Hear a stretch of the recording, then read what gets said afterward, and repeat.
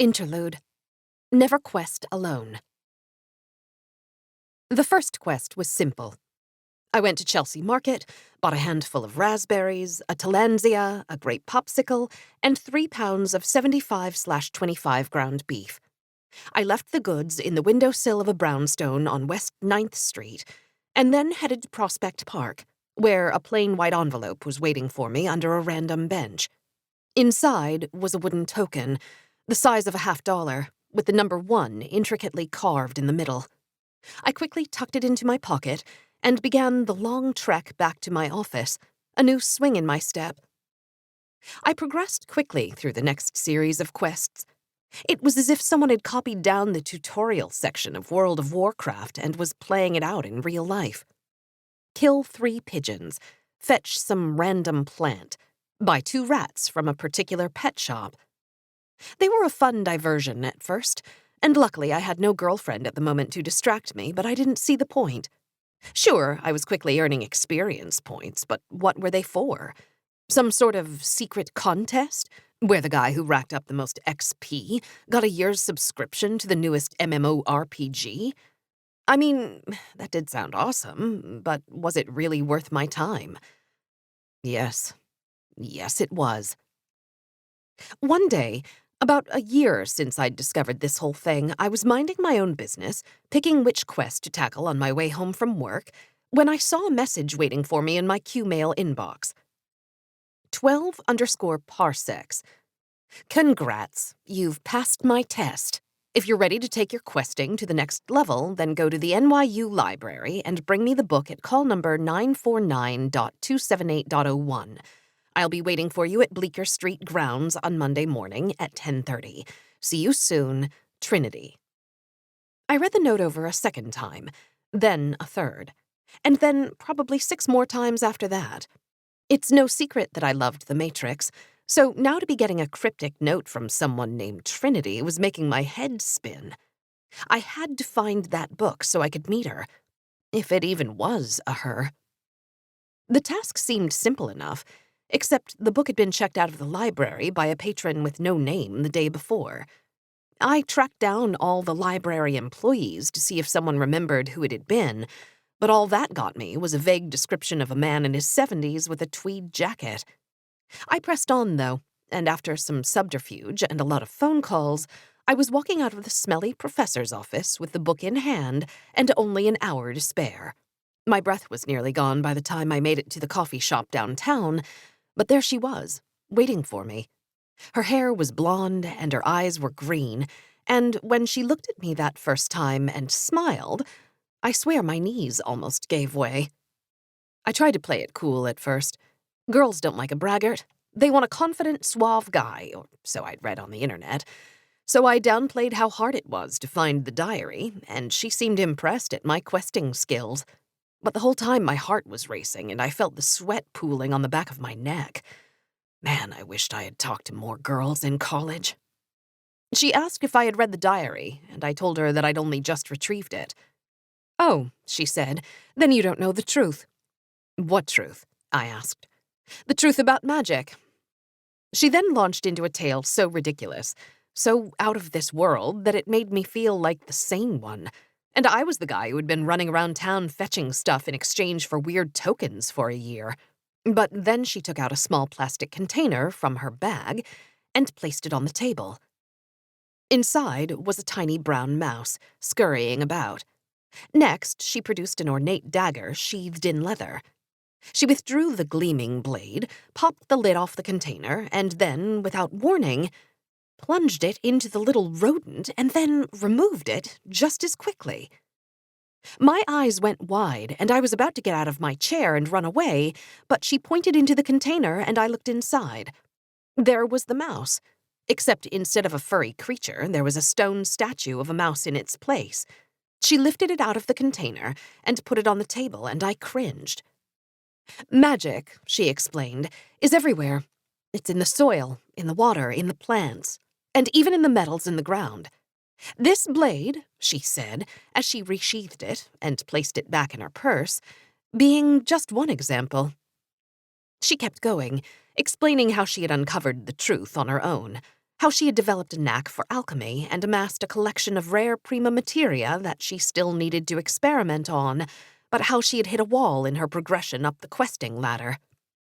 I stared at her in silence, trying to take in this new world she was revealing, but I couldn't help noticing the dimples in her cheeks, the way her hair fell on her face, and the sparkle of the mid-morning sun in her eyes.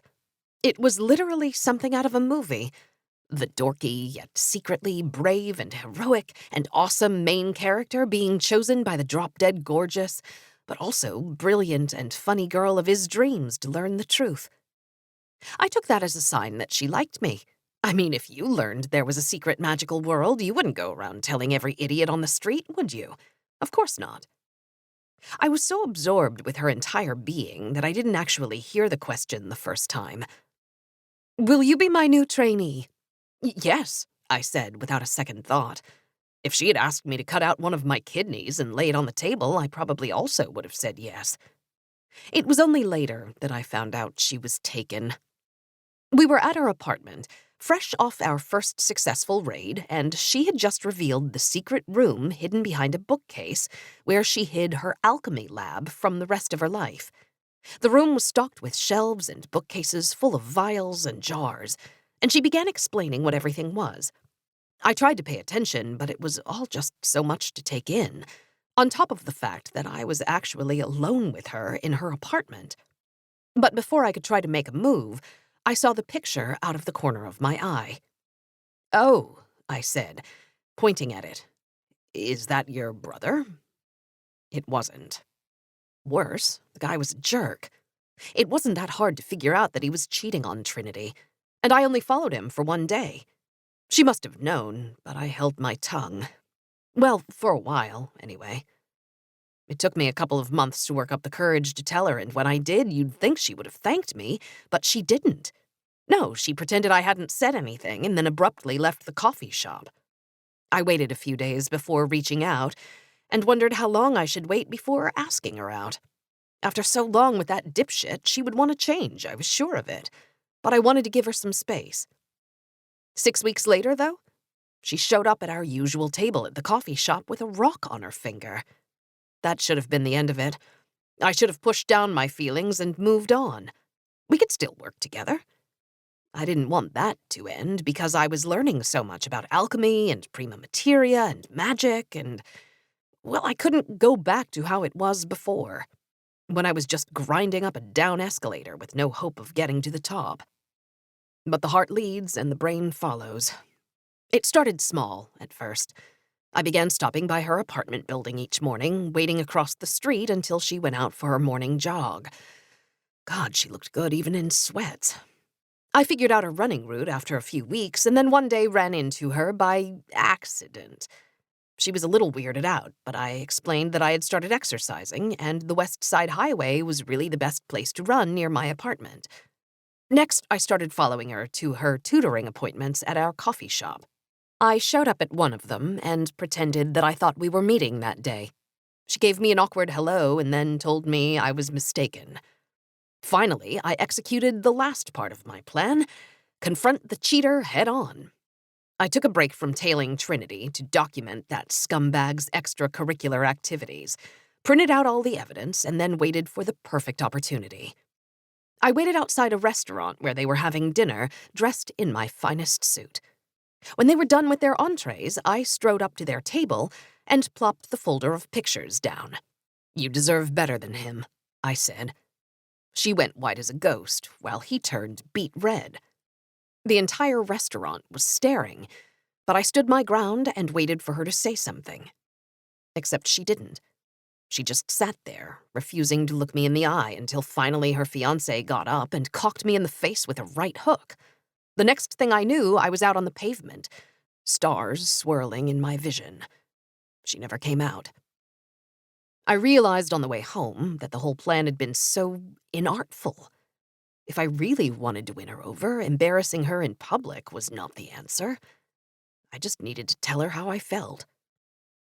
I penned a long missive and sent it over Q-mail to her. She didn't respond. So I wrote another one, and then another. The last one may have been too over the top, and I immediately regretted what I had called her. I quickly wrote a follow-up note profusely apologizing and asking if we could meet so I could sort this whole thing out. Hello, Doug. It's the day after my last note, and I'm making up some work that I had blown off in one of the public atriums on 6½ Avenue. I look up and she is standing at the doorway.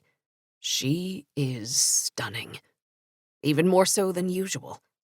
A long black dress hugs her figure and her heels clack along the marble floor as she walks toward my little table. I quickly get up to leave, afraid that the cops are going to jump out from behind the corner, but she motions me to stay. Hi, Trinity, I say. You can call me Beatrice. Okay, Beatrice. Can I join you? She asks. Sure you can. Please. I get up and pull out the other chair for her, and she sits down. She stares at me in a way she's never looked at me before, and I feel my heartbeat quicken. How did you know I'd be here? You're not the only one good at stalking. I start to protest, but she holds up her hand. No, it's fine. I understand. You were just looking out for me. It was sweet. In a way. There is something tender in her voice now, and I know that my notes must have finally gotten through to her. I just wanted to say that you were right about everything, she says, leaning in close to my face so that our mouths are just inches apart, and I can see the sheen on her lips. And, well, she leans forward suddenly, and we're kissing. After about half a minute, I open my eyes a crack to convince myself that this was real, that this was actually happening, and there she is, kissing me, of all people.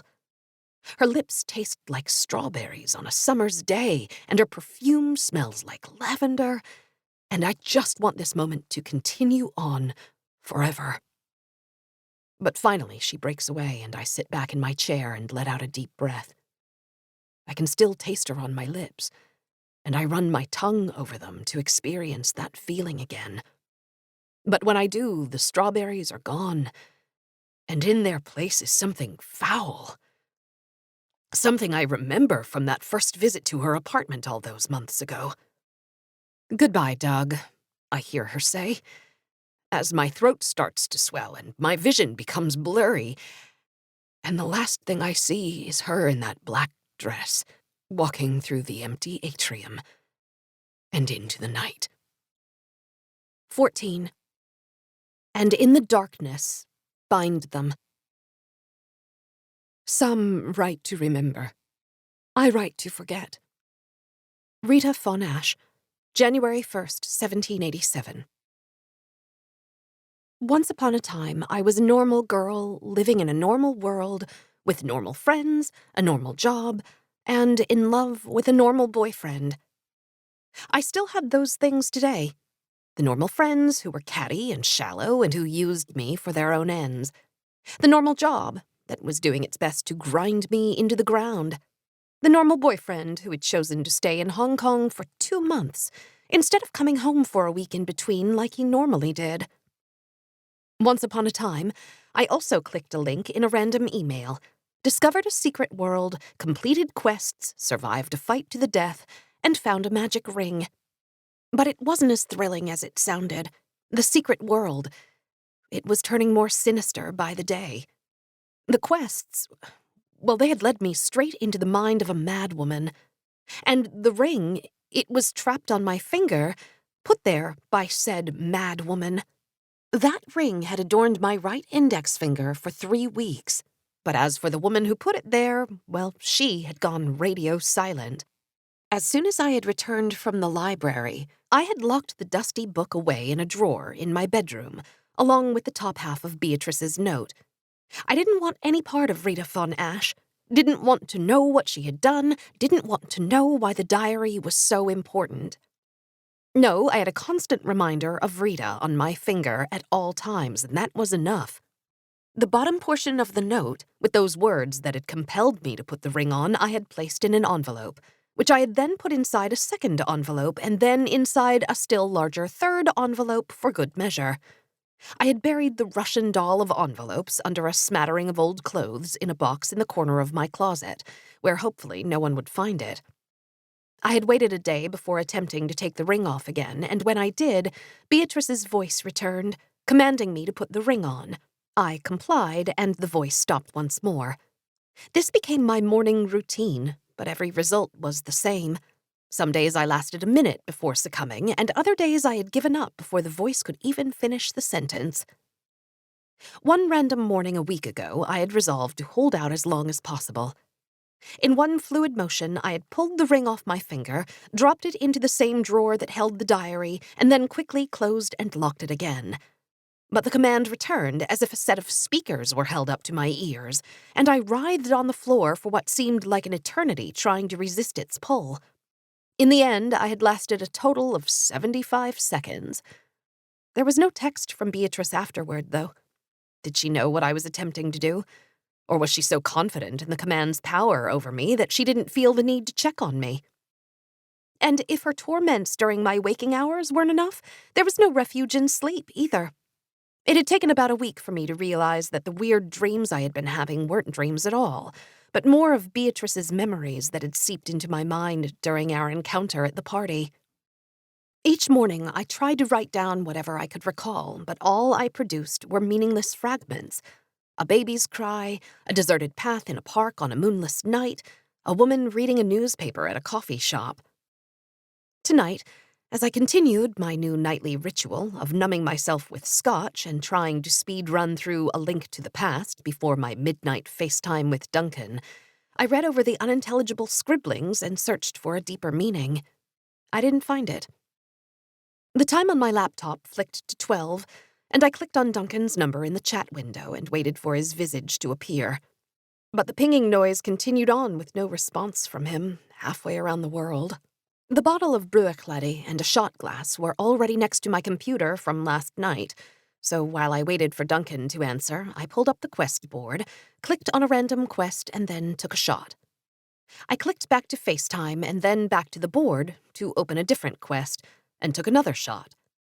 By the fifth shot, my mouse hand could barely move the cursor over the end call button, so I took that as a sign to retire for the evening, Duncan be damned. I laid down in my bed, closed my eyes, and waited for sleep to claim me. I opened my eyes. A bottle of red wine was in front of me, and I was sitting on an unfamiliar couch in an unfamiliar apartment. A phone next to me vibrated several times before I picked it up and brought it into a kitchen full of marble and stainless steel. As I set it down, it vibrated again, and I read the messages that appeared on the screen. An inexplicable jolt of anger suddenly flared up inside me, but I didn't know why. I blinked, and I was now standing in a doorway in front of a man in his boxers who was sitting on a bed. I held up the phone so he could see it before letting it fall from my hand and storming out of the apartment. On my cab ride to somewhere, I pulled out a different phone and began texting random numbers until one responded. I blinked again, and I was in a bar, a drink in my hand, an older man in the seat next to me. I blinked a third time, and we were in bed together, our bodies pressed against each other. A fourth blink, and I awoke in that same bed to find the man from the bar lying asleep next to me. My head was pounding, so I rose and walked to the bathroom. I rubbed my eyes and stared at myself in the mirror. Except it wasn't me. It was her, Beatrice. The reflection of Beatrice stared back at me. My eyes, or were they hers, were weary with the weight of 1,000 problems. My lips were tinged with sadness, and I let out a low sigh. Suddenly, the face in the mirror frowned. Then, without warning, the woman in the reflection cocked her ring-adorned fist and smashed the mirror to pieces. I awoke again, this time in my own bed. My hair was matted with sweat, my sheets the same. What had I just seen? A distant memory from Beatrice's life, or something that had just happened last night? Whatever it was, I hoped that the next time I drifted off to sleep, my dreams would be my own. My phone suddenly buzzed on the nightstand. "Meet me at Bleecker Street grounds at 10:30. Bring the diary." felt a pit grow in my stomach. Finally, the bitch had summoned me. I retrieved the diary from its prison, sat down at my desk, and opened the book to a random page. The entry was short and dated September 30th, 1777. I pressed Henry for more information about troop movements, but he refuses to divulge anything. It seems he does not trust me as much as I thought. It made no sense to me. Who was Henry?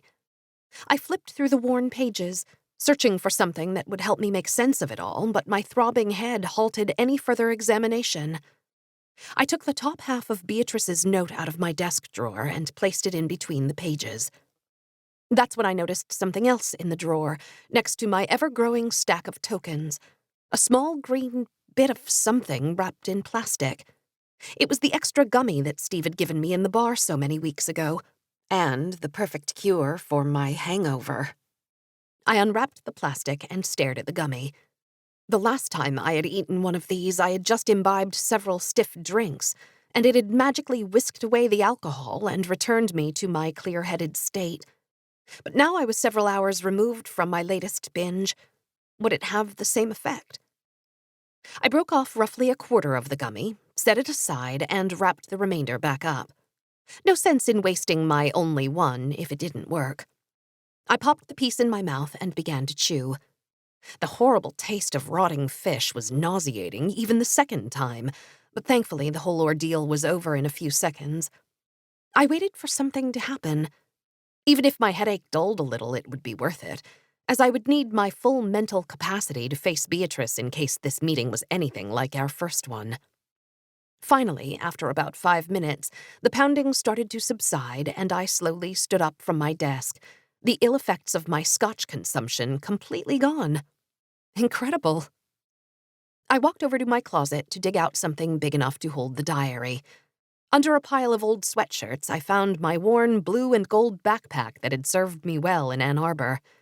It had its fair share of holes, and one of the straps was frayed within a few inches of life, but it would do the trick.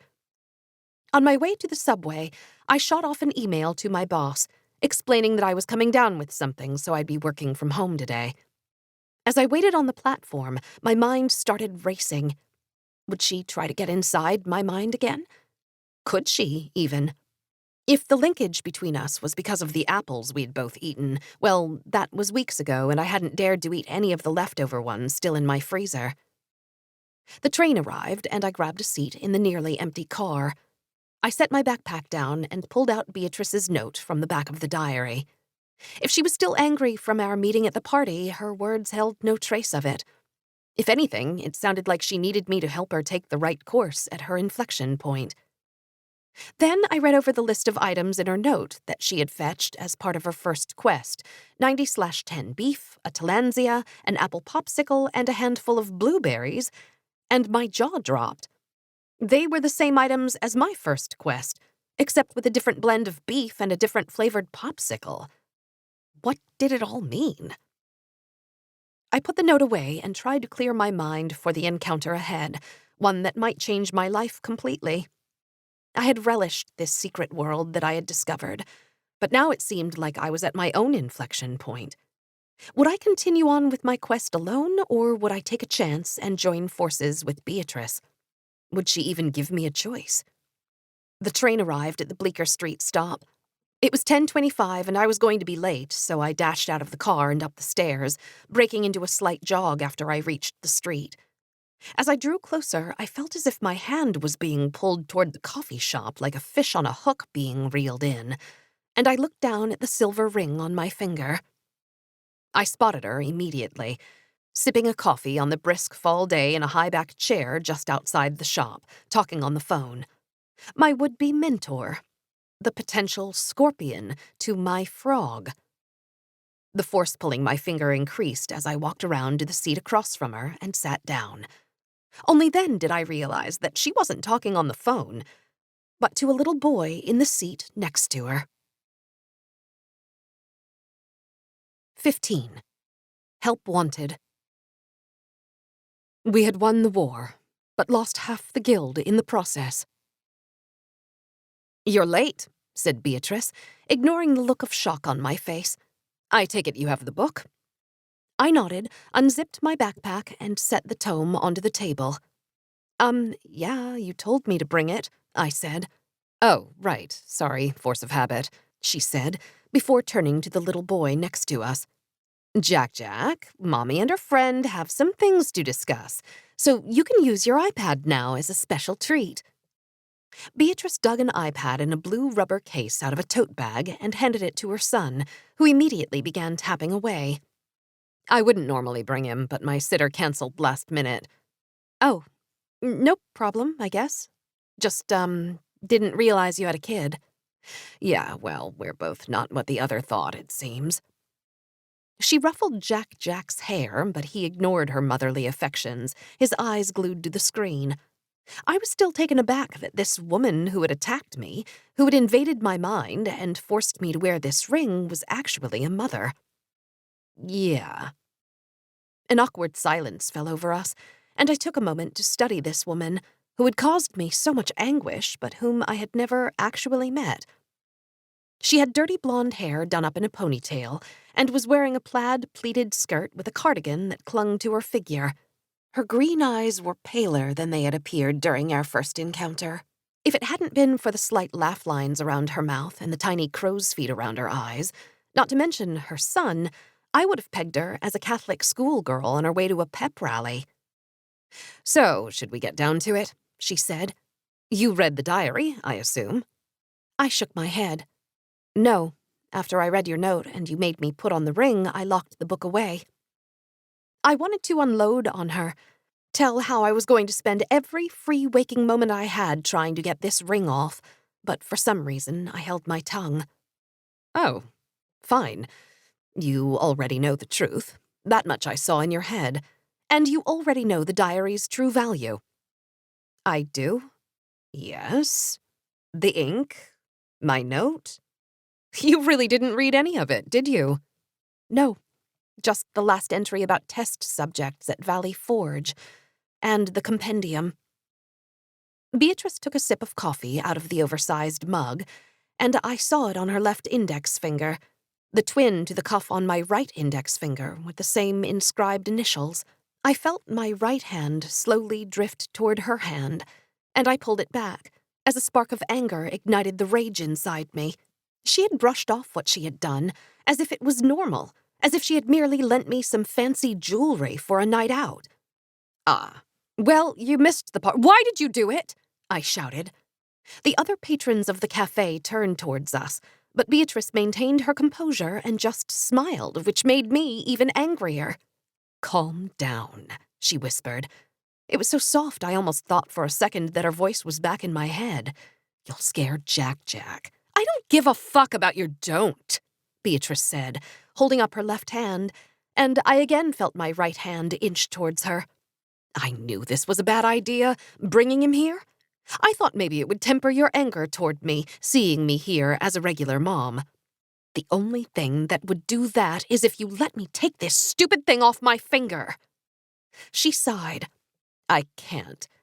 Well, I can, but it would be a waste. A waste of what? The ink. Do you know how valuable it is? Did you stop to think what else it's capable of? I shook my head. Besides, she said, it's a good way of keeping you in line. I'm sure you've felt it by now. Our rings are linked. Like there's an invisible string between them. I can tell when your ring is off. Every morning you try to remove it, only for the ink command to kick in again and you put it back on. You'll drive yourself insane if you keep trying that. Just do what I say and we'll get along swimmingly. And what if I don't? You'll kill me? Please, Jen, do I look like a killer? I'm just a simple stay-at-home mom trying to find enough hours in the day to get everything done. I didn't buy the frazzled mom act for a second, but antagonizing her more was not going to get me anywhere, so I took a deep breath and tried to just stay in the moment. So now what? I asked. You said in your note that you needed me. For what? To run experiments on? Like back at the party with the apple pie? No, you're too valuable to just be a lab rat. Although I'm sure there will come a time or two where you'll need to provide that service. Honestly, it's my own fault for not reaching out sooner. Polly told me about you months ago, but I had my hands full with other things. We could have avoided all that unpleasantness at the party if I had. What are you talking about? Polly's been one of my scouts for a few years. She keeps her ears and eyes open for any promising noobs and sends them my way. Did you think it was purely a coincidence that she had the call number for the diary? I stopped, my breath faltering. Had I just spent the last several months of my life as a puppet on the end of her strings? I don't know what to think about anything anymore. The tears started to pool in my eyes, and before I could bring my hand up to wipe them, they spilled forth down my cheeks. Oh, keep it together, girl. Beatrice dug a pack of tissues out of her mom bag and handed it to me. I turned away to wipe away the tears while Beatrice rolled her eyes. If you're done with your little crying fit, we have a business arrangement to solidify. Beatrice pulled 2 stapled sheets of paper out of her bag and handed them to me. On the top of the first page, it said in printed letters, Novice Agreement. It continued. This novice agreement, the agreement, is made effective as of November 21st, 2018, by and between Beatrice Taylor, the alchemist, and Jen Jacobs, the novice. 1. Description of services. Novice will provide the following services to alchemist. Collectively, the services. Raid assistance, questing research, alchemic experimentation feedback and assistance, and additional miscellaneous services to be determined at a later date. Novice will make herself available to complete the services upon request of alchemist at times and places of alchemist's choosing. Novice will use her best efforts to comply with alchemist's requests. 2. Payment. In exchange for Novice's performance of the services, Alchemist agrees to pay Novice a monthly retainer of 3 bronze tokens, plus additional token dispensations for extraordinary performance at the sole discretion of Alchemist. 3. Term/termination. The term of this agreement shall be for 1 year from the effective date. At Alchemist's option, the term of the agreement may be extended by 1 year, provided that Alchemist gives Novice notice of such extension at least 30 days prior to the expiration of this agreement. Alchemist may terminate the agreement by providing 30 days written notice of said termination to Novice. 4. Confidentiality. Novice shall keep the existence and contents of this agreement and services provided hereunder confidential information, and shall not. I stopped reading and looked up at Beatrice. Is this a joke? She shook her head. No, it's a necessity I've had to implement after a recent string of trainee failures. And as a show of good faith, I've bumped you up to the rank of novice, with all the perks that entails. Normally, I'd be starting you out dealing magic Adderall to the kids at NYU, but I'm cash-rich at the moment, so we can skip that. Great, so I didn't have to be a magic drug mule. I just had to be at Beatrice's beck and call in exchange for some bronze tokens. And what was I supposed to do with these tokens? See how many I could stack on my desk before they toppled over? How generous of you, I said, my voice dripping in condescension. Beatrice frowned. I could just make you agree, you know. It wouldn't take much ink. But then you'd hate me even more, and that's not what I want. I've been dealt too many setbacks so far, and I can't afford another one. She took back the contract, pulled out a pen, and signed her name on the second page, and then handed it back to me. Look, go home, read through the diary and the contract. Think things through. I'm confident that you'll see that the path I'm offering you is the only way forward. Then meet me back here tonight at 10:30. This place has a speakeasy in the back that makes a mean martini. Fine, I said, glad to have at least the illusion of choice, if only for a few hours. Great, it's a date. Beatrice tapped Jack on the shoulder, and the kid broke out of his iPad daze and looked up at his mom. Sweetie, iPad time is over. Let's go down the street and check out the math museum. Just 1 more minute, he whined in response. I just want to finish this level. Jack, I said no. Don't make me count to 5. Beatrice began slowly counting down from 5, reaching 1 before switching to fractions, until at 0.5 the kid finally gave in. I tried to suppress a laugh at this woman, who wielded power I couldn't even have fathomed, being outmaneuvered by a toddler. "Say goodbye to Mommy's friend," said Beatrice as she started to push the stroller out of the cafe. "Goodbye to Mommy's friend," the little whelp said. 16. Decision points.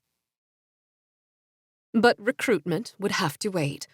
This new country was in its infancy, and I intended to have my say on how it should be run. I sat at the cafe for about an hour before I worked up the strength to trudge home with the diary and my enslavement agreement. Despite the magnanimous way in which she presented it, there was no doubt in my mind what Beatrice was proposing. I would be her lackey, her patsy, her guinea pig, her lapdog. And for what? A new kind of shiny, worthless token?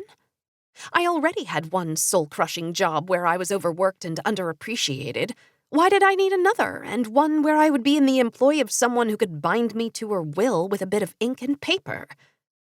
But then I opened the diary again on my bed and started to read. The entries started almost as if they were recounting a history, an alternative history from the one I learned in school, where the first settlers of New York weren't seeking religious freedom or new trade goods, but something bigger. Magic.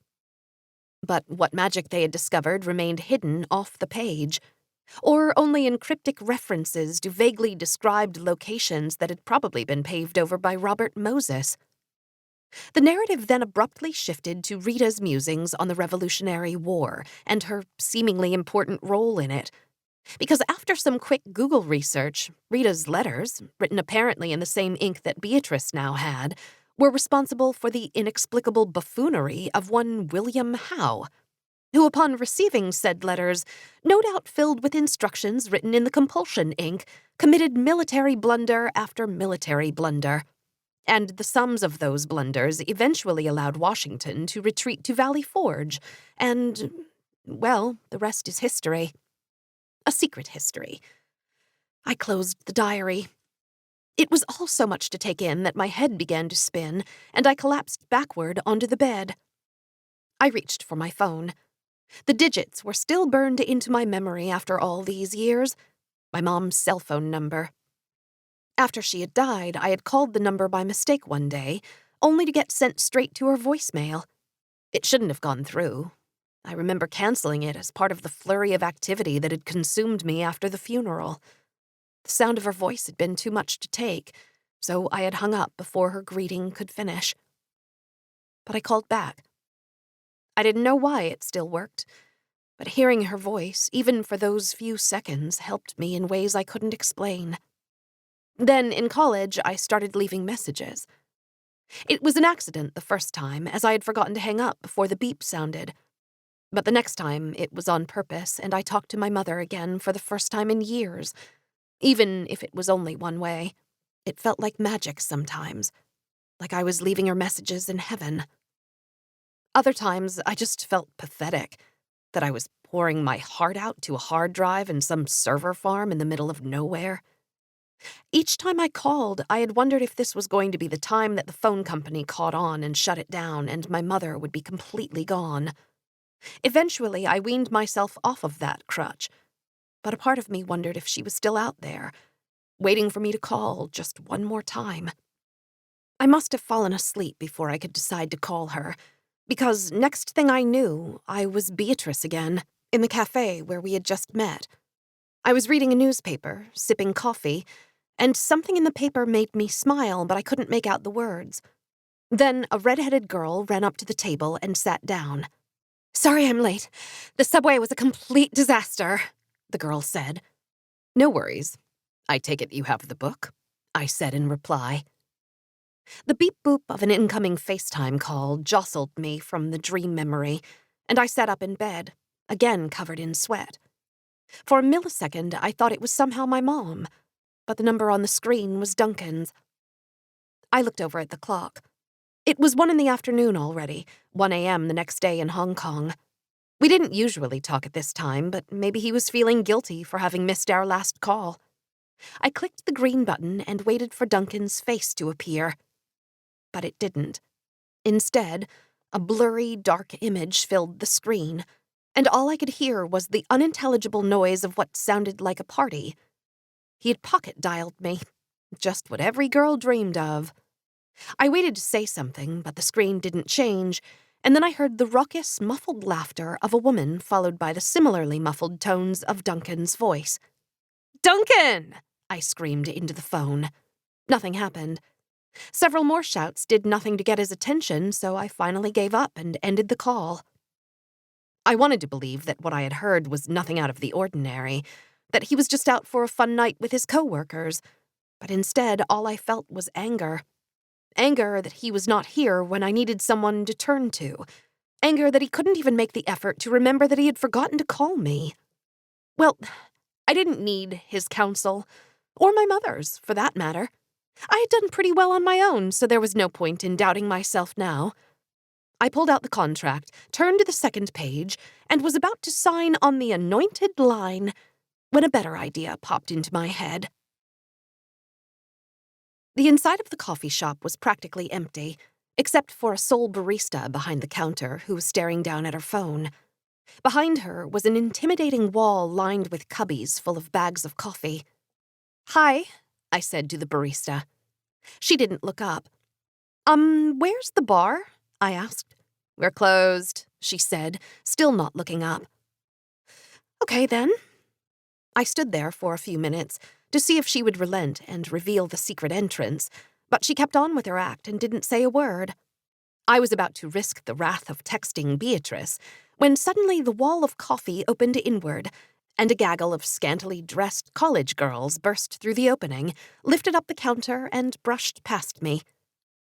The coffee wall remained ajar, and the barista remained oblivious, so I crept forward and walked into the dark passage, which after several feet opened into a dimly lit room.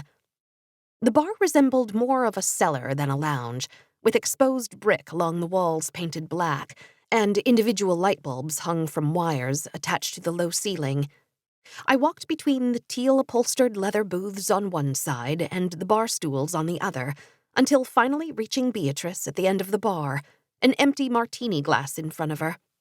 I walked over and sat down next to her, and she glanced at her watch. 10:29. Cutting it a bit close, but fine. She flagged down a bartender. "Another martini, please. Up, no vermouth, and very cold. And my friend here will have gin, neat?" The bartender nodded and then retreated. "So," said Beatrice, "did you think it over?" "Yes," I said, "and I have a few changes to your deal." I took the contract out of my bag and placed it on the bar. "Do you?" she said, raising an eyebrow. "Yes. First, I want some real money, not just tokens. If I get fired from my job because I'm off on some crazy expedition for you, then I still want to be able to live." "Fine, that's reasonable. In addition to the tokens, you'll get a $1,000 a month stipend." "1,000? That won't even cover my rent. I want $1,800. $1,500. Deal. Okay, now that that's settled, I wasn't done." "You weren't?"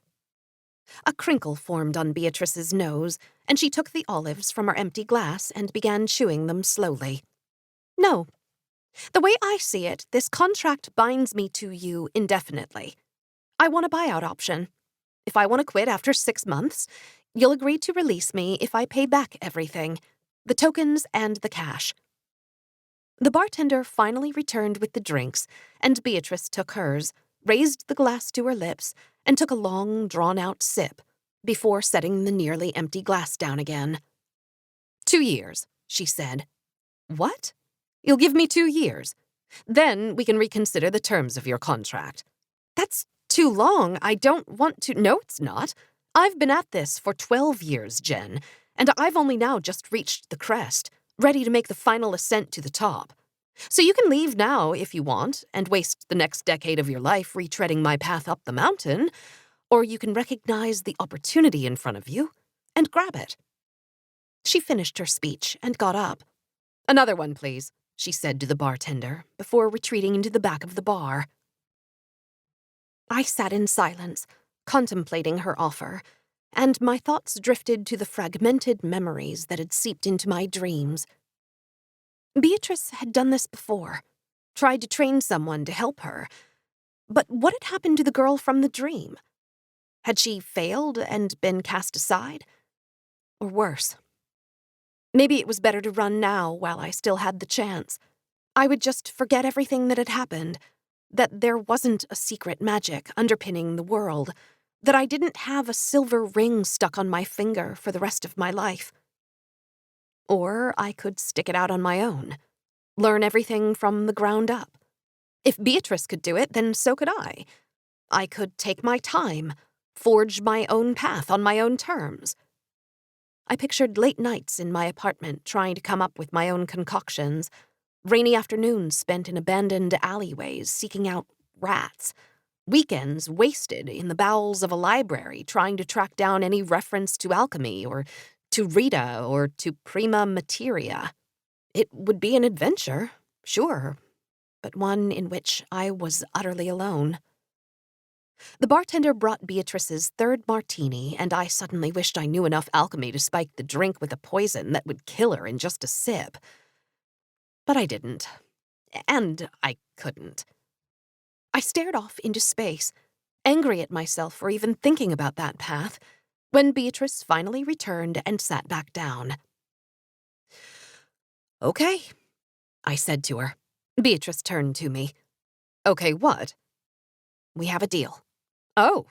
Oh, excellent. Let me just make a few edits to the contract, and we'll be all set to execute." She produced a pen from her own bag and began scratching out the provisions we'd changed, before sliding the document back to me. Just initial next to my changes and sign on the dotted line.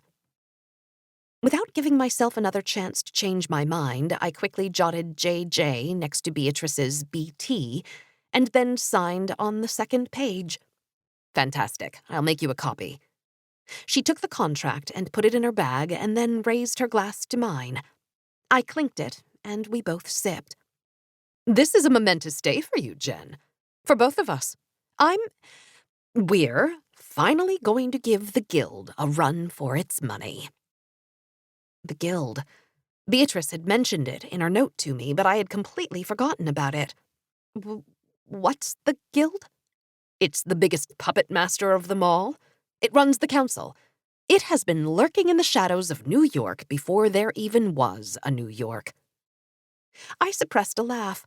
1 minute into my new apprenticeship, and apparently I had signed on to take down a hundreds-year-old secret society. You make it sound like they were the ones who bought the island from the Lenape. Beatrice nodded. They were. Didn't you read the diary? Rita von Ash laid it all out for you. The Guild came to America to find a new source of magic, and as far as I know, they're still looking for it.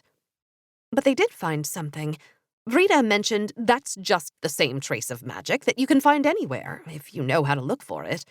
No, they were looking for pure magic. To do what, though? Rule over everyone as our magical overlords? Maybe, I don't know. Sometimes I feel like they don't know either. It's been so long, they might have forgotten. "And the two of us are going to just bring down this guild?" I asked. "Don't be ridiculous," she said. "We're just going to steal from them." "What are we stealing?" "The compendium." "Oh, I thought everyone had a copy of that." "No," Beatrice said. "Each family keeps a log of their discoveries, alchemic recipes, etc. You could call that a compendium with a lowercase c, but the one we're after, the compendium, it's the sum total knowledge of the Guild. It's all their secrets, all their prima materia, everything. With even a fraction of that information, I could finally send a message to them that I'm here to stay." She downed the rest of her martini and threw some cash down on the bar and got up. "Where are you going?" I asked. "I'm going to bed, Jen. I've got a toddler who will come bursting into my room without fail in about 6 hours, and I need some sleep." I followed her out of the bar and back through the wall to the coffee shop, which was now mobbed with people dressed to the nines. We pushed them aside and walked out to the patio where we had met for the first time only 12 hours earlier. Next time I see you, you need to have read that diary cover to cover, okay? I've sussed out all the secrets it's hiding, but a fresh pair of eyes is always welcome. Will do, I said. Good. As long as you do what I say, we'll avoid all the unpleasantness of our first encounter. She continued out of the patio and waved down a cab before turning back to me. Oh, and Jen? Her words sounded in my head, just like at the party, and I froze. Don't try to fuck with me, because if you do, the last thing you'll remember is reading the words, "Kill yourself," on a random scrap of paper. 17. Bridesmaids. I sat out the drafting of the articles. We were away at war, and I assumed that the Congress would absolutely make a mess of things. As usual, I was right. So, girls, what do you think? Lisa stood on a raised platform surrounded by mirrors, decked out in the 8th wedding dress of the afternoon. Stacy and I sat behind her on a plush couch, champagne flutes in hand, and midway through our second bottle. Lise, you look stunning. I think this is definitely the one, said Stacy. She had said that about the last 3, but who was counting? You think so? But what about the DeWitt? I think that one was very slimming. As if you need the help. But let me take a pic of this one, and then we can compare. Good idea, Stace, I added. I was at my wit's end with this outing, and anything that sped it along was a win in my book. Stacy got up from the couch and started taking pictures of Lisa from every conceivable angle as I reached down into my bag to retrieve the tiny piece of the gummy I had stashed away at the bottom. I hated to waste a piece, but if today was the day that Beatrice finally resurfaced, I wanted to be ready. And if it wasn't, then at least the late night at work I was going to have to put in to make up for skipping out early wouldn't be terrible. The taste of the gummy was slightly more palatable the third time around, and after a few moments I felt the buzz of the champagne fade away. A week had passed since I had become Beatrice's woman, and of course my new boss had gone silent again. It had given me time to do my homework, though. I had finally made my way through Rita Von Ash's diary, but hadn't gleaned anything more from it than during my first purview. All I knew was that Rita had the compulsion ink that Beatrice now had, and boy did that make me feel good inside, what with the death threat and all. Every time my phone had buzzed the past week, my heart would start beating a mile a minute. I would warily look at the screen, waiting to see if it was a task from Beatrice that I couldn't possibly complete, which would be followed by the promised death note waiting in my mailbox or slipped under my door. I tried to put Beatrice out of my mind, which was difficult because somehow she was still in my mind, and focus on the task at hand, getting a wedding dress purchased in as little time as possible. But that proved to be a tall order, as Stacy and Lisa spent the next half hour flipping back and forth through hundreds of pictures, while the sales lady came in every few minutes to see if we had made any progress. Shoot, you know what? We can't make this decision now anyway, said Stacy, after finally putting her phone down. Well, in that case, I said, we might as well go. You need to see how the dress looks with your veil, she continued. I'll go bring in some options. Oh, good thinking, Stace, said Lisa. While you do that, JJ, can you bring me the Vera? It should be the white one with the flowers over there. She pointed to the large pile of white dresses stacked on a chair in the corner, and I grimaced. Okay, I said. I walked over to the pile and saw that they all appeared to be white with flowers somewhere on the dress. The first one on top was too hefty to push aside, so I grabbed that one and carried it over to Lisa, who had stepped out of the monstrous gown she had been wearing. GJ, this is the other DeWitt, not the Vera. But that's fine, I wanted this one also. She took it from me and slid it on. Sorry, they all look the same to me, I said as I zipped it up. When I reached the top of the dress, I saw Lisa's eyes in the mirror, and it looked like she was going to cry. Crap. Why would you say that? No, what I meant was in the pile they all looked the same. Now that you have it on, of course I can tell it apart. You look amazing. Oh, thanks, Lisa said in monotone. I actually don't love this one. Let me go find the first DeWitt, and you'll just hold this one for a second. Part of me wants to pick one of the DeWitts on the slim chance we meet Dahlia after the lecture. She motioned for me to unzip, extricated herself from the new dress, and handed it to me. So how's Duncan? She asked as she considered the pile. Good. He's good. It was so out of character for Lisa to ask about my life that I didn't offer anything further. We had maybe gone on one double date with Lisa and Brad in all the time we had been dating. The guys seemed to get along, as they were both in finance, but that only made the dinner more unbearable for me, as I had to listen to Lisa the whole time drone on about fashion and tangential topics related to fashion. He's been in Hong Kong for a month now, should be coming home soon, I offered. Lisa didn't answer, but soon returned with the first DeWitt and directed me to put the one I was holding down while she slid on the new one. Oh, I'm sorry, JJ. That must be so hard for you. Yeah, it sucks. But we FaceTime every day, or at least try to. Still, to be apart for that long. Then when he's in town, you must feel a lot of pressure to make everything perfect. It's like you're always on The Bachelor. Yeah, a little. But usually it's not like zip, please. I was going to explain how it wasn't like that between Duncan and me, that we always fell back into our casual rhythm, and that neither of us felt the need to make a spectacle out of our brief time together. But the zipper was giving me all sorts of issues, and I didn't want to accidentally tear the delicate fabric. After some gentle urging, I finally navigated it to the top of the dress and then moved to the side so I could see how it looked. Lisa did look stunning, I had to admit, and I was genuinely happy for her. It wasn't every day that one of your best friends got married, and deep down I was happy to still be included in her inner circle. She certainly had had plenty of opportunities to ditch me over the years, but she hadn't. And that had to count for something, right? Ooh, JJ, what is that on your finger? Lisa suddenly turned around, grabbed my right wrist, and held it up to her face. Well, it's not an engagement ring, but I guess something is better than nothing. Let me see how it looks on my finger. I need to pick out a wedding band for the ceremony. Before I could protest, Lisa started shimmying the ring off my finger, and I heard the commanding words start to form in the back of my mind.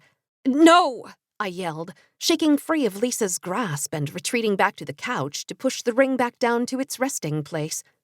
The voice faded once again, and I breathed a sigh of relief. But Lisa turned around fully and stared at me, a look of bewilderment in her eyes. JJ, what the hell is the matter with you? Nothing. It's just... This ring, it was my mom's. I didn't want you to... I don't want to lose it. I wasn't going to swallow it, Jen. Jesus Christ, you need to chill the F out.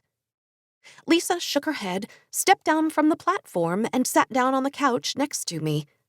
The contrast between us was ridiculous.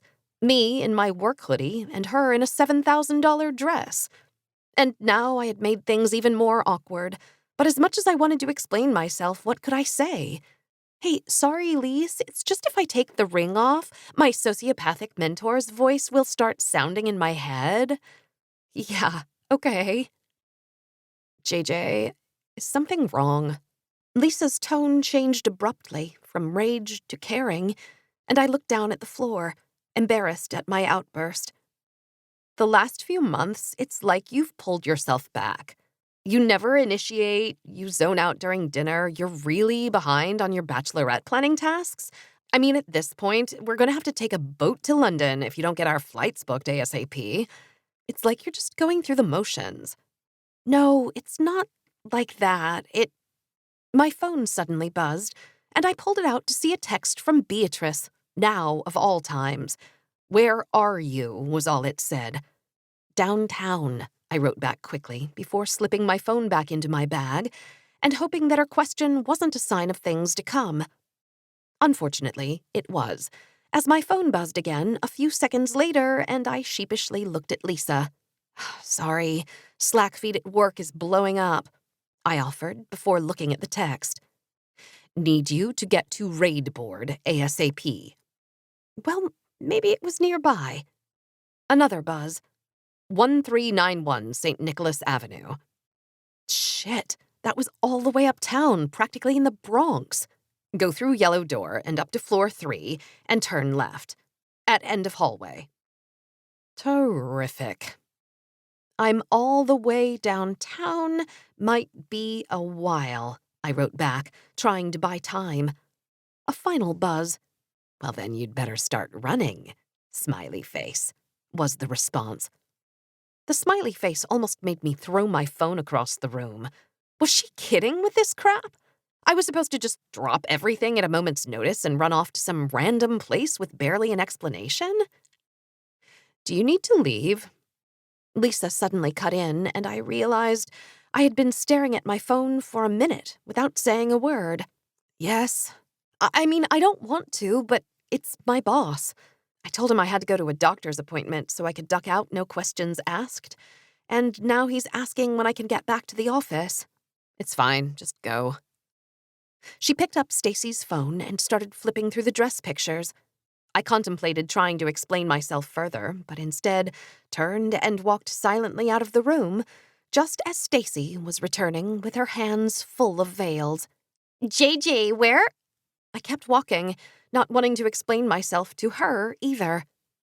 What happened? Stacy asked Lisa from the doorway, but I continued my exit into the main part of the boutique without looking back. Work emergency, apparent, was the last thing I heard, before I sprinted out of the store and into the pouring rain. Fan-fucking-tastic. I pulled out the tiny umbrella I kept in my purse, only for it to be blown inside out immediately upon opening. The rain was coming down in sheets, and it being the evening rush as well, there was no chance I could get a cab. So I broke into a jog towards the station that was several avenues away, weaving in between the throngs headed in the opposite direction, only to be greeted by a crowd of people 7 deep trying to board an already overcrowded train and a countdown clock indicating that the next train was 17 minutes away. I ran down the platform, looking for a shallower crowd to push my way through, and after throwing a couple of elbows, I staggered into the train just as the doors closed for the final time. It took several stops before the car emptied enough for me to pull out my phone to text Beatrice that I would be there soon. A slew of texts greeted me on my screen. How far are you? What's taking so long? Why aren't you answering? Sorry, I wrote back. On subway, very crowded, 7 stops away. I waited for a response as the train exited onto the elevated tracks, which finally gave me time to read over her first text, my drenched clothing clinging to my skin. What the heck was the raid board? Beatrice hadn't bothered to mention it last week, but I knew what a raid was in a video game, a more complex task or quest that required multiple people working together, so maybe this was something similar. Why the raid board was in a physical location, as opposed to just another section of the online quest board, was a different story, but I guess I would soon find out. The train slowed as it reached the last stop, and I bolted through the doors and down the stairs, the rain finally subsiding. I looked up the address on my phone, and it was only 2 blocks north. No further word from Beatrice meant that I had maybe beat her there, so I quickened my pace until the end was in sight. It was only then that I realized where I was heading. An elementary school. 18. Leroy Jenkins. It took longer than I thought for the articles to collapse. I spent those years traveling the newly independent states looking for new recruits. This had to be a joke. Maybe it was Beatrice's attempt at hazing. Make someone go to a random location and make a fool of themselves. But then I saw the yellow door just past the main entrance of the school. Prank or not, I needed to get to the 3rd floor before Beatrice upbraided me further. The door opened without issue into a landing with 2 sets of stairs, one with an arrow pointing up and one with an arrow pointing down. It triggered bad memories of my own elementary school in Brooklyn, where if you walked into the wrong stairwell, you would be barreled into by kids going the correct direction. And if you walked into the right staircase, you would be barreled into by kids who thought it was funny to walk up the down staircase. Thankfully, the school appeared empty, so I made my way up to the 3rd floor without incident and turned left as instructed until I finally reached the end of the hallway to find a bulletin board filled with Post-it notes. You would have thought there would be a cooler system for giving out requests to steal valuable items from highly secured places than a small bulletin board with Post-it notes, but nothing made sense in this messed-up world. With Beatrice still nowhere in sight, I approached the board, picked a random section, and then began scanning the notes. Wanted, silver pocket watch.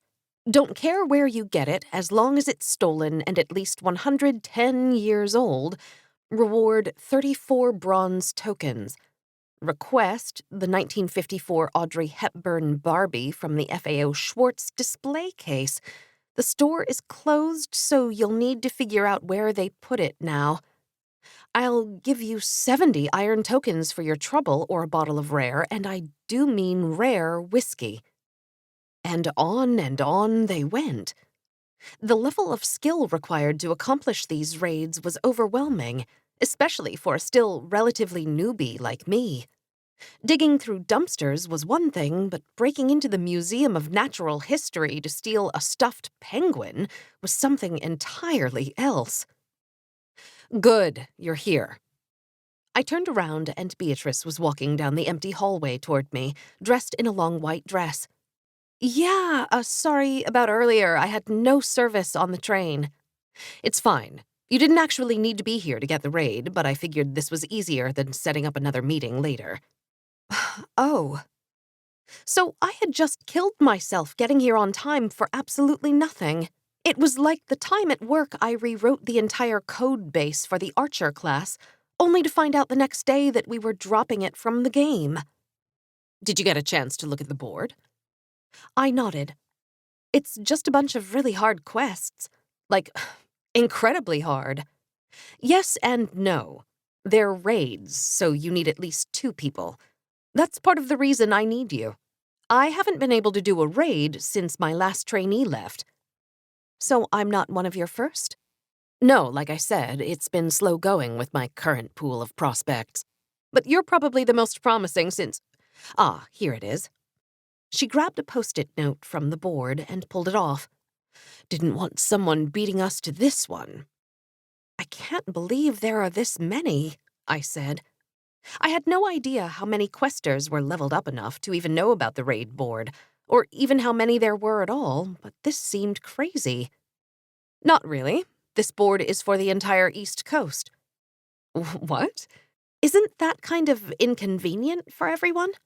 Yes, but it just means that we are lucky that the board is in New York City. They usually move it to other locations around town. One year, I think they moved it to Wilmington, Delaware, but people flipped out. I wouldn't have minded that much. It would only have been an Acela ride away. Beatrice handed me the note. Purple ink filled the small square, and the handwriting was so sloppy I could barely make out what it said. Some valuable information was recently tattooed onto the back of a woman who has no idea what it means. I need that information. Leave this note under the garbage can next to Belvedere Castle and await further instruction. I read it over a few times before giving it back to Beatrice. I don't understand. We just need to look at this woman's tattoo? That's it? Beatrice frowned.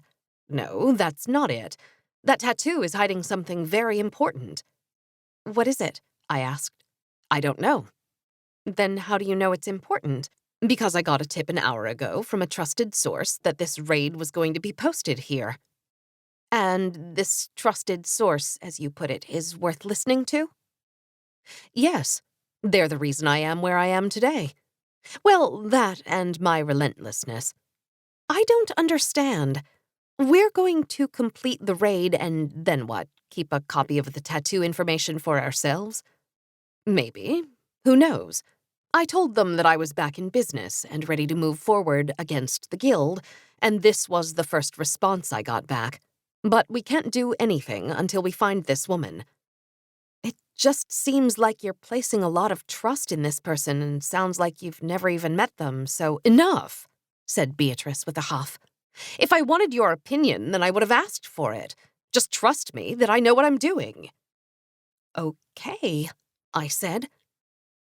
Clearly, I'd touched a nerve, and it wasn't worth crossing Beatrice over something like this. It wasn't like we were supposed to go kill someone. Maybe it would be as simple as tracking down this woman and asking to see her tattoo. Still, that seemed too easy to make a whole raid out of. So this mysterious person also has an axe to grind with the guild? It would seem so. And I'll take all the help I can get when it comes to the guild. Why is that? Beatrice pulled up the right side of her dress suddenly. It took me a minute, but I saw it. The faint line of a red scar going from her upper thigh all the way down past her knee. Because of this. Because I was minding my own business and the guild tried to kill me. Oh. I'm sorry, I didn't realize. She dropped her dress back down and stared at the note again. It's fine. It was years ago. Doesn't really hurt anymore. Just a memory.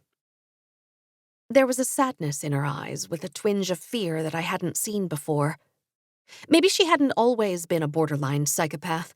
Maybe the guild had driven her to become what she now was. That didn't excuse what she'd done to me, but it made her a bit more human. Has the guild gone after you since? I asked. Not directly. Listen, we need to leave. I don't want anyone to see us here. I'm on the guild's radar, but as far as I know, you're not, and I'd like to keep it that way. She stuffed the note in her pocket and walked back down the hallway. I wanted to stay and study the board some more. There was a whole assortment of magical items waiting to be found, and it was all there for the taking.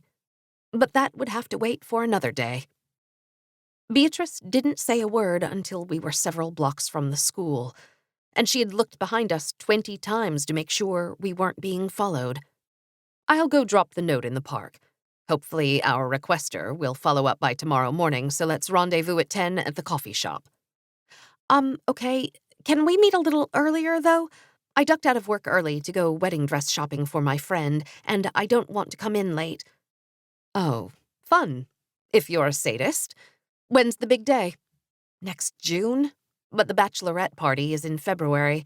We're going to some fashion lecture at the Met, and then flying to London for Fashion Week.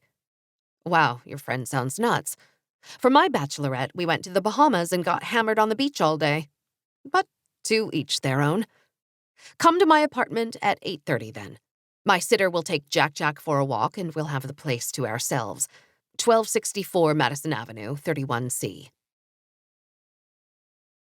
The next morning, I arrived at Beatrice's building 20 minutes early and paced back and forth across the street until I saw a stroller emerge from the door, pushed by a tall brunette who couldn't have been older than 18.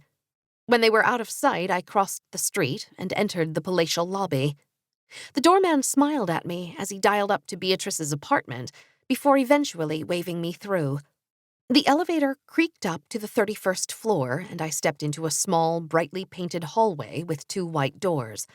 I knocked on the one labeled C and waited for Beatrice to appear. Except when the door swung open, it wasn't her that greeted me, but a man with reddish hair wearing only a towel wrapped around his waist. He looked vaguely familiar, but I couldn't quite place him. Hi, I said. Is Beatrice here? The man smiled, and I realized that I had seen him somewhere before. Sure, she's just getting ready. Come on in. I walked past him and into the living room, and there was the couch I had sat on in the dream of Beatrice's memory. And on the other side of the room, the kitchen I had been in. And you are? The man asked. Oh, I'm Jen. Nice to meet you, Jen. Didn't realize Bea had hired another tutor. Yeah, that's me, I lied. And you are? Garrett, Bea's husband. He extended his right hand, keeping the other strategically on the towel, and I tried not to stare as I returned the gesture. It was then that Beatrice decided to finally make her entrance. Garrett, I told you I was getting the door, she said, a look of annoyance in her eyes. Go put some clothes on. Beatrice swatted away Garrett's hand and tried to shoo him out of the room, but he wouldn't budge. "What? I'm not allowed to meet your new employee?" he said with an even wider grin on his face. "Men. Ugh." "No, and we're leaving. See you later." Beatrice wrapped her arm around me and led me out of the apartment before Garrett could protest further.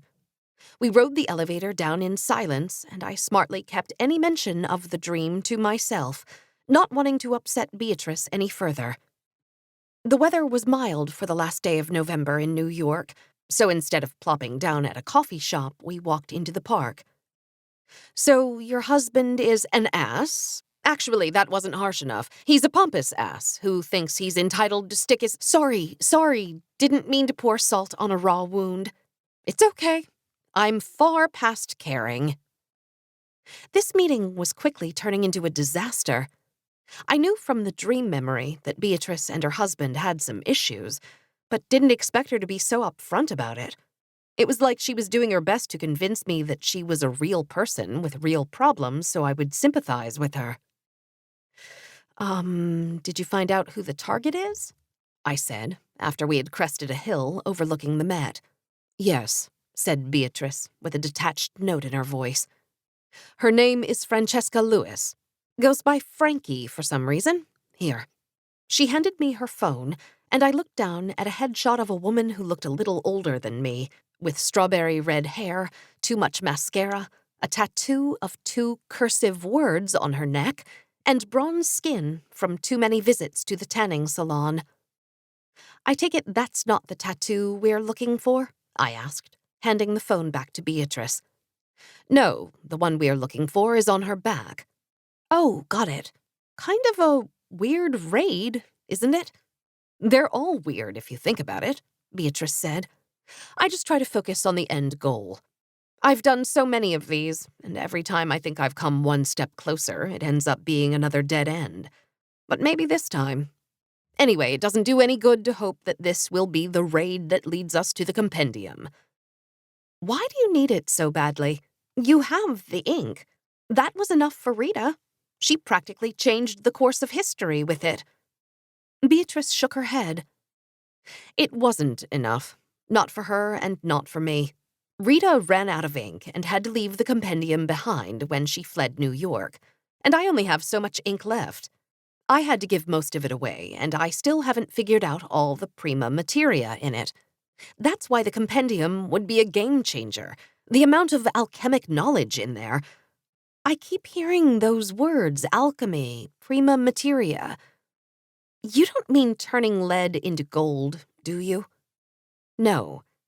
Alchemy is just a fancy name someone came up with to describe the science of magic.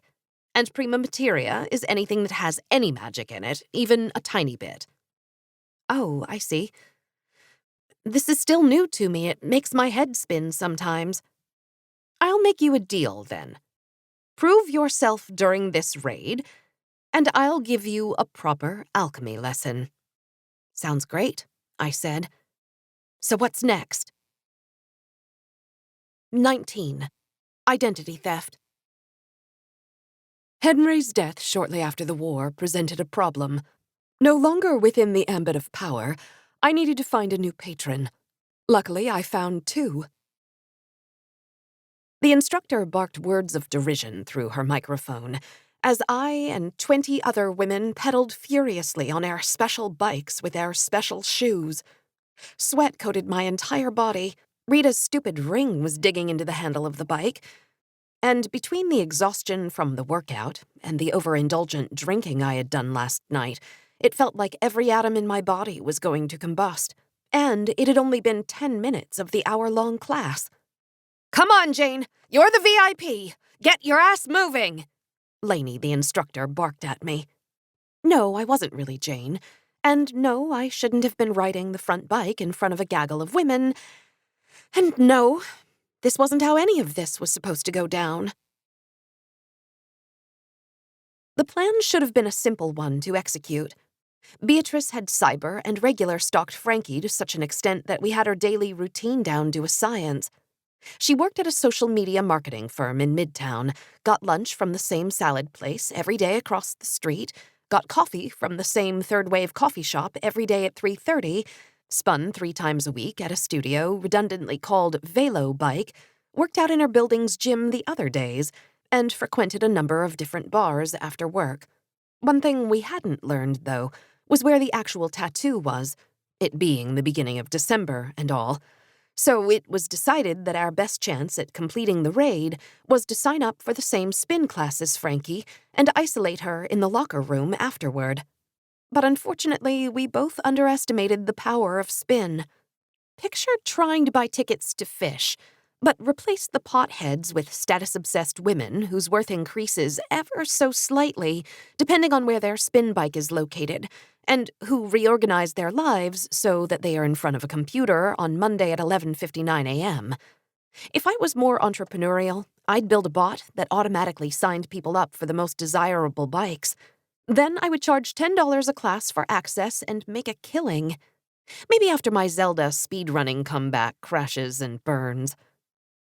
I had met Beatrice in the park on a Wednesday morning, so we had one more chance to catch Frankie that week. That was, if we could even get bikes. From Beatrice's research, we learned that Frankie only took classes with Lainey, who had over 90,000 Instagram followers, and whose classes were booked up for the rest of the week. Ugh, maybe I should have written that bot. We failed to get in off the wait list for Thursday, which meant enduring the Russian roulette of the Monday noon sign-up. But as I told Beatrice a few minutes before go time, our saving grace would be my fast finger and mouse movement, honed by years of speed running and coding. Or so I thought. The clock struck noon, and by 12:02 my defeat was sealed, as Lainey's classes were completely booked. Not even the back corner was available. I nervously called Beatrice back to explain my failure, and was greeted with a barrage of screaming. It took me a moment to realize, though, that she was yelling at her kid, not me. But after that tirade ended and I calmly explained that I had failed to sign us up for any class for the entire week, the line went completely silent. After repeating Beatrice's name several times to see if she was still there, she finally responded, "Fix it." Great. So nice to finally have a manager who leads by example. My first backup plan failed fast. I went down to Velobike an hour before Lainey's 8 a.m. class to sweet-talk our way in. It was snowing and cold and windy outside, but inside the spin studio, the bright green walls and lilac-scented air freshener painted a picture of spring. I brushed the gray slush off my jacket and strode up to a receptionist wearing a matching bright green tank top. Even if we only got one spot in the class, I could still just hang out in the locker room until the end of the class. Or so I had hoped. But the spinning gods had aligned against me in more ways than one. First, the receptionist tritely explained that the waiting list was 3 figures deep, and owing to the equally 3-figure cancellation fee, there was a better chance of someone discovering the fountain of youth than Beatrice getting into the class, let alone both of us. I still had my backup to the backup plan, though, sneaking into the locker room and ambushing Frankie. But that plan, too, went up in flames when I realized that the locker room was inconveniently locked, and the only way to gain access was through green keycards that all the regulars had. Crap. Well, maybe I would get lucky and Frankie would just waltz into the studio without an overcoat, and I would easily spot the tattoo. So I plopped myself down on one of the comfy green chairs and waited. And waited. And waited. The minutes seemed to drag on forever, and I resisted the urge to stare at the time on my phone every 5 seconds. But finally, at 7:40, in walked Francesca Frankie Lewis. She was sporting a full-length parka with a fur-lined hood, and her red hair was done up in a high ponytail. I wanted to make up an excuse to go say hi to her, but quickly nixed that idea. Better to remain inconspicuous until it was absolutely necessary to initiate contact. Frankie waved to the receptionist, unlocked the locker room with her card, and then strode out of sight, leaving me to play the waiting game again. Another hour passed until finally the 8 a.m. spinners began streaming back out of the locker room. Finally, it was Frankie's turn. But much to my consternation, she reappeared wearing that same stupid parka, leaving any possibility of tattoo interception lost to me. I stared at her, hoping that my mind would come up with a crazy plan to complete the raid, but all I could do was watch as she left the studio and walked into the squall outside. I was about to crazily chase after her when I finally caught a break as a group of girls had emerged from the locker room, chattering so loudly that I couldn't help but overhear. "Jane, honey, you deserve better than him. He's not worth it." I can't believe Charlotte did— Shh, don't say it, Maria. The nexus of this conversation was a short, brown-haired woman walking in the middle of the cluster. Her face was red, most likely from the workout, but I could also see tears streaming from her eyes. Even a breakup was not enough to stop someone from going to this spin class, it seemed. "I just want to go home and curl up in a ball until tomorrow's class," said Jane. "Absolutely not," said one of the other girls. "And I don't know why you feel the need to go 5 days a week. You look amazing. We are taking you out tonight to make you forget all about Travis." "Yeah, Travis. See, I've almost forgotten it already. Ladies, we'll reconvene at Muldoon's at 7:30. The group continued offering words of encouragement to Jane as they too disappeared into the storm outside. But a germ of an idea had formed in my head, and I texted Beatrice that tomorrow morning I would have a spot in Lainey's class waiting for her. They say that to know someone's true name is to hold power over them. That made sense in the case of a dragon or some other mythical creature, but not for your average 20-something woman living in Manhattan. This was different, though. I knew her name, I knew her sorrow, and I knew I had to succeed in my task. Jane was still alone when I walked into Muldoon's and was sobbing silently to herself, no drink in sight.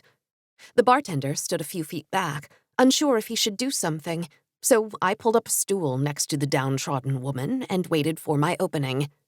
She continued staring off into space, not acknowledging my presence, until I motioned for the bartender. "A rum and coke for my friend here, and a Lafroig 10 on the rocks for me, please." "You got it," said the bartender, who seemed happy that someone was taking responsibility for Jane. He returned shortly with the drinks, but the woman remained unresponsive. "Rough day," I said, putting on my best sympathy face.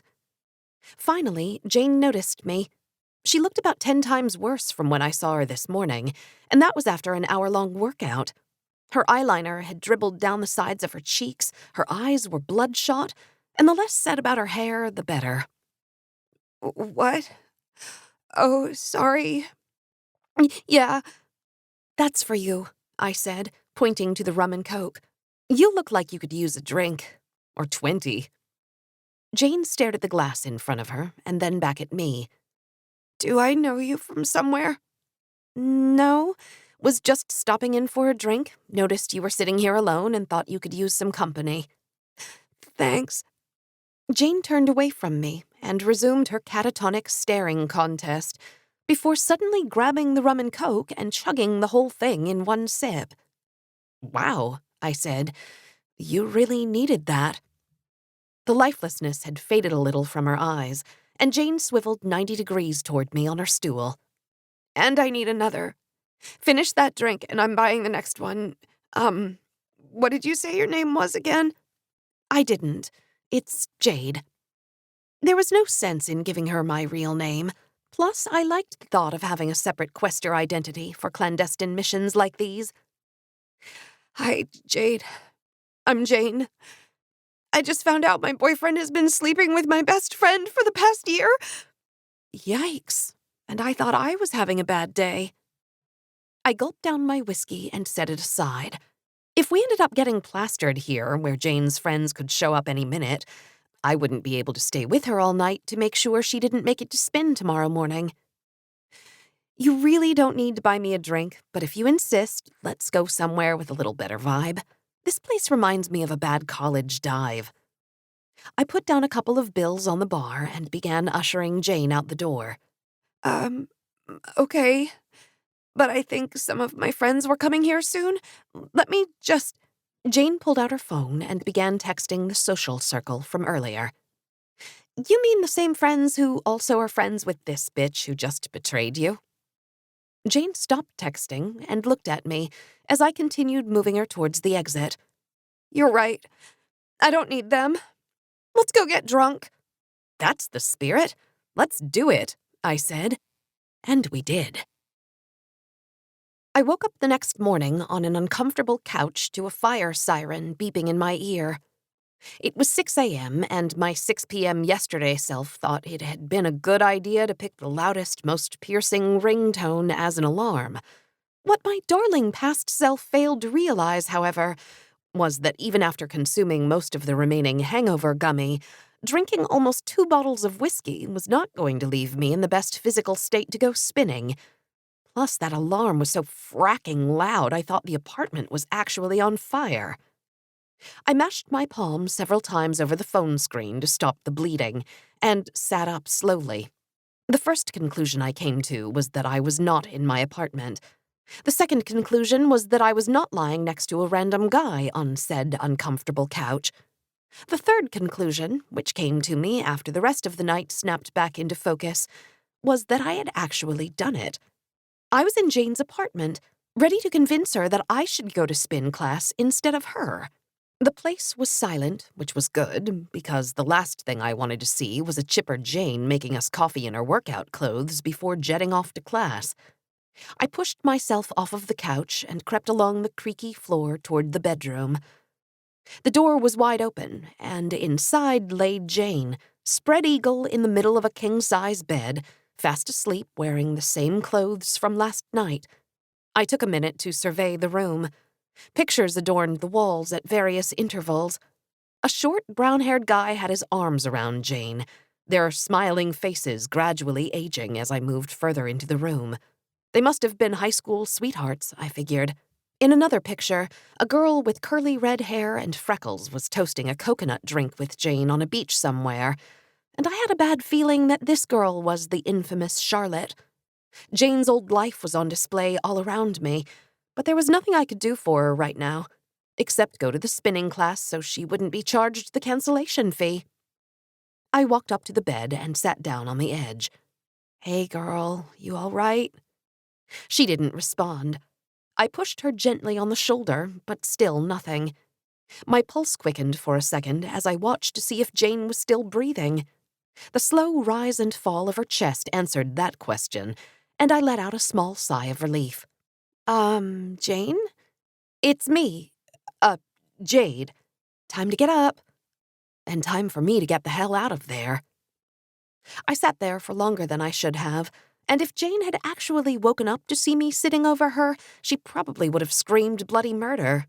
But she didn't, so I did what any respectable guy did after a one-night stand. I stole her green spin ID and left a note. Hey, Jane. I hope you're feeling better. Haven't gotten that drunk in ages, but it was fun. If you need to talk, you have my number. XOXO, Jade. P.S. Oh, and don't worry about making it to spin. I know you were worried last night about not being able to make it, so I'll go for you, so you won't get hit with the no-show fee. I left the note on top of her phone and pulled the Velo bike card out of the sleeve on the phone case. When I set the phone back down, it sprang to life, revealing a string of texts from Jane's actual friends. Jane, you all right? Went to Muldoon's, but you weren't there. F. Travis and F. Charlotte. Those two deserve each other. Please text me.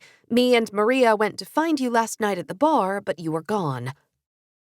Similar texts lined the rest of the screen, and for the first time since I came up with this crazy plan, I stopped for a second to think about what I had done. I had taken advantage of this woman, made her ignore her real friends, made her think that they didn't care about her, and for what? So I could chase down a different woman and lie to her, too? Any moral reckoning would have to wait, though, because Jane started to stir. I tiptoed out of the bedroom, out of the apartment, and out of Jane's life, as quickly as I had entered it. 20. Yellow Jersey. Everyone knew that Madison's plan would set the foundation for the debate at the convention. With my ink stores replenished, he and I began a fruitful correspondence. By the time I got off the subway, my guilty conscience from using Jane as a pawn occupied an equal space in my mind as the prospect of me having to stop at a random garbage can and puke my guts out. I should have expected as much. I wasn't 19 anymore when I was able to rebound from a hard night of drinking with Lisa and Stacy and still make my 9 a.m. lab. Plus, I had used up the final bits of Steve's gummy last night, so the entirety of the second bottle of whiskey was still wreaking havoc on my liver and my head. And really, was what I had done so bad? So what if it was me who helped Jane mourn her breakup, and not her friends? The results were the same, right? I had given her a fun night of distraction, and now her real friends could help her through the next part. What was more concerning to me now, though, was the complete silence from Beatrice. I checked my phone 4 times as I walked to Velo Bike, but there was no message from her. Things were going to get interesting in a hurry if I actually had to participate in this spin class. The bright green paint covering the outside of the Velo Bike spin studio hurt to look at the second time around, and the interior was a madhouse again, with all manner of women milling about, chatting about things I couldn't even begin to understand. I weaved my way through the cacophony to the reception couches and waited. It was 7:20, still time for Beatrice to show up, and for this raid to not become a total dumpster fire. I texted her again. "At Spin, where are you?" Another 10 minutes passed, and I tried once more. "Not really in any condition to spin. Plus, we'll need both of us to get the tattoo. You close?" I put my phone away and tried to ignore the throbbing pain in my head. Time was running out. Maybe if I hurried into the locker room, I could catch Frankie before class and not even have to spin. So I got up and walked to the front desk. There was a different shipper girl there than the one from yesterday, and this one was decked out in green Velo bike gear from head to toe. "Checking in for Lainey's class?" she said. "I don't think I've seen you here before. What's your name?" "I'm Jane Hutchinson. I usually go to Todd's 7 p.m. class," I lied. "I'd like to end the day on a high note, you know?" "Oh, totally. That's a good class, too. Hutchinson. Oh." Check-in girl stared at her computer screen while I pretended not to be concerned. I already felt like I was going to vomit from last night alone, and the girl's pregnant pause made the bile start to rise even more. "Ah, here we go. Good news. You've been promoted to the head of the class." She beamed at me as if I was supposed to know what that meant, and waited for me to shriek in excitement. "Oh, that's amazing. Remind me again what that means? I've never been promoted before." "It only means that you get the bike in the front row, dead center, of course. We always leave that one open for the random VIP of the class, and that's you. Plus, you get to wear the yellow jersey and our special green spin shoes." Crap. Not only was I in no shape to spin on a good day, but now I was going to be on display for everyone to see. And how was I supposed to get a look at Frankie's tattoo from the front bike? What a disaster this was turning out to be. My stomach agreed, and I scanned around the foyer for a garbage can. "Oh, awesome. Can you excuse me for 1 second?" I didn't give her time to answer, as I made a beeline for the can right behind a huge pack of girls. They parted like the Red Sea, and I reached it in time, only to be hit with a bout of dry heaving that seemed to go on forever. I hunched over the green, of course, can until it finally subsided. But now it was 7:50, and all thought of ambushing Frankie in the locker room had gone up in flames. Then someone tapped me on the shoulder, and I slowly lifted my head up. "Are you okay?" The foyer was empty, except for the check-in girl and the one person who decided to be a normal person and see if I was all right. It was Frankie. Just my luck. "Yeah, I'm okay. Must have been something I ate last night." Frankie was taller than I expected, and from my crouched position over the lid of the garbage can, she seemed to tower over me.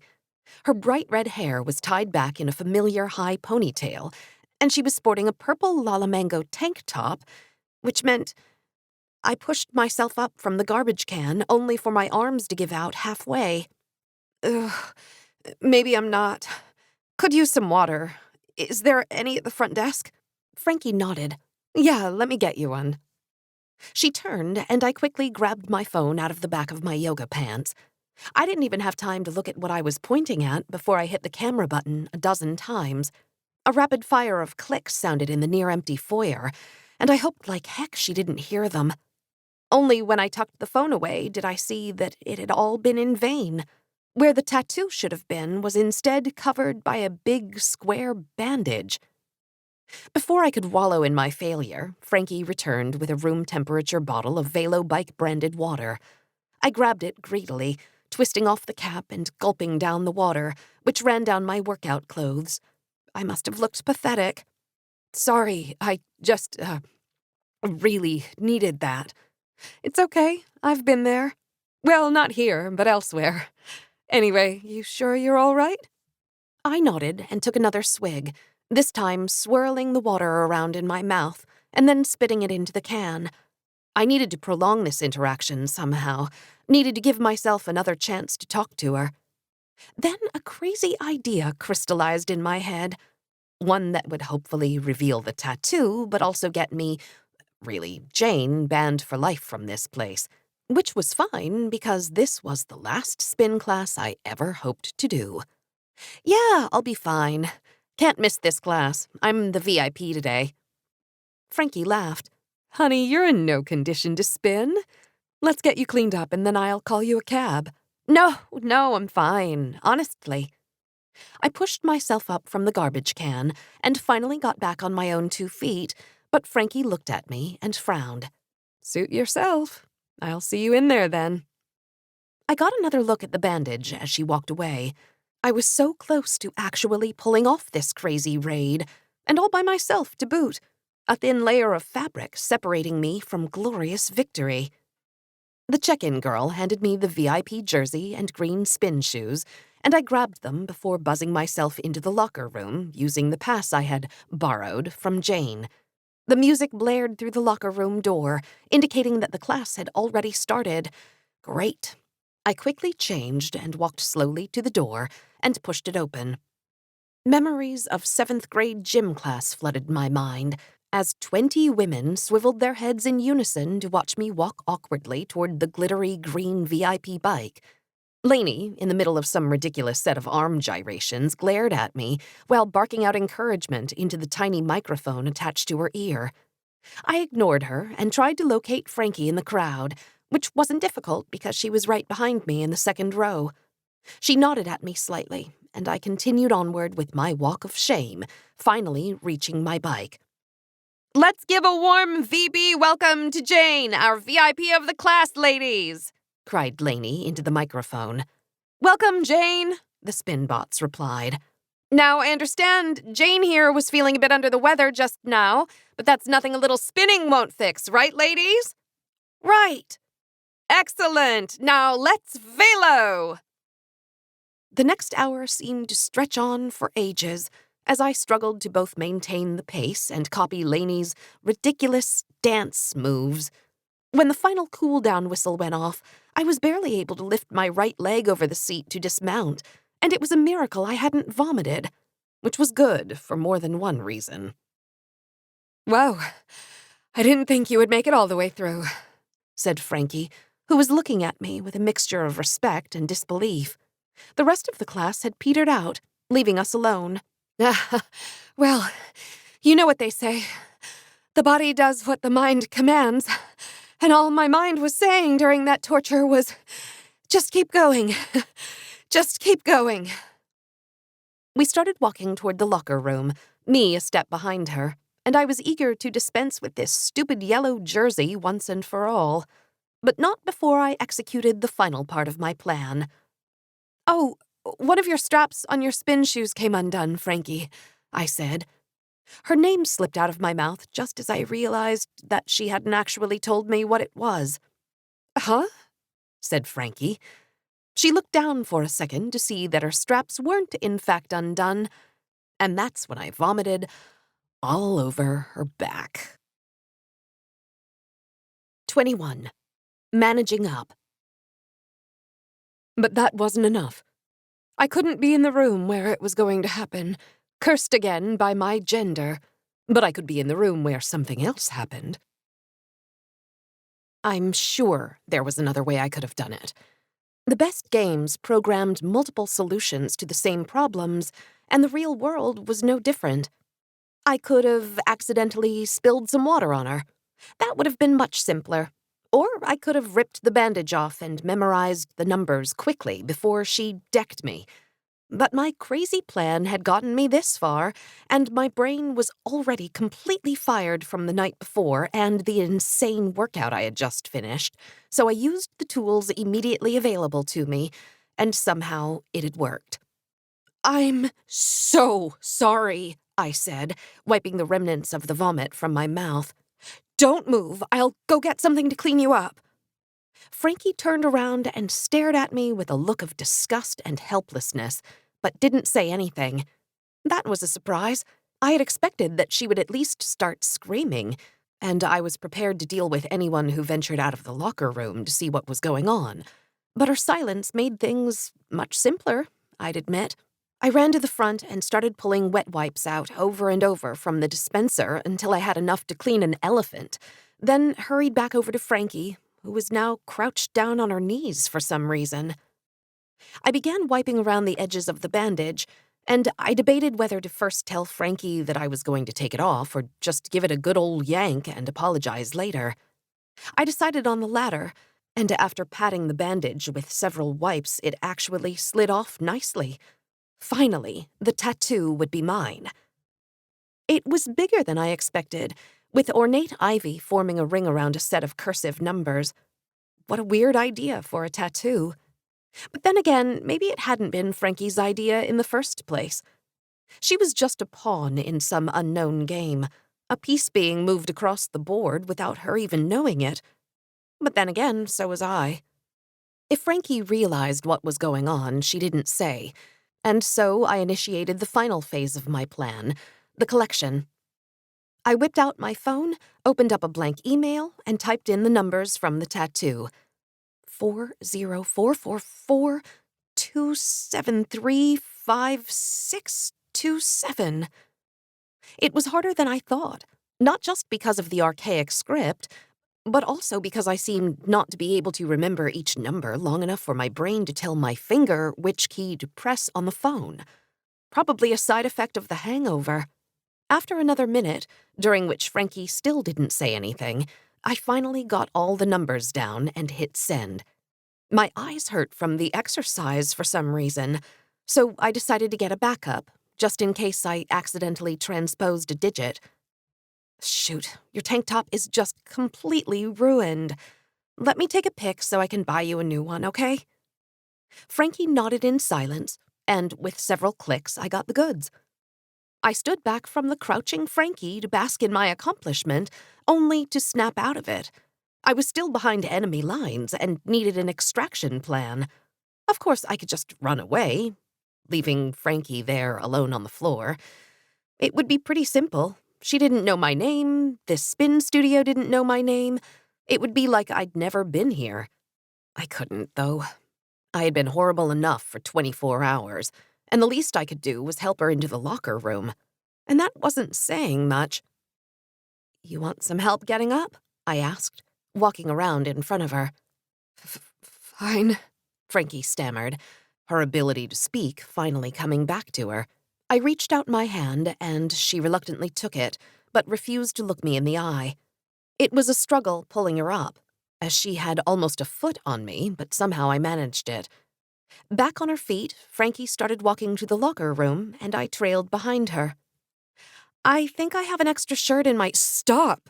she cried. Okay, but I just wanted to help." "You've done enough! Just get the hell out of my sight!" I don't know why, but her words hurt more than they should have. After all, I was the one using her. Stealing something from her, why should I care if she was angry at me? "Oh, okay, but your tank top—" "Forget it! Just forget this whole thing!" The locker room was empty, except the two of us. The next group having yet to arrive, so I quickly changed out of the stupid yellow jersey and green shoes and threw them, along with Jane's locker room card, into an empty locker. I glanced over at Frankie, who began taking off her vomit-stained tank top. As she pulled it up over her head, she ran her hand over the now-exposed tattoo and winced from the pain. I froze, and as she turned her head towards me, I could feel the venom in her eyes as she realized what I had done. I'm sure she would have done something terrible to me, but a moment later I regained my senses and bolted out the door. The inside of the coffee shop was packed as I waited for Beatrice. It was 4 days later, and I was sipping a hot tea, still recovering from the raid. The raid I had single-handedly pulled off, no thanks to my employer. I didn't know if she was even going to show up this morning, as her radio silence had continued. What the hell is going on? Meet me at Bleecker Street grounds at 9 tomorrow so I can give you the info from the tattoo, I had texted last night. There was no way I was going to hand over the goods without at least an explanation of why she had ditched me, but that text hadn't merited a response either. I had nothing else going on this weekend except catching up on work, with Duncan not due back until mid-next week anyway, so I decided to head over to the coffee shop on the small chance Beatrice decided to show her face. The intervening days had not been pleasant. There was the lingering hangover, the rawness in my throat, and the weight of the guilt from toying with 2 women. Plus, Lisa had made me call the airline every morning at 7:30 to try to get our seats upgraded for London, which had been an utter failure so far. I hadn't heard from either Jane or Frankie since our encounters, and the sense of relief I should have felt was just not there. It had all seemed like a good plan in the moment, and besides Frankie's tank top, what lasting damage had I actually done? But I couldn't dismiss things that easily, and Beatrice's prolonged absence wasn't helping. By 10 o'clock, Beatrice still hadn't shown up, and I felt nothing from the ring indicating she was getting closer, so I decided to call it. The snow from earlier in the week had mostly been plowed away, but the sidewalks were still covered in gray slush, and I stood outside the coffee shop, contemplating whether I should just head to the office to finish up the dialogue selection interface I had neglected earlier in the week. I kicked some slush in frustration and hit a passing car that thankfully kept going. I should have been learning more about alchemy, not wondering why I had been left to dither in the wind. I was about to start the long walk to work when I saw something across the street that caught my eye. A bulletin board. Jumping over a huge slush puddle, I made my way over to it, but was immediately disappointed to find it full of flyers about community events. But there was a perfectly good bulletin board stocked with raids uptown. Maybe picking a new raid would be exactly the kind of thing to get Beatrice to acknowledge my existence. The yellow door was surprisingly unlocked again when I reached the school. I made my way without incident to the 3rd floor and down the same hallway where I could see the raid board waiting for me at the end. The board was unattended, and I took my time to read every single raid before finding the one that was the most outlandish and difficult, and that would freak Beatrice out if she thought I had taken it. There's a signed Mickey Mantle baseball at Yankee Tavern behind the bar in a glass case. The key to the case is buried under the warning track in left field at the stadium. Bring me both for 1 silver token. I snapped a picture and texted it to Beatrice with a note. Here's our next raid. Can we meet soon to discuss? If that didn't get her attention, then I was all out of ideas. Well, except for waiting for her outside her apartment. But I didn't want to turn into a stalker. Besides, she needed me, or so she'd opined, so eventually she would seek me out. "Hi," said a voice behind me. I froze before slowly turning around to find a young girl standing in the previously empty hallway. She looked to be about 16 and was wearing a jean jacket adorned with scores of pins. Her dark brown hair fell down to her shoulders, and she sported a wry smile, the kind that said, "Hey, I know you're not supposed to be here." Maybe there was a basketball game or something in the gym, and she was here to cheer on her little brother. Hello? Sorry, got turned around. What floor is the game on again? The girl's smile vanished in an instant. "There's no game today. What are you doing here? I'm going to get the security guard. I went to this school when I... Her smile returned, and she let out a laugh. Relax, I'm just messing with you. You were looking at the raid board. It's not a crime. I breathed a sigh of relief, but only for a second. This girl reminded me too much of Polly, and that didn't make me feel any better. Oh, haha. Yeah, just looking for a new raid. It's hard to choose. The girl walked up to the board and stood beside me, considering the post-it notes. Yeah, I see what you mean. Not a good one in the batch. What do you mean? I asked. Personally, my friends and I wouldn't do one for anything less than 90 bronze. This one, she pointed to the raid requesting the stolen pocket watch that I had seen last time I was here. Looks okay, but pretty boring. Would have been better if it was asking for a particular 110-year-old watch. Just because something is old doesn't mean it's special. Oh, yeah. I'm Jade, by the way. I held out my right hand, and the girl looked at me for a second, as if she was deciding whether to believe that Jade was my real name, or if shaking hands was something only people over 35 did. But she eventually extended hers in return, which was decked out in various rings stacked on her fingers. Nice to meet you, Jade. I'm Ty. The handshake lasted a second too long, and I slowly pulled away before things got more awkward. I like your rings, I said, trying to change the subject. Thanks. I like, your locket. Thank you, I said, rubbing it with my fingers, before tucking it under my sweater. It was my mom's. Well, I'll let you get back to your raid selection, Ty said. You're here first, so it's only polite. And my mom is always going on about etiquette. No, I was waiting to hear back from my friend about something. You go ahead. Okay, suit yourself, but don't get mad at me if I take the one you wanted. She moved closer to the board, and I took a few steps back, not wanting to look over her shoulder, but I secretly wanted to know which one she was going to pick. My phone buzzed, and I pulled it out of my bag. It was Beatrice, finally. Are you out of your mind? The text read. Well, mission accomplished. So you don't want that one? Should I get another while I'm here? This time, I didn't have to wait a week for the next response. No, come meet me at my apartment downtown in an hour. But you live on the Upper East Side, I wrote back. Not that apartment, the other one. 227 Bowery, apartment 4A. It must have been nice having enough cash lying around to own 2 apartments in Manhattan. I barely had enough money to rent half of a crummy walk-up. But in any event, my plan had worked, and I had finally gotten Beatrice's attention. Now I just needed to extricate myself from this meeting of the Breakfast Club. Well, it was nice meeting you. Gotta head back downtown. Bye, she said, without turning around. Teenagers. I knocked on the door of apartment 4A 90 minutes later, the D train deciding to stop between stations for no good reason. After a few seconds, the door creaked open, and there she was, with a sour look on her face. You're late, was all Beatrice said, before disappearing back into the apartment. The tension from my ring felt like it was going to pull me through the door, and I quickly followed her inside.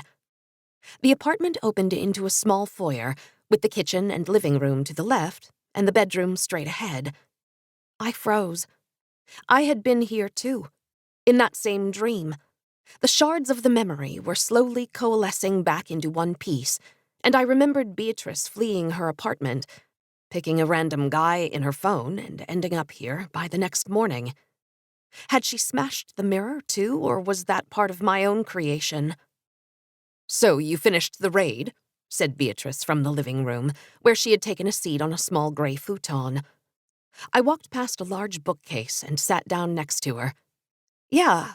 What happened? I got the spot for you and you didn't. Life happened, Jen. I can't just drop everything at the drop of a hat and waltz into a spin class at 8 in the morning. That's what you're here for.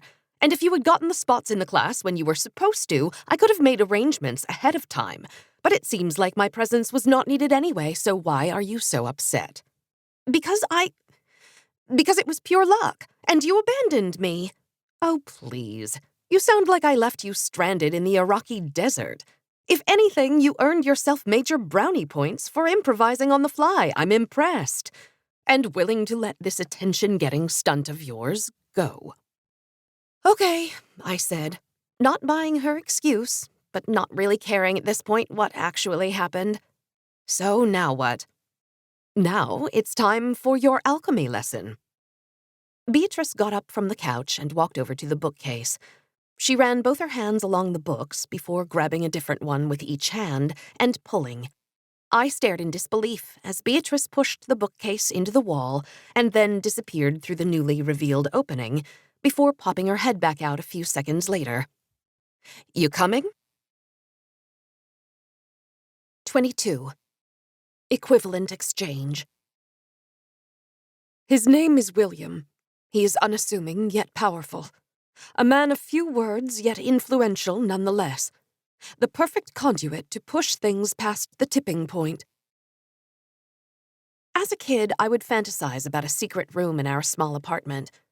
I imagined that if you pulled out the correct brick from the living room wall, there would be a switch that would make the wall behind the fireplace rotate.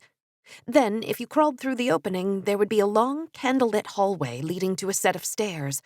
At the bottom of the stairs would be a room where my mom would work late into the night on clandestine missions.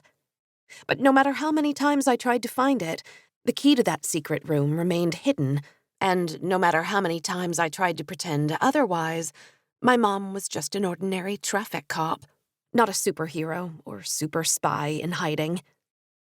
Stepping into the secret room behind the bookcase now, I couldn't help but feel some excitement that my childhood dream was at least partially coming true. The room was dark, only a sliver of daylight peeking through from above a bookcase to my right. Across from me was a long tabletop that went from wall to wall, held up by small sets of drawers with 2 stools tucked underneath.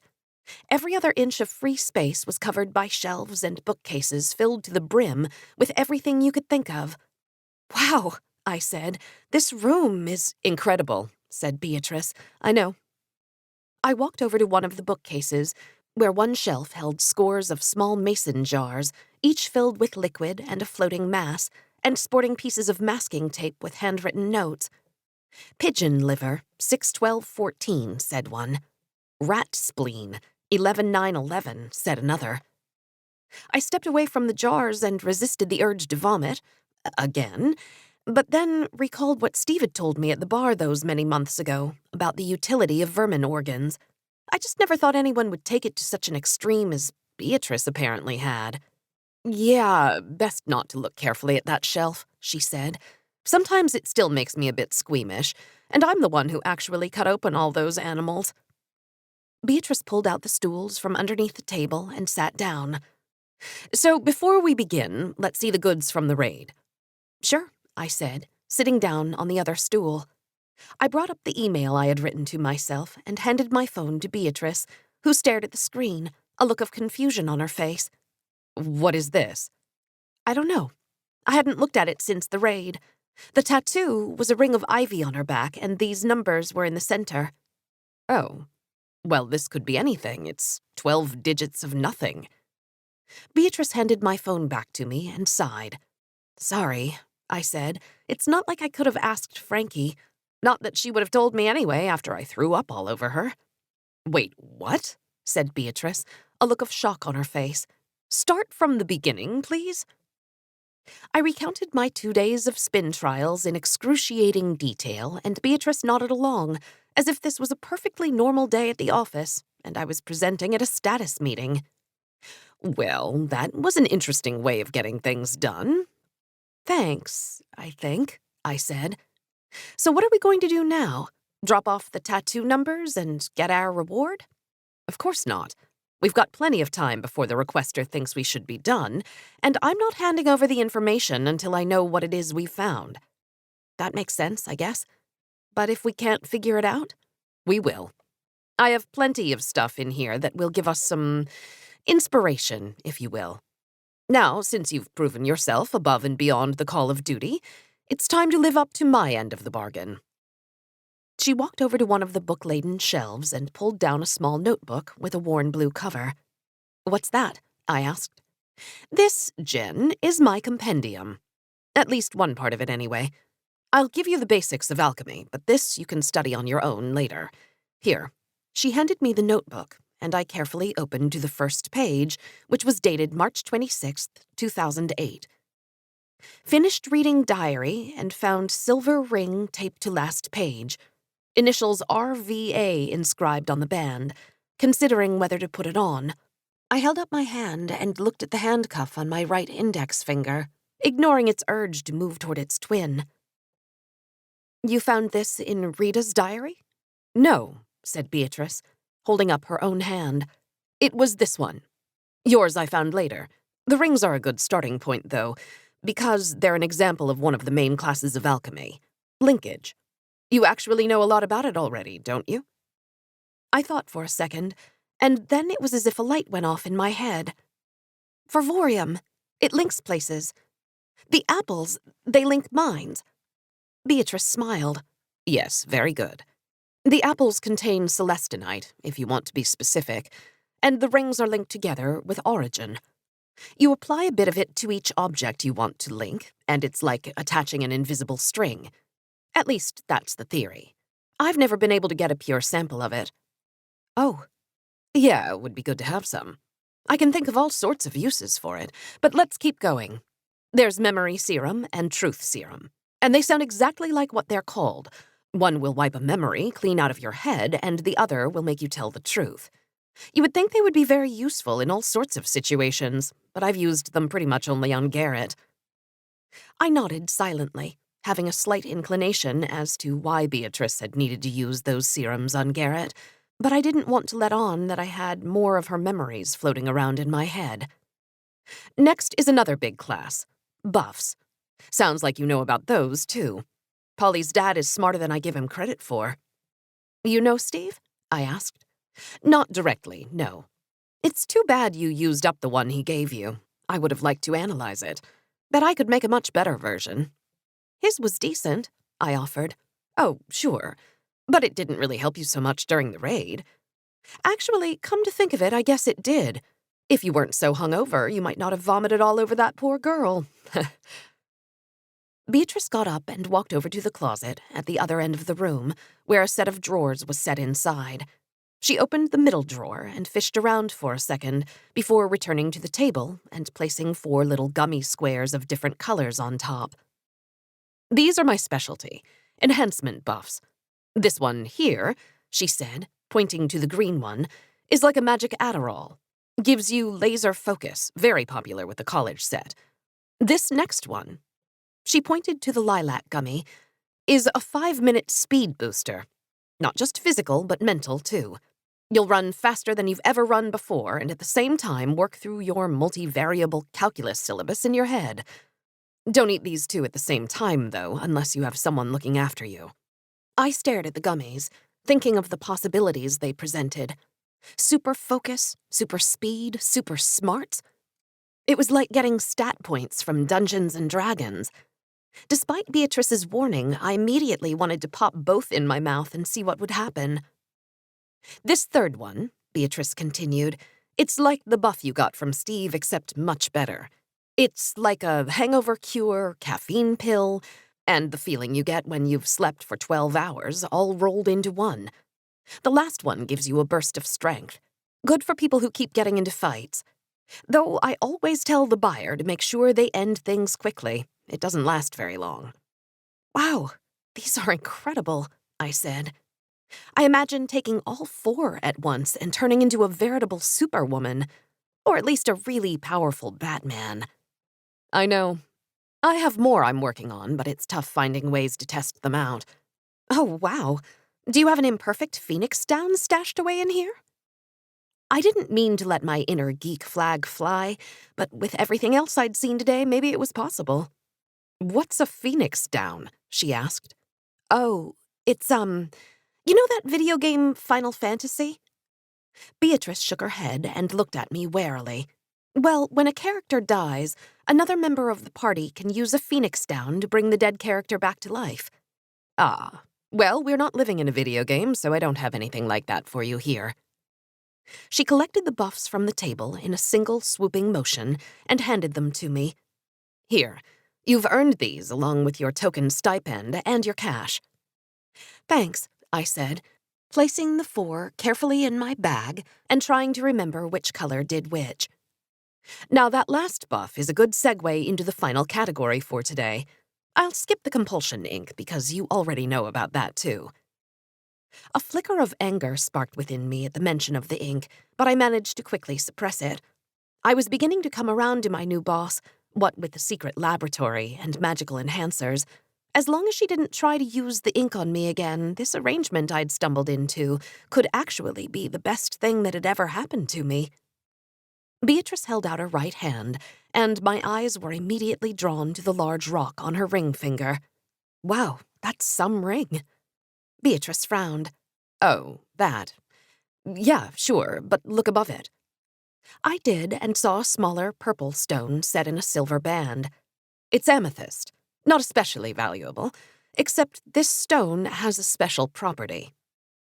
She opened one of the drawers of the desk and pulled out a rock the size of a grapefruit, held it out for me, and I took it. "It's a rock? Heavy?" "Yes, just wanted you to confirm for yourself. Watch." Beatrice took back the rock with her right hand, slowly closed her eyes, and started mumbling softly to herself. The amethyst stone began to softly glow before the rock suddenly shattered into a dozen pieces. What happened?" "Did you see it?" Beatrice asked. "See what? You crushed the rock with your bare hands? Yes? How could I miss that?" "Not that. The stone." "Oh, yes, it glowed a bit, but I don't understand." "Oh, wait. The stone, it's like the strength buff, except you tapped it somehow." "Exactly. The stone is a well of strength. Unlike the buff, it can be continuously tapped as needed." "Wow. So then why do you bother with the strength buffs?" "3 reasons," Beatrice said, and I noticed the little beads of sweat that had formed on her temples. "First, the stone's well is not limitless. I have no clue how much was in it when I got it, how much of it I've used so far, and how much is left. The buffs I can make more of, but the stone is practically priceless. Second, the amount of strength I can draw from the stone is much greater than the buffs. And third," she wiped the sweat from her brow, "even tapping the strength I did just now takes a toll on my body. If I kept tapping it, I would probably pass out." "Oh. Still, must be reassuring to have that in reserve if you need it." "Yes, it is. Okay, final lesson. But I've got no demonstration for you, so you'll just have to trust me." She walked out of the room and returned shortly with what looked like a small dagger sheathed in leather. Its grip looked smooth like ivory, and the metal guard had an otherworldly sparkle to it. "What is that?" I asked, as Beatrice unsheathed the mystery weapon. The blade had a sheen that somehow topped the guard, and I stared at its smooth surface, wondering what magic was imbued within. "This," said Beatrice, "is the creme de la creme of my alchemy arsenal, the meadow blood." She resheathed it with ease and set it down on the table next to us. "Got it. Interesting name. Do you know what it does?" "Well, actually, I got to pick the names of some of the weapons in our game a few months ago, which basically meant translating weapon names into different languages and combining them with other random words. So blod is Dutch for blade. And meadow—" "No, you're not saying—" "Yes, I am. Continue." "Meadow is Greek for to rule over and is the root for Medusa. But I don't understand. I already looked at the blade and nothing happened." "It doesn't work like that. Besides, who would want to wield a knife that turned you to stone if you looked at it? No, that only happens when you stab someone with it. Ordinarily, I'd have a rat lying around here to show you how it works, but I'm fresh out at the moment. You can just use your imagination, though." I sat back in my chair and tried to wrap my head around it. A knife that turned you to stone. The sight of Steve's green scar was horrible enough, but this was another level. Taken with everything else Beatrice had shown me today, it made my pulse start to race.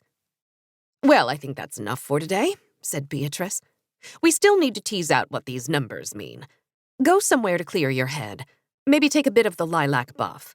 I'll do the same. Then let's meet tomorrow at 11 at BSG to compare notes. Sound good? She smiled at me as if we were working on a group project in college, as if she hadn't just unveiled an inventory of deadly magic, and I struggled to maintain a calm and collected mask. Sure, that works. Do you have anything to drink? My throat's a little dry. Yeah, the fridge is well stocked with ginger ale, my favorite. Help yourself. I got up from the stool and left the dark room, the collected sweat dripping down the small of my back. She didn't follow as I walked to the small kitchen, where, as promised, there was a fridge loaded with cans of ginger ale and nothing else. I took out a can and, my curiosity getting the best of me, slowly opened the freezer to find it full of frozen green apples. 23. Cool Runnings. William's wife suddenly became too ill to travel, the poor thing, and I just happened to be there waiting for him when he arrived in Philadelphia. His rooms are much nicer than my own. I began to run. Not too fast at first. I was still somehow sore from spinning, despite it being 5 days later, and my body was threatening open rebellion after it realized my intentions. The West Side Highway path was practically empty, it being December and Sunday morning and all. Only the most fanatical people would think it was a good idea to run in these conditions, and normally I wouldn't be one of them. But after a fruitless afternoon spent tearing those 12 numbers apart, while at the same time trying to forget the freezer of mind-reading apples, I decided to take Beatrice's advice and clear my head. The wind swept up suddenly, blowing back my hair, and the icy breeze off the water made my insides turn, but I pressed onward up to the Whitney and turned into the grid. I slowed to a walk and pulled out the lilac buff, which had been tucked in the small pocket of my workout pants, along with a piece of paper with the numbers from the tattoo. I hesitated. Curing a hangover had been a neat little parlor trick, and even the apples seemed quaint compared to what Beatrice said this buff would do. How would it feel, I wondered? Would anyone notice me, or would I be an unrecognizable blur? And what about my mind? I held the buff up to my nose and breathed in. A sweet aroma of citrus hit my nostrils, and that gave me the last sliver of confidence I needed to step over the Rubicon. The taste of the buff matched its smell. It was like chewing an orange slice after a soccer game, almost refreshing, and nothing like Steve's buff. I quickly swallowed it, started a 5-minute timer on my sports watch, and resumed my previous pace. A block or two passed and I felt the same. Maybe Beatrice's alchemy skills weren't all she made them out to be. I kept jogging and started to cross 8th Avenue when all of a sudden, a biker going the wrong way appeared out of the corner of my eye. I turned and locked eyes with him, and it was then that the entire world, except for me, slowed to a crawl. I considered the biker. He was only a foot away and his face wore a mask of fear, but I had nothing to worry about. At his current speed, it was as if he was 10 blocks away, and how could I not move a few feet forward to let him pass behind me? The biker dealt with, I ran out of the crosswalk and into the oncoming traffic. The cars inched forward as I deftly weaved in between them. If they noticed me, I wasn't sure, but after a block I grew tired of that game and jogged back onto the sidewalk and into the West Village. I then set my mind to work on the numbers. They appeared in my vision as if they had materialized into the real world. My mind moved them around in a circle, jumbled them out of order, reversed them, and then put them back in order. It was a neat trick, but not all that useful to the problem at hand. I pushed the numbers onto the various storefronts as I passed them. It was too long by 2 digits to be a phone number, but maybe the first 2 were a country code? Also, how long were foreign phone numbers supposed to be? This wasn't a good use of my expanded brain power, so I moved on. Next, I decided to multiply each individual digit of the sequence together to see what happened, but all that got me was a large and meaningless number. Maybe it was a set of IP addresses. I could check those later, though. Or a substitution cipher, that was a possibility. I blinked, and each digit turned into its corresponding letter. Except the second digit was a 0. And what about all the letters after I? That couldn't be right. There were too many ways to separate the digits, and I could do that on paper at home later anyway. I looked down at my watch. Only 3 minutes had passed and I had run across the West Village, down through NYU, and was now about to enter Soho. Insanity. And I still felt like I could run all the way back up to the tip of the island and not be worse for wear. The Soho shops were of a different character, but still offered me no clues as to the number's meaning. I decided to head down to Battery Park and then hoped that I still had enough juice left to make it back up to the coffee shop. I passed an art gallery displaying an entirely white canvas, except for the word "Bah" in sloppy red ink, a store with columns of yogurt cups on rotating columns, and then, finally, a random dessert shop, which had a line out the door for some reason.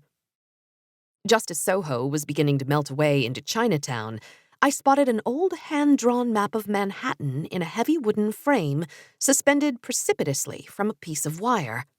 It was one of those maps that was so old that its approximation of the dimensions of the island was quite laughable.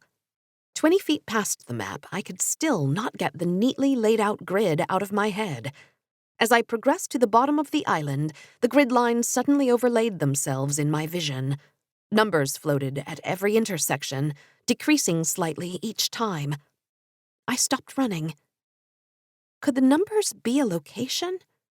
A latitude and a longitude? I turned around and began running back uptown, the numbers on the grid slowly ticking up. I needed to slow down, to find a map so I could confirm this theory.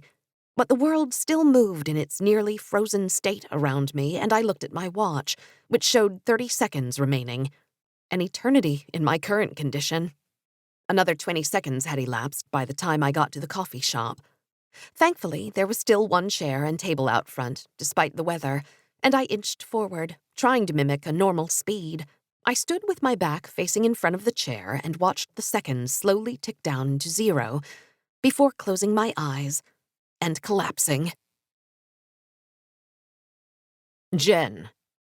The word almost roused me from my slumber, but I was content to remain in this dream version of the coffee shop. The sun was warm and my drink was cold. I looked down at the newspaper I was holding and read the story above the fold. Kate O'Loughlin, 19, found dead face down in dorm room, the headline on the page read. I folded the paper and put it on the table, as the chipper redhead I had already seen in the prior replay of this memory ran up the street and sat down across from me. Jen! The name sounded familiar, but I couldn't quite place where I knew it from. The redhead in front of me's name was Laura, that much I knew. Sorry I'm late. A hand smacked me hard in the face, and I opened my eyes. Beatrice stood above me. No, wasn't I Beatrice? And where did Laura go? What's going on? Beatrice frowned. What's going on is I found you here in front of the coffee shop, your head tilted back and drool dripping down your mouth. Oh, I said. I looked at her. She was wearing a full-length jacket with a fur-adorned hood, a stark contrast to my own outfit. A cold chill suddenly swept through me, and my teeth began to chatter. Come on, let's get you inside. Beatrice extended her hand, and I took it, but nearly fell forward into her. She steadied me with her other hand before hooking her arm around mine and guiding me into the shop. After setting me down at a table, she returned a few minutes later with a steaming mug, which I slowly brought up to my lips. So, it looks like you've had an interesting morning. Please tell me you didn't take the focus and speed buffs at the same time. No, I said softly. Just the latter. It ran out just as I got here. But I tried to recall what had happened during my run, but it was like someone had hit fast forward times 10 in my mind. Whole scenes skipping by in an instant. You figured out what the numbers mean, but now you can't remember. It's my fault. I should have told you. Your brain at normal speed can't process what your brain at super speed was experiencing. It's all a big blur, isn't it? Yeah, exactly. I can make out bits and pieces. I think I ran through most of Lower Manhattan. It was incredible, like I was the Flash. There were lots of stores and— Take your time. Keep thinking. Maybe a detail will crystallize, and that will be the trigger. Okay, I'll try. I tried again. I remembered there was a biker, and he had run into me. Well, almost. But then I was blocks away in Soho, and there had been a window and— A map, I said. What? Asked Beatrice. I saw a map in a window. It was old. Wait a minute. I pulled out my phone and brought up the 12 numbers. I think it's a place, I said. A set of coordinates. Maybe a latitude and a longitude. The first 6 digits are one and the second 6 are the other. Beatrice's eyes widened. You may have something here. Try putting them into your phone and see what happens. Okay, hold on. A map of the world soon stared back at me, and I entered the 2 sets of digits carefully. With a tap of my finger, the digits went off into the ether. Then they came back with a big red X. Error, specify north or south, east or west, the screen read. Crap, I said. We need to specify which quadrant, so that means the numbers could stand for 4 places, not 1. Well, maybe it will be obvious which one is the right one after we go through all 4. I nodded and began inputting the 4 combinations. First, north and east, which brought back a mountain in Kyrgyzstan. Then south and east, which landed in a random spot in the Indian Ocean. Then, moving to the western hemisphere, I typed in south and west, which was just off the coast of central Chile, before finally putting in north and west and crossing my fingers that the location was somewhere even remotely close to New York. I looked down at the screen. It was Queens. It could still be the wrong one, I told Beatrice as we left the subway platform an hour later. She didn't seem to care and was practically running down the sidewalk. It's almost too much of a coincidence that the location is in the city, I added. Maybe, but it doesn't hurt to check. Besides, do you want to fly halfway around the world to climb up a mountain or jump in the ocean? She said, and I struggled to catch up, my legs still on fire from this morning's earlier activities. We were in an industrial area of Long Island City, the gentrification line holding steady, at least for the time being, further north. Large warehouses lined the streets, and even on Sunday, trucks were loading and unloading, crowding the pot-marked sidewalks and forcing us out onto the street several times to maneuver around. Finally, we reached our quarry, a 2-story brick building covered in colorful graffiti. Garage doors dotted the exterior, sporting more artistic renditions, like a menacing eagle face and a head sliced open to reveal the artist's tag. Beatrice had cut her frantic pace to a crawl and held out her phone like it was a homing beacon. We passed several more garage doors before finally reaching a regular wooden door. A spray-painted street number was tagged above, and various writing dotted the surface of the door, including the words, "Pull hard to close." Beatrice frowned and tried to open the door. Unsurprisingly, it was locked. Are you sure this is the place? I asked. She nodded. Yep, a direct hit on the coordinates. Oh, was hoping maybe it was actually that door a little further down, one that we could actually open. I waited for her snippy retort, but instead Beatrice had closed her eyes and was mumbling something slowly to herself. An incantation of some kind? She hadn't mentioned anything about being able to cast a magic spell, but maybe she didn't trust me enough to reveal all her secrets yet. It was then that I saw her amethyst ring start to glow. This wasn't the pale flicker from before when she broke the rock in her apartment. No, this was bright and nearly blinding, and I tried to step back when I realized what was about to happen, but it wasn't soon enough. Her fist collided with the wooden door, and I brought my arms up to shield my eyes from the spray of wood I was expecting. But after feeling nothing but a gust of wind, I slowly lowered them and looked at the scene before me. The doorknob had fallen off, but the actual door was still in one piece. Not even a crack or a dent or even a splinter of wood was visible where Beatrice had made contact. I slowly looked down, and it was abundantly clear what had borne the full force of the punch. 24. Dropping the ball. There is not much for me to do during the day, so I frequent the various establishments and collect the gossip coming out of the convention. My ideas on the unitary executive were agreed to almost immediately, but now the delegates are squabbling over how to structure the Congress, as if it was important in the slightest. The crystal orb shimmered in the night sky, its many facets reflecting the world down below. It hovered there for a few seconds before a burst of thunder erupted from the ground, causing the orb to slowly descend. The rumbling intensified as it plummeted to the earth, whipping the crowd into a frenzy. People were laughing, crying, and screaming, until finally it was too much for me to bear, and I closed my eyes so I would not have to witness the last few moments.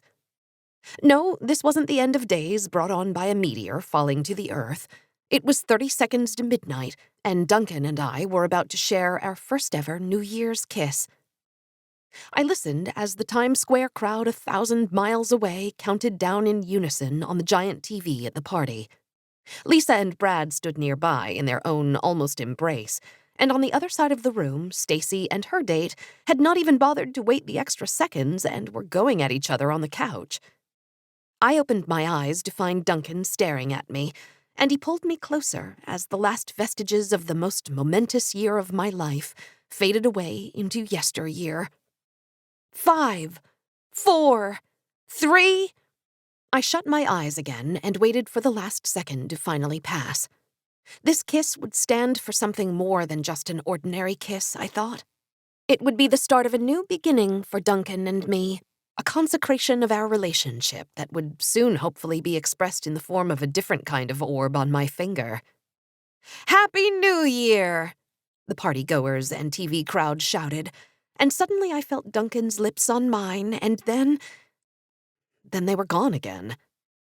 I opened my eyes, and Duncan was still there, holding me close to him, but his gaze had wandered behind me, and I turned to see Stacy grinding her body on top of her date as if the rest of the room was empty.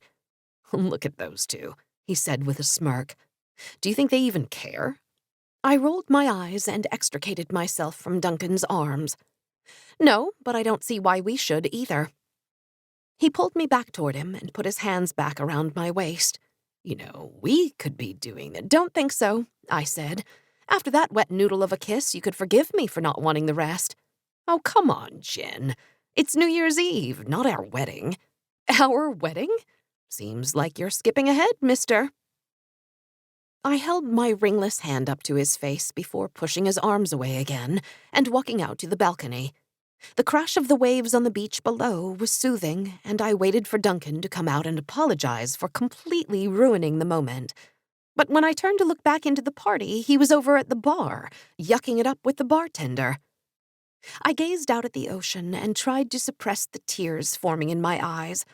Why was I getting so worked up over an absentee boyfriend who a month earlier I was convinced was just keeping me around as his New York side chick to his actual girlfriend half a world away? But a lot can change in a month. A month ago, I watched as my mentor lay unconscious at the foot of the door that would not open.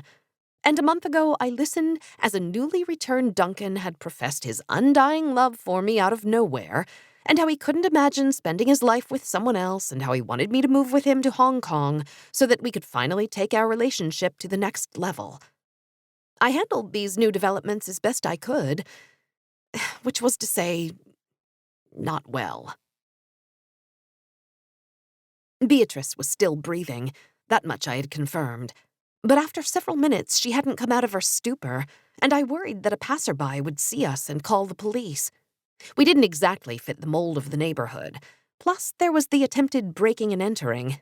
So I did what anyone would have done in that situation. I called an Uber. When the car arrived 10 minutes later, the driver rolled down his window and looked at me standing over Beatrice's unconscious body. And I thought for a second he was going to keep driving, but thankfully he didn't, and instead got out of the car and helped me move Beatrice into the back seat.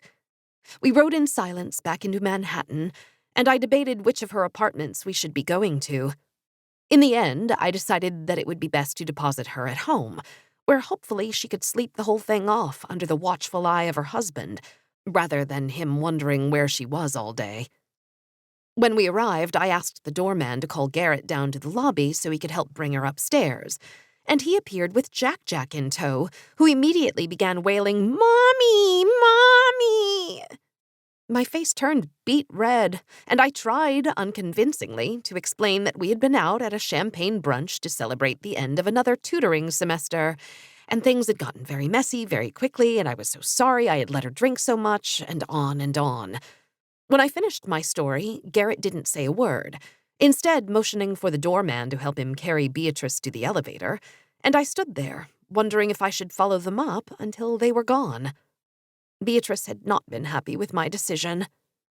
BSG tomorrow, 8:30, the text 2 days later read. I tossed and turned the whole night, wondering what she was going to do to me. Would she just fire me outright? Make me test out her unperfected buffs? But it was the fact that she didn't acknowledge what I had done that was the most unnerving. Instead, she told me that she had completed the raid by delivering the information to the requester, and that maybe whoever it was would figure out how to actually open the door. In the meantime, I was to go back there and put a piece of tape between the door and the frame and check it every day, so we could see if anyone had managed to open it. I obliged without a fight.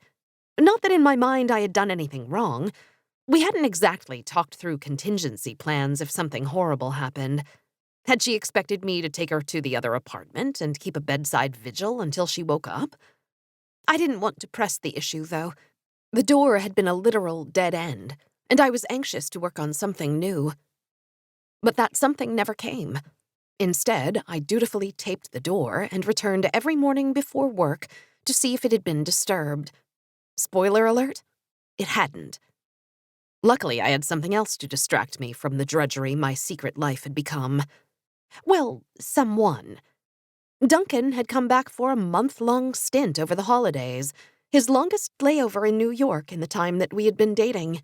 It was during his first night back that he dropped the bombshell on me, that he wanted me to move to Hong Kong, to live together, and to eventually get married. Yes, this was the same Duncan who, during that ill-fated party in the Hamptons, had disparaged me. Of course, it had all been in his mind, and he had no clue that I had heard. And the missed calls over these past 2 months hadn't exactly inspired confidence that this relationship was heading someplace other than a mutual parting of ways. So yes, I viewed his newfound proclamation of love with skepticism. How could I not? But I didn't say no. I wanted to take this month slowly, I had said, to get back in the rhythm of being an us. A few days later, he suggested that we go away to Miami for New Year's. Not just the two of us, but Lisa and Brad, too. He even lined up a friend of a friend for Stacy to hang with. The full court press was on, and as much as I didn't want to admit it, it had worked so far. The door slid open, and Duncan finally joined me on the balcony. Hey, he said. Look, I didn't mean to. It's just. Duncan waffled and looked down at the ground, then at me, as if waiting for me to let him off the hook. What? I asked. I'm not going to finish your thought for you. I'm sorry. I had forgotten it was our first actual New Year's together, like actually together in the same physical location, not me calling you at noon and you calling me at noon. That's part of the reason I want you to come with me to Hong Kong, so we can just be a couple together. I want that too, I said, sliding over to him. To be a normal couple. To have someone to come home to. But I don't know if I can just pack up and leave my life. I know. But you wouldn't be leaving your life. You'd just be starting a new chapter. Besides, the way you talk about your job, I would have thought you'd jump at the chance for a fresh start. I have tons of connections in the Hong Kong startup scene. You'd get, it's not just that, I said. Leaving New York meant leaving the quests, the raids, the magic I had discovered. Not to mention the novice agreement. Maybe there was another version of it all in Hong Kong. And I'd be free from Beatrice. What was she going to do, follow me? I just need some time. To figure things out, that's all. I hope that's okay. Duncan nodded, not saying anything, just continuing to stare out at the ocean. That's it? A nod? No, he said, and pulled me toward him to finally give me a proper New Year's kiss. Several minutes passed until I finally drew back from him, my face flush and my breath short. Should we? He said with a wry smile. I hit him playfully and shook my head. It's not even 12:30. Besides, first I want to commemorate this occasion. Our first New Year's. I pulled out my phone and handed it to him. We turned our backs to the water and smiled. Okay, I said, taking the phone back. Okay, what? Now, you know. He grabbed my hand without another word and didn't let go for a long time. The January sun reflected off the water outside the window, finally rousing me from my sleep. Duncan was already awake next to me, holding my phone for some reason. Dunk? I said, rolling over in bed to face him. What are you doing? I, just wanted to see the picture from last night, but then I scrolled back a bit and... What are these? He handed me my phone, and I looked down to see the picture of Frankie's tattoo. Crap. Oh, that's a friend's tattoo. Took a picture to show to someone at work who's thinking of getting one. Ah, but does your friend have 3 very similar tattoos? Because you have 3 pictures here, and the numbers in each tattoo are different. No, it's just the one. I scrolled through the pictures for the first time. It hadn't seemed necessary to look at them because I had written down the numbers and those had led us to the unopenable door. But Duncan was right. Each tattoo had a slightly different set of 12 digits, and the 3 new strings of numbers were different from the numbers I had written down, but not by much. What the hell was going on? Oh, now I remember, I lied. These other 2 are mock-ups that my coworker made based off of the original. Not sure why she wants to tattoo random numbers on her back, but to each her own. Duncan looked at me quizzically before getting out of bed and walking to the bathroom, and I hoped he wouldn't press the issue when he returned. This was the last way I wanted him to find out about my secret double life, if I ever told him at all. But that was a debate for another day. Right now, though, I had to tell Beatrice. Maybe that would put things back to normal as our relationship was. I wrote a short text to her about finding a new clue about the tattoo and was about to hit send when I stopped myself. Why was I so willing to just hand over this information? After how she had been treating me? After I had been the one to complete the raid on my own and figured out what the tattoo meant? Besides, I didn't have anything now but a set of weird pictures and 3 new locations 1,000 miles away to investigate, and she would probably appreciate me not bothering her until I'd actually confirmed that I had a lead. My eyes drifted over to my carry-on, where Beatrice's compendium was tucked away, still unread. I should have been more diligent in reading it, but there were only so many moments I had to myself on this trip, and it wasn't the type of book you could let someone catch you reading. Maybe I could sneak a peek while Duncan was in the shower. No. I needed a break from that life, and resolved to put all thoughts of tattoos and secret numbers and sociopathic bosses out of my head for the rest of the trip. Hey, said Duncan, reappearing in the bedroom, fully dressed, and holding a piece of paper, which he handed to me. What's this? I said, looking down at a printed-out flight itinerary between Hong Kong and Paris. I was going to keep it a surprise, but after talking to Lisa last night, now seemed like a good time to tell you. I'm coming to Paris, and you're going to meet me there after the Bachelorette. Oh. Oh! Wow, Dunk, that's amazing! I know. Figured it was better than spending a cold week in New York. Yeah, exactly. Now I'll have something to look forward to on that trip. Duncan frowned. You sound like it's going to be a chore. No, I mean, of course I'm excited, I lied again, but you know how Lisa is. I don't know how much of my sanity I'll have left after that week. Ah, well, try to enjoy yourself. Just a little. I'll try, but I can't make any promises. Fine. But promise me this. When I see you in Paris, you'll have an answer for me? I stared at Duncan, not believing what I had just heard. Did he just give me an ultimatum? I'm sorry, what? What? You'll have had 3 months to think it over by then. How much more time do you need? Oh, 3 months, you're right. That is long enough to decide whether I'm going to abandon my entire life and move halfway around the world. Your entire life? Right, I see. No, what I meant was it's fine. Forget it. Forget I said anything. He took the itinerary out of my hands and stormed out of the room.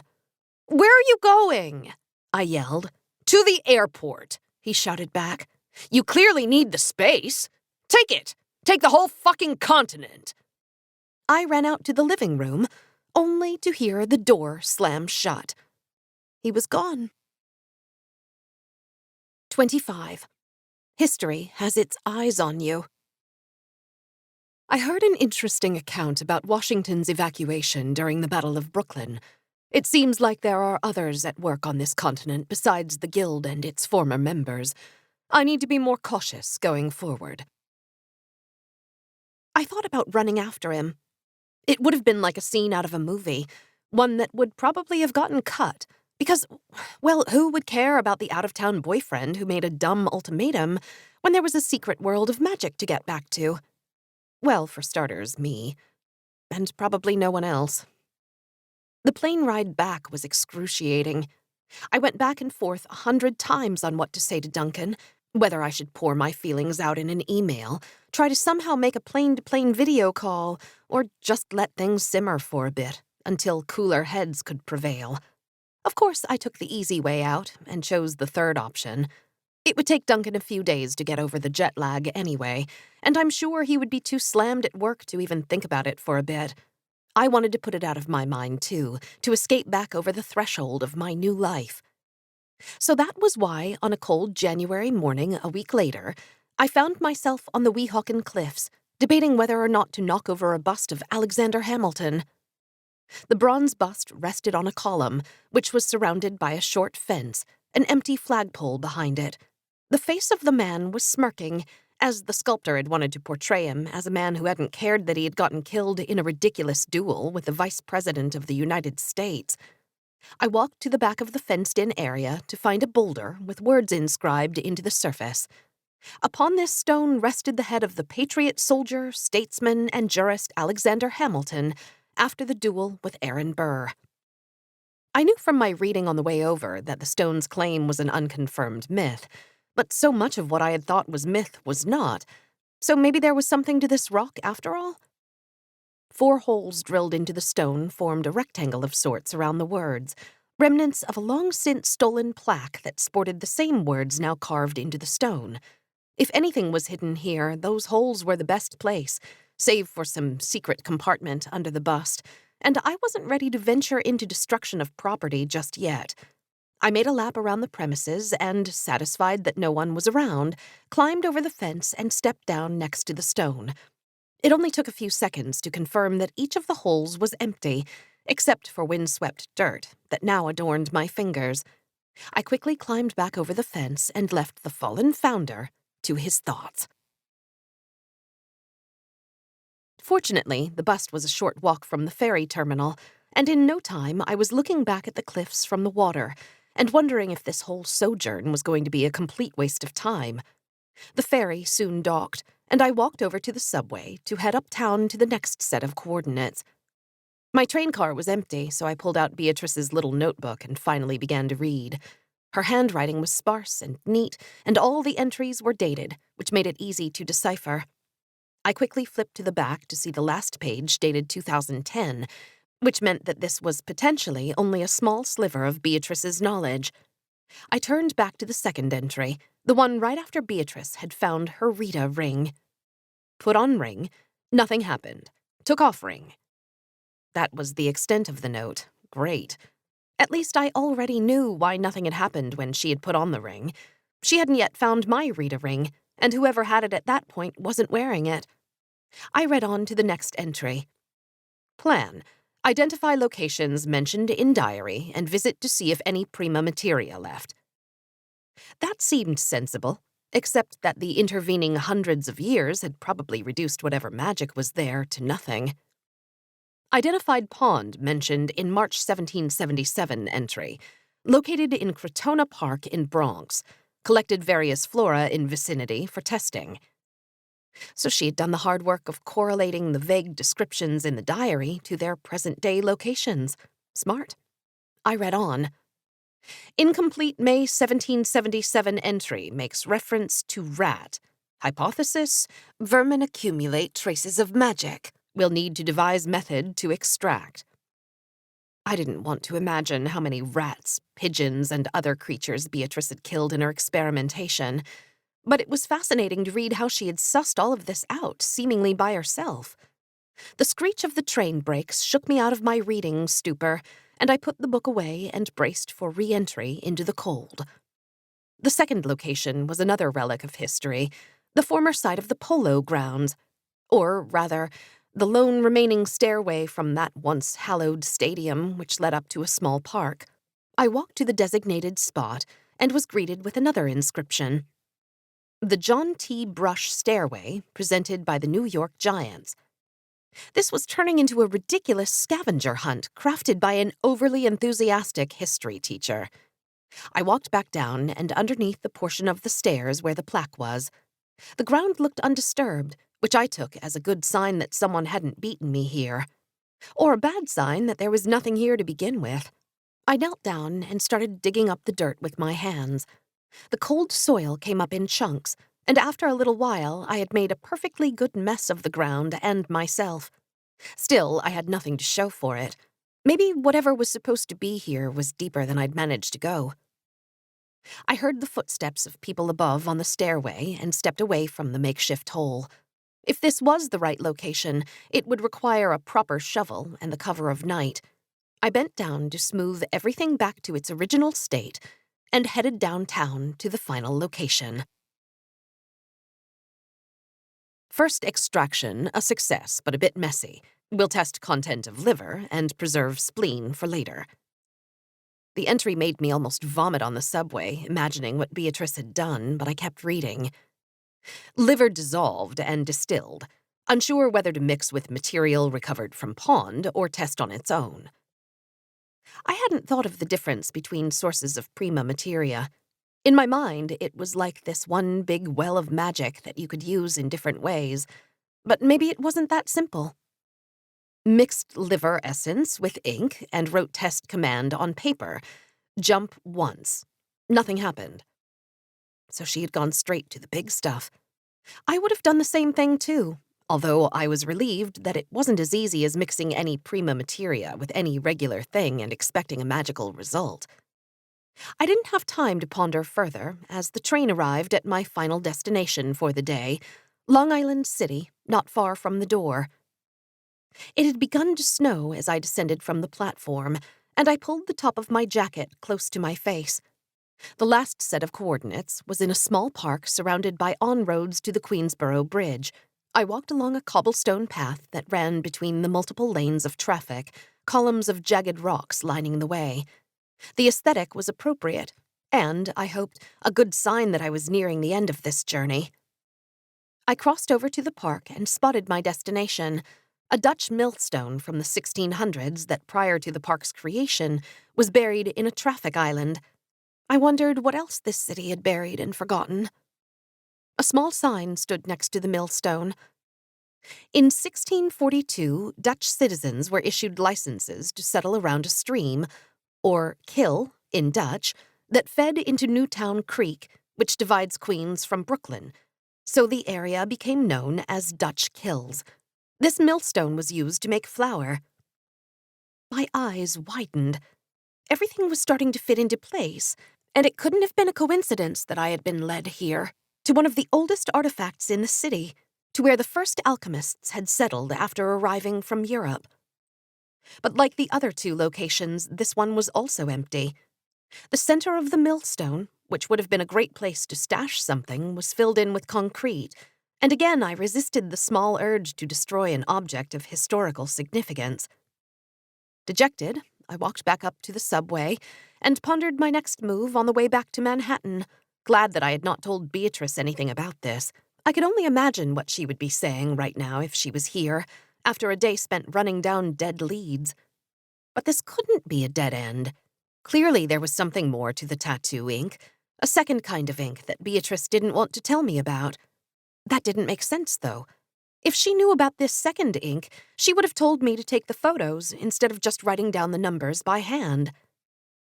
The day's travels had taken a bit out of me, so I leaned my head against the plastic subway seat just for a second and closed my eyes. But when I opened my eyes again, I was back in that tiny bathroom, staring at the reflection of Beatrice in the unbroken mirror. My eyes were weary with the weight of 1,000 problems, my lips were tinged with sadness, and I let out a low sigh. I turned on the tap and let the rust-colored water turn clear before splashing some on my face, my head pounding from the prior night's activities. 3 poundings on the front door shook me from my hungover stupor. I blinked and was standing in front of the door, flicking up the peephole to see a young woman outside. I unlocked and unlatched the door, and the pounding stopped. "Just a second," I said, opening the door slowly. A girl stood outside, every part of her a mess. "Kate, what are you doing here?" The girl pushed past me without saying a word and deposited herself on the couch in the living room. I blinked again, and I was setting a glass of water on the table next to the girl named Kate, who still hadn't responded. I shouted Kate's name a few times before picking up the glass and throwing its contents on the catatonic girl. Kate regarded the situation with a detached look in her eyes before suddenly diving towards a pocketbook that was also on the table and pulling something out, an ivory-handled knife. Kate held the knife blade point at me, her hand shaking uncontrollably. I felt my heart start to pound, but tried to remain calm. "More. I need more." "More what, Kate? You know, you could have just called. Now why don't you just give me the buffs? I need more." "Oh." I blinked a third time, and I was in the secret room behind the bookcase, digging through the bottom drawer of an armoire. I pulled out a container and brought it over to the desk, where a note written in black ink was drying in the dim light of the room. I took out 2 envelopes and wrote Kate O'Loughlin, 5H on the front of one of them, before opening the container and stuffing a small piece of something wrapped in plastic into the envelope and sealing it. I then turned to the letter, folding it neatly and stuffing it in the second envelope, and writing a second name and address on the front. I returned to the living room with the second envelope and handed it to Kate. "Here," I said, handing Kate the envelope, who stared at it with a puzzled look on her face. "What's this?" "Your next task. Make sure this letter gets delivered, and I'll make sure you're taken care of by the evening." The girl considered the envelope, the stoic look on her face never wavering, before stuffing it in her pocket and walking out the door. "Well, time to start over again," I said to myself. The train suddenly stopped short, and I was jolted out of the memory. Unlike the previous times, the details of what I had seen were crystal clear, and I struggled to slot this latest piece of the puzzle into the right place. I recognized the meadow blot in the memory and wondered if Kate had known its true power when she had threatened Beatrice, and what was in the envelope that Beatrice was going to give her later that night. A buff to wipe her memory, or... The realization hit me like the swing of a bat to the gut. The newspaper headline that Beatrice had been reading at the coffee shop was about Kate.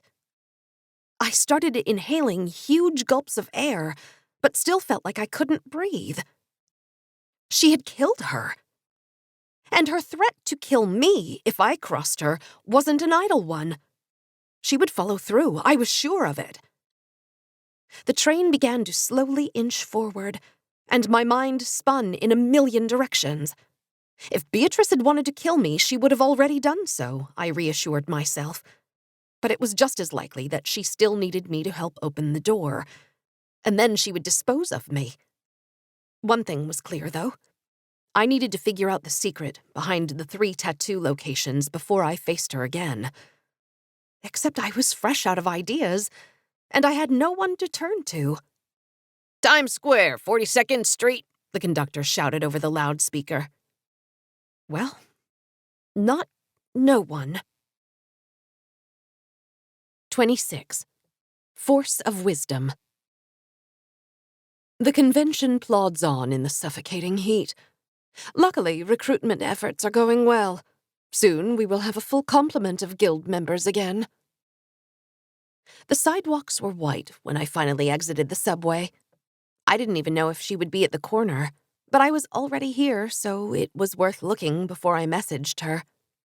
And somehow my luck finally hit because there she was, with that same stupid box and those same stupid shells that had first dragged me into this mess in the first place. Polly Janssen.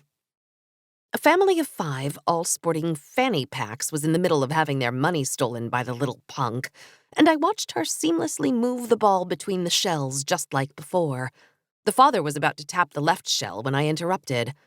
"I think you want the middle one," I said, and a look of shock registered on Polly's face when she saw me. The father stared at me as if I was crazy and withdrew his hand. "Look, if I'm wrong, I'll take the loss," I said. "Ah, okay," he said, with an accent I couldn't quite place, and he moved his hand over to the middle shell and tapped it. Polly glared at me as she turned over the shell to reveal the ball, and I smiled. She handed the man some money, and he and his family walked away. "So," I said, "it's been a while?" "It has, hasn't it, Jade?" Polly said with a sneer. "Or should I say Jen?" "Beatrice told you about me, did she?" "Yep. Where is she? Or is she out with the family and too busy to give me a message herself?" "Not exactly. I'm here on my own accord." "Oh, come to yell at me then? Or maybe I should be the one yelling at you after all the trouble you got me in with my dad." "Ah, yeah, sorry about that." "It's fine. I'm good at lying. Anyway, what do you want, Jen? I assume it's something you don't want to tell her about since you're ambushing me and all." "Sort of. We're not exactly on speaking terms at the moment." "What'd you do? Screw up a raid?" "In a way. I need your help. Is there somewhere we can talk? Privately?" "Sure. I know a place." Sweat dripped down my brow as I waited in the steam-filled room. It had been 20 minutes and there was no sign of Polly. This was getting ridiculous. When I asked if she knew a place, I thought we would just go to the supermarket where she first wrote the call numbers of Rita's diary on the freezer case. But instead, she had stashed her box in a nearby parking lot and then beckoned me into the subway. We rode in silence, exited at Union Square, and then walked in silence to the East Village until we arrived at a Russian bathhouse. "This is the place," I said. "They're not even going to let you in." "Don't worry about me," said Polly. "Just go in and I'll meet you in the steam room in a little bit." "Fine." I had done as she asked and was awkwardly waiting in a towel, hoping some overweight 70-year-old man didn't come in first. The door swung open and I saw a figure walk in. The steam was thick, so I couldn't make out who it was, only that the person looked to be tall with blonde hair. A bead of sweat trickled into my eye, and I wiped it away with my hand. But when I opened my eyes again, there was Polly in a bathing suit. "Hi," she said. "Hey," I replied. "Did you walk in with someone else?" "Nope, just me." She walked up to the top level of the small room, sat down next to me, and let out a big sigh. "Nothing better than a steam," she said. "Aren't you a little young for this?" "No. Besides, it's the one place I know we won't be overheard. So what's so important that you needed to talk to me and not our mutual friend?" "It's a long story." I told her everything, from the showdown with Beatrice at the party, to becoming her novice, to the spin class shenanigans, and finally the door and the 3 hidden locations. It was cathartic in a way I hadn't expected. I had been keeping all of this inside for months, with no one to share it with, except a woman who I was half convinced was going to kill me at some point. I had left out that last part. The truth I had learned about Kate. "Sounds like you've been busy," said Polly after I had finished. "But I still don't get why you want my help. You know I work for her, right?" "I do, but you're not going to tell her about this." "Oh, I'm not? You've got me all figured out?" "Not exactly, but I'm guessing your dad would be furious to know that you, a Janssen, were working for a grinder like Beatrice." "Are you threatening me?" No, of course not," I said with a smile. "Just putting everything on the table." "Fine, I'll help you. Just this once." "Thanks." "It's called crypto ink." "I'm sorry?" "The tattoo. You were right, there is a second type of ink. Although I've never heard of someone using it for a tattoo. Smart." Would be harder to get all the hidden information. So you don't think I got it all? That there's a fourth set of numbers in the tattoo? I don't know. Each new layer requires that much more. Wait a minute. Polly stood up and walked down to the door, which was covered in condensation. So you started in New Jersey, right? Yeah, in Weehawken. She made a little circle on the left side of the door. Right, and then you went up to Harlem. Polly drew a diagonal line up from the first dot, stopping slightly off-center, about 3/4 of the way up the door. And finally you came down to Long Island City. The girl added another diagonal line going down to the right side of the door, forming 2 sides of a triangle. She completed the shape, connecting the first and third dots, and then took a few steps back. Clever idea, Polly said. Hide the 3 corners in the tattoo, but omit the actual location. Wait, so the real location? Polly nodded.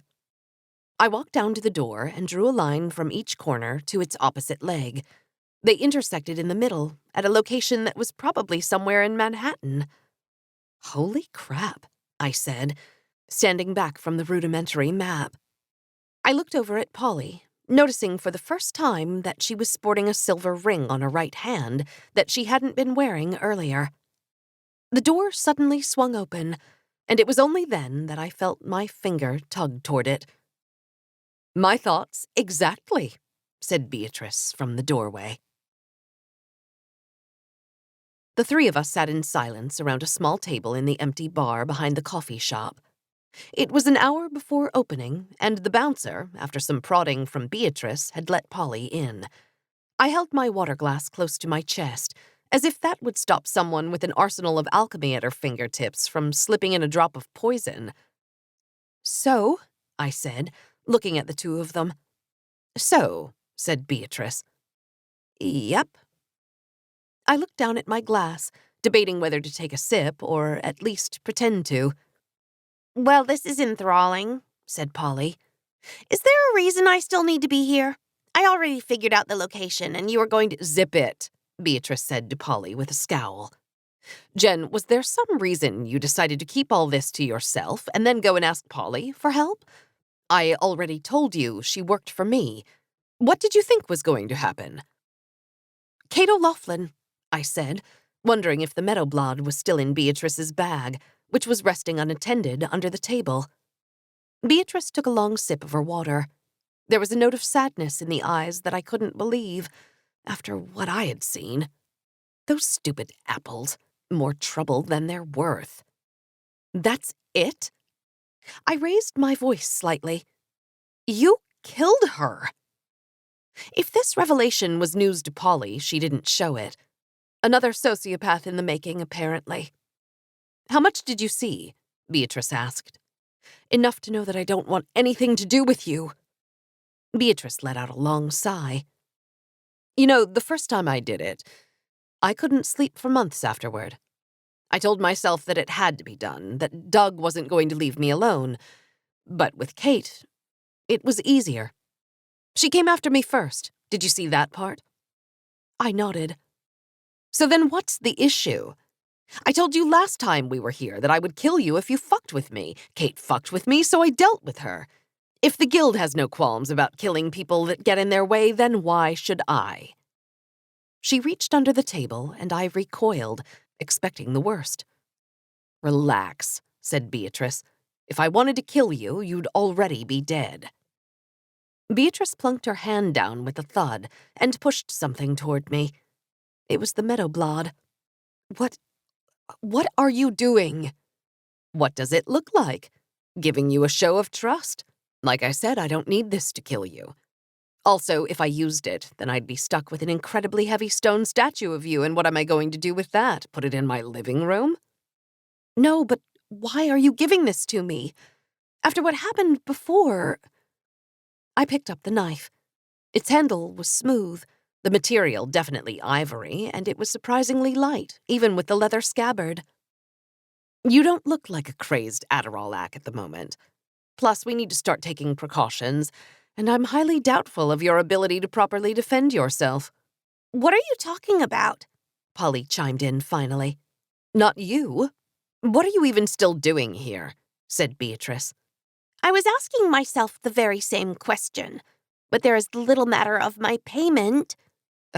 Fine. Here. Beatrice retrieved a small box from her bag and put it in Polly's hands. Now you can go.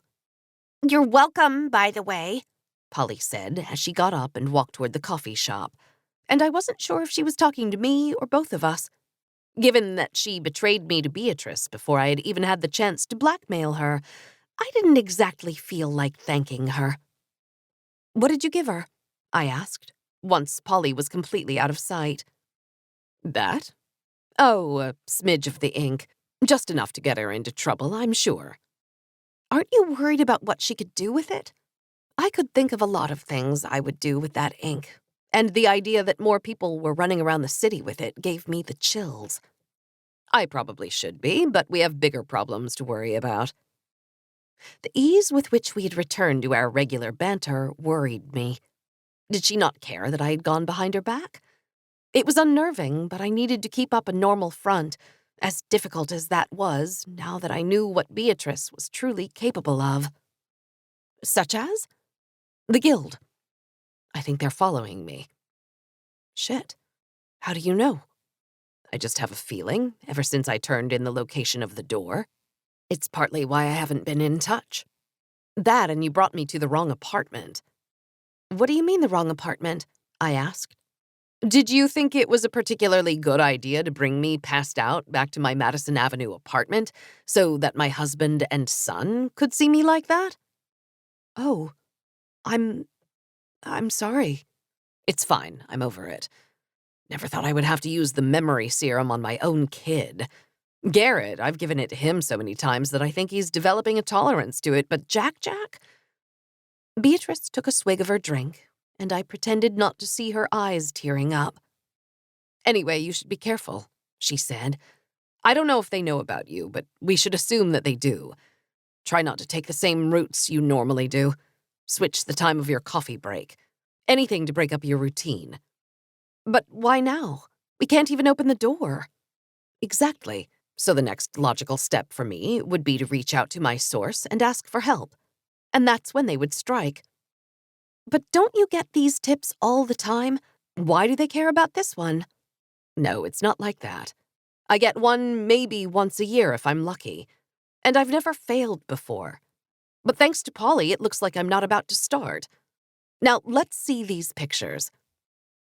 I reluctantly handed Beatrice my phone, and she put it beside hers, which she used to insert the 3 sets of coordinates into some sort of map app. The 3 points appeared on the screen, and Beatrice connected them all to form a triangle, just like Polly had done on the steam room door. Then Beatrice drew lines from each point to the opposite side and zoomed in on the intersection. Well, said Beatrice, I wasn't expecting that. What? I asked, peering down at the map, which showed the intersection forming right over a museum. You up for robbing the Met? 27. Threads of Fate. Finally, the proceedings have finished. William played his role to a T, but the hard work continues. If my constitution is to pass, it will need a rousing defense. The office was pitch black, except for the reddish glow from my screens. An assortment of empty energy drink cans littered the floor around my chair, and on either side of my monitors there were ever-growing towers of coffee cups. It was crunch time, in more ways than one.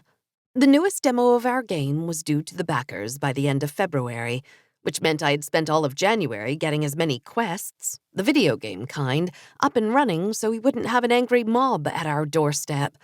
And that had meant multiple back-to-back all-nighters, where I was oftentimes completely alone in the office, my other coworkers deciding that 10 p.m. was a good time to call it quits. Lisa's multi-continent bachelorette party was also fast approaching, which meant my assigned responsibilities were all exploding at the same time. I still hadn't been able to get us upgraded to business class, still hadn't been able to get us a reservation at some fancy Indian restaurant in Westminster that used to be a Victorian-era library, and still hadn't heard back from some tiny boutique where Lisa's favorite designer was having a pop-up show. At least we already had tickets to the New York Fashion Week lecture, which was oh so conveniently located at the Met. And I had a Konami code up my sleeve that I hadn't yet activated. Duncan, who could get the flight and restaurant reservations done with a 30-second phone call.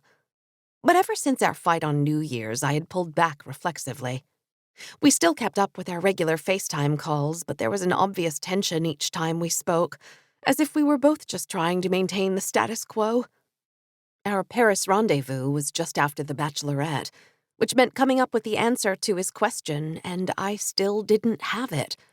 It should have been an easy decision after Beatrice's murderous admission.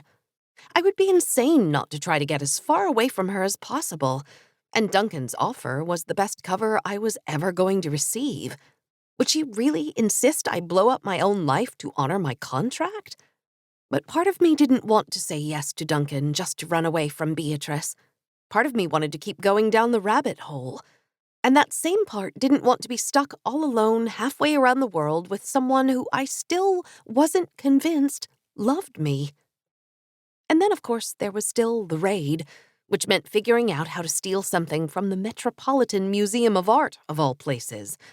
When I hadn't been coding into the wee hours of the morning, figuring that puzzle out had been my other dedicated focus. Beatrice had decided against going to the museum just to figure out what was hidden there, as she was certain that she was still being followed. Fortunately, the Met had made a bunch of virtual tours available online, but unfortunately they didn't cover the whole museum. And there was the added complication that we didn't know which floor the latitude and longitude was pointing to. We had narrowed it down to either something in the Egyptian wing or a series of rooms on the second floor that housed a bunch of random objects not tied to any particular exhibition or collection. The latter seemed like the obvious choice, but the museum's website was woefully out of date for that collection's current objects.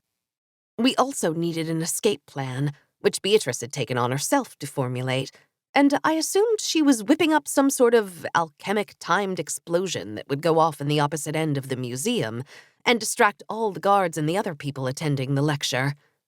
Oh, that was the other thing. We were going to pull all this off on the first night of Lisa's bachelorette party during the fashion lecture at the museum.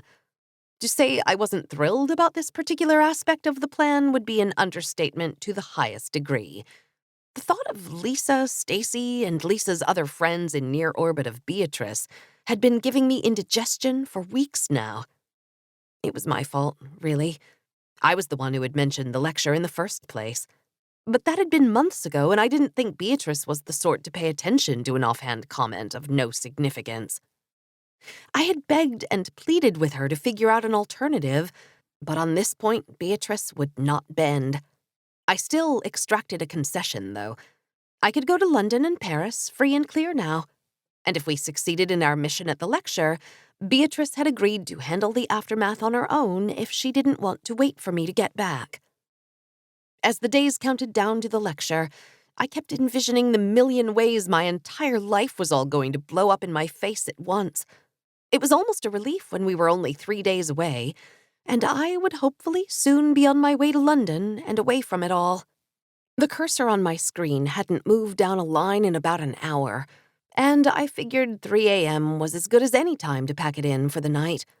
I felt myself nodding off, my eyes closing for just a second, before I beat down sleep's siren call and snapped back to attention. But in that moment, somehow a green apple had appeared on my keyboard, a string of random letters and numbers flying across my screen. I looked down at my hands to see if I was awake or trapped in another memory, before a familiar voice sounded in the empty office. "Burning the midnight oil again?" said Beatrice, peering over the top of my monitors. How long have you been here?" Beatrice let out a chuckle before walking around the long shared desk to take up the seat next to me. "About 10 minutes. You were out for about 5 before I put the apple down on your keyboard. I was going to wake you, but it seemed like you needed the rest." "You're so thoughtful," I said, rubbing my eyes before pointing to the apple. "What is that doing here?" "It's for Thursday night. I wasn't sure if you had any of your own left over from my quest, so I wanted to give it to you ahead of time. I don't have any left, I lied. But why do I need this? So we can communicate while we're at the Met without your friends or anyone else knowing.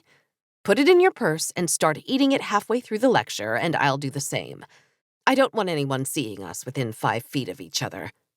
What about right now? I thought you were supposed to be keeping your distance. I was, but I snuck out the service entrance of my apartment and have spent the last 4 hours crisscrossing the city. If anyone followed me in here, then at least there's 2 of us to fend them off. I grabbed the apple and put it inside my work backpack. You do remember what happened the last time we ate these, don't you? Aren't you worried about more of your memories seeping into my mind? No, last time was different. As long as you don't do something crazy, this is just going to be like using a walkie-talkie. Fine.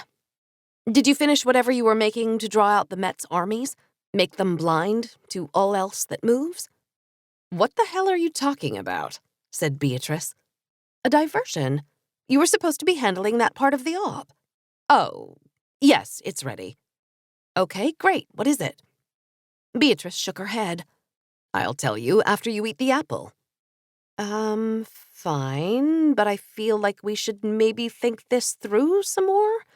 We're talking about the Met here, not some 2-bit pawn shop we're robbing, and we don't even know what we're supposed to steal. Just trust me, okay? Besides, we have the combined magic of alchemy and GPS tracking, do we not? They won't know what hit them. I wanted to push her for more details, but before I could, she got up from the chair and retreated back into the darkness from whence she came. Ladies and gentlemen, without further ado, the impeccable Dahlia DeWick.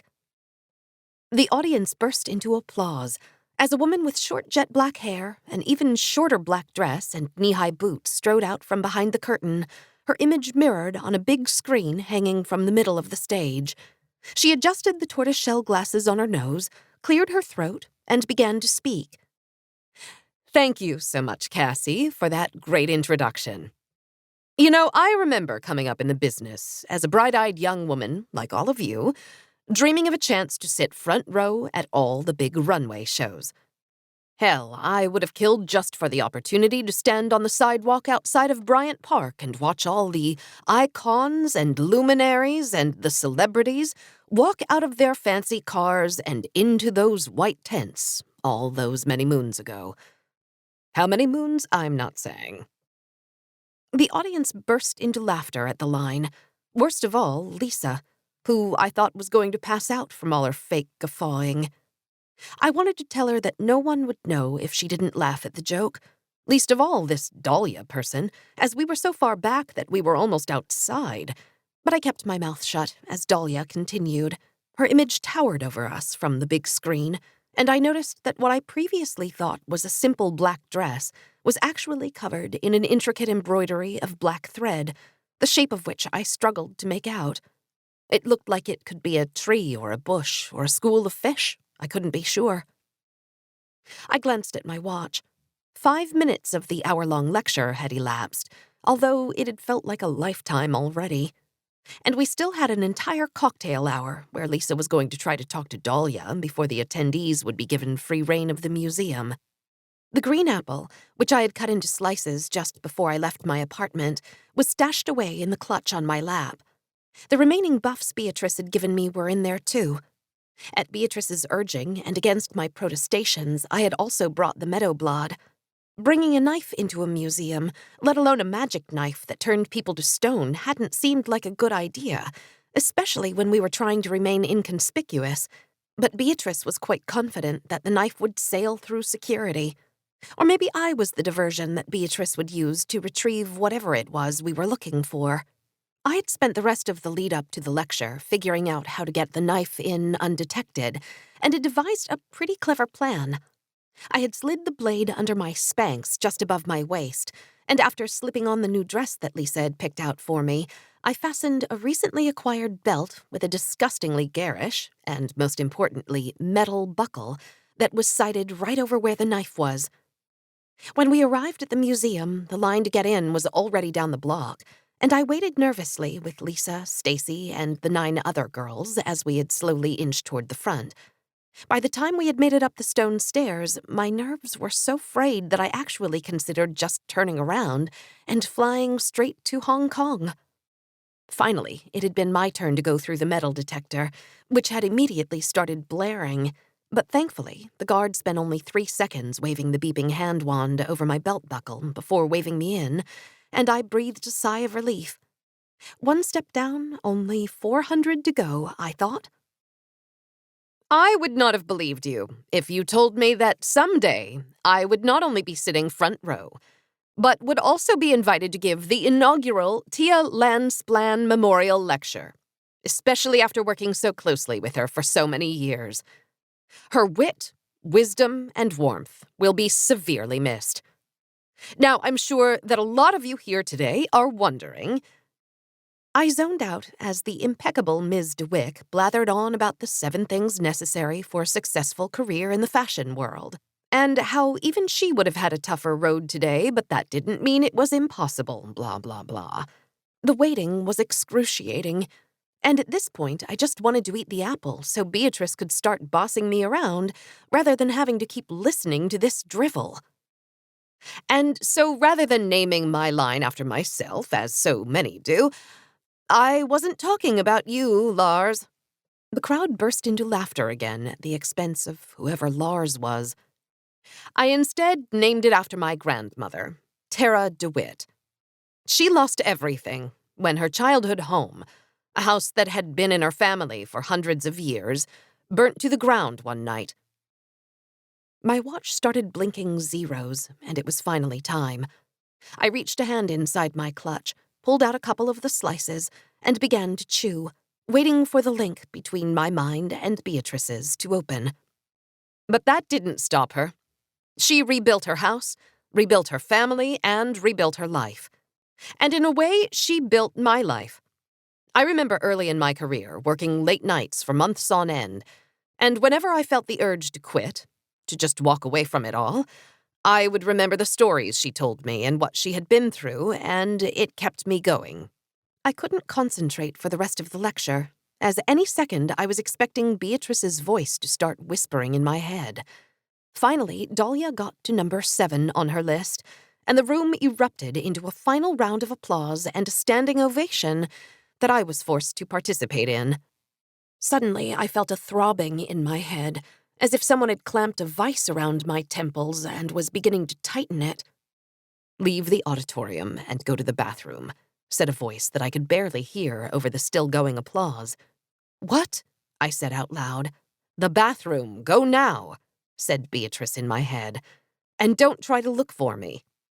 "Okay," I thought back as I slid out of the row past Lisa, who had an annoyed look on her face. "Sorry, just want to get to the bathroom before it becomes a mob scene," I said to her. I didn't wait for a reply or look back, and thanks to our terrible seats, a few seconds later I had cleared the auditorium and entered the foyer, which had been elaborately decorated with gowns from Dahlia's line and pictures of her with various celebrities. "Okay, I'm out of the auditorium. Where's the bathroom?" I thought.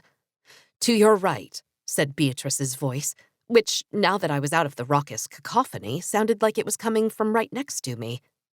"Why can I hear you so well?" I asked her. "Been trying to improve the effectiveness of the apples. I have a small plot of land upstate where I hid the tree." "What? If you had your own apples this whole time, why did you post that quest to go to the orchard?" "Focus, Jen. And you already know the answer, because I can't go back there, and I didn't want to waste my own apples on an experiment." "Fine, I'm in the bathroom," I said. "Good. Go into the 3rd stall and open the toilet tank. There's an envelope taped at the top for you." I walked over to the stall, which thankfully was empty, and locked myself inside. The porcelain lid on the tank was heavy, and I slid it off its moorings to see the promised envelope. I pulled it free and pushed the lid closed again before sitting down on the seat. "What is this?" I asked. "Notes, for your friends. Go out to the reception and give one to Lisa and the other to Stacy, and then meet me in the Egyptian wing." "What? Why do I need to—" I opened the envelope and pulled out 2 folded sheets. I slowly unfurled one, only to see the familiar dark black ink scrawled across the paper. 28. Words with Friends. The good thing about egotistical men is that they are so easy to control. I delivered so many papers to Hamilton, and what did he go and do? He used them all. By my count, Madison wrote 29, John J. 5, and Hamilton wrote 10 on his own, taking all of mine for a staggering total of 51. "Don't read them," said Beatrice, her voice booming in my head. "Put them back in the envelope and go deliver them." I complied, but my hand was gripping the papers so hard I thought I would tear the notes in two. "What do they say?" I shouted in my mind. "You don't want to know," said Beatrice. "Yes, I think I do, seeing as they involve my friends. Friends you don't even like. Friends who you think keep you around because they pity you." How did she know that? We don't have time to play this game, Jen. You saw my memories, I saw yours, remember? Your friends are the diversion you asked about earlier, and anyway, we have a contract. I fulfilled my end, and now it's time for you to fulfill yours. I never thought that meant that you would make me. You can make your excuses and your apologies later, but now you will do what I ask. Why does it have to be them? There are hundreds of people here. Any one of them would do. No, they won't. The ink needs a name to work. It can't just be a random person. And I wasn't about to bring the ink here to write a note on the fly, so I leave you to it now and trust that you'll get the job done. The throbbing subsided, and I was alone again with just my thoughts and the notes. I stared at the envelope, wondering what commands Beatrice had written for Lisa and Stacy. Would the notes just make them start yelling uncontrollably so they would be escorted out? Or something far, far worse, like a death note? No, she wouldn't go that far. It wasn't necessary, and would probably cause even more of a scene. I could just run away. Maybe if I got far enough, the apples would stop working and she wouldn't be able to find me. I held up my hand and felt the ring tug my finger gently forward. I could resign myself to wearing this stupid thing for the rest of my life if it meant stopping Beatrice from ruining tonight. I would go to the airport now, fly to London, meet Duncan in Paris, go straight to Hong Kong, and then never return. I would find the quest board in Hong Kong and then grind my way up so that if I ever felt this ring tug on my finger again, I would be ready for her. My hand trembled as I lifted the seat, and I held the envelope over the open toilet. All I had to do was let go. Let go and run. Run and never look back. No, I couldn't. It was too late. The plan was already in my head. If I ran, as soon as Beatrice came back into my mind and I didn't answer, she'd know what I was going to do. I doubted if I could even get out of the museum. I put the envelope in my clutch and opened the stall to see Stacy washing her hands at the sink. She spotted me in the mirror and turned around. "Oh, hi, JJ," she said. "That was a great talk, don't you think?" I walked over to the sink next to her and started to wash my hands, the pounding of my heart so loud it sounded like someone had pulled it from my chest and held it up to my ears. "Oh, yeah, it was, interesting, but I'm looking forward to getting to walk around the museum a little bit. Haven't been here in ages." "Well, don't take too long. Lisa wants an early night tonight so we don't miss our flight at 6 tomorrow morning." "Right," I said. I walked over to the hand dryer and debated whether to give Stacy the note now. It didn't sound like there was anyone else in the bathroom, which would make things simpler. But with the reception about to begin, she might start going crazy in front of everyone. I looked over, and Stacy was still at the sink, fixing her hair. I wasn't going to get a better shot. It had to be now. I opened my clutch and pulled out both notes. Looking at the ink through the paper, I could see the one that had Stacy's name at the beginning, and slid the other one away. I walked back over to Stacy and held out the note. "What's this?" she said, giving me a funny look. "Oh, it's just a little note I wrote. Was feeling sentimental, thinking about how much we've changed since you guys walked by my dorm room that day." "JJ, that's so sweet." I'll save this for the plane ride tomorrow morning. I really need to get back out there. Lisa's going to try to talk to Doll. Would you mind reading it now? I don't want you to forget. Oh, okay, she said, unfolding the note. I bit my lip as Stacy began to read. The note looked short, and in a few seconds, Stacy looked back up at me with a confused expression on her face. JJ, what? Stacy's eyes suddenly turned glassy as the command activated, and without another word, she sprinted out of the bathroom. Stace, where are you going? I yelled after her, but she was gone. The first note is away, I said loudly in my head, and felt the familiar pressure return. Good, said Beatrice. Now go give the other one quickly. We won't have a big enough window if you don't. Okay, I said, and she was gone again. I put Stacy out of my mind and walked out of the bathroom. The reception was bustling with women in incredibly high heels and dressed to the nines, who were still making their way out of the lecture. If Stacy had caused a scene, it must have been a minor one, because everyone was acting normal. A server passed by with a tray of champagne flutes, and I grabbed one in stride, taking a long sip as I continued to scan the room for any sign of Lisa, but didn't see her. I walked over to a set of blown-up photographs I had seen earlier, which were mounted on easels and relatively unattended. An older-looking woman stood stoically in front of a young girl in pigtails on a random city street. I didn't need to read the caption to figure out that it was a Tara DeWitt and a young Dahlia, as the woman and her granddaughter, as she was now, bore many of the same features. I heard a small commotion as the actual Dahlia entered the foyer on the far side of the room. She had changed out of the boots and was now sporting a pair of incredibly high platform heels and a jewel-studded handbag. A gaggle of women had already made their way over to pay homage to her, so I left the photos and walked to the periphery of the gathering, note in hand, hoping to see Lisa. I spotted her after a few seconds, slowly pushing her way toward Dahlia. If she got to Dahlia before I got to her, I would lose my chance, so I started politely elbowing my way through the outer circle of the group until I reached her. Lise, there you are. Been looking all over for you. Listen, can I talk to you for a sec? 1 minute, JJ. Just want to try to say hello to Dahlia. She lurched forward, further into the crowd, but I grabbed her by the arm and held her back. JJ, what the fuck are you? I held the note in front of her face and watched as the hard expression softened into the glossy mask that Stacy had also worn. All fight drained out of Lisa, and she took the note from my hand without a word, before sprinting away and almost knocking over a waitress carrying a full tray of champagne. A sudden wave of despondency came over me, and I brought my hand up to my eyes to block the tears that were forming, but it was too late. I had sacrificed my 2 friends on the questing altar. And for what? A pat on the back from a murderer?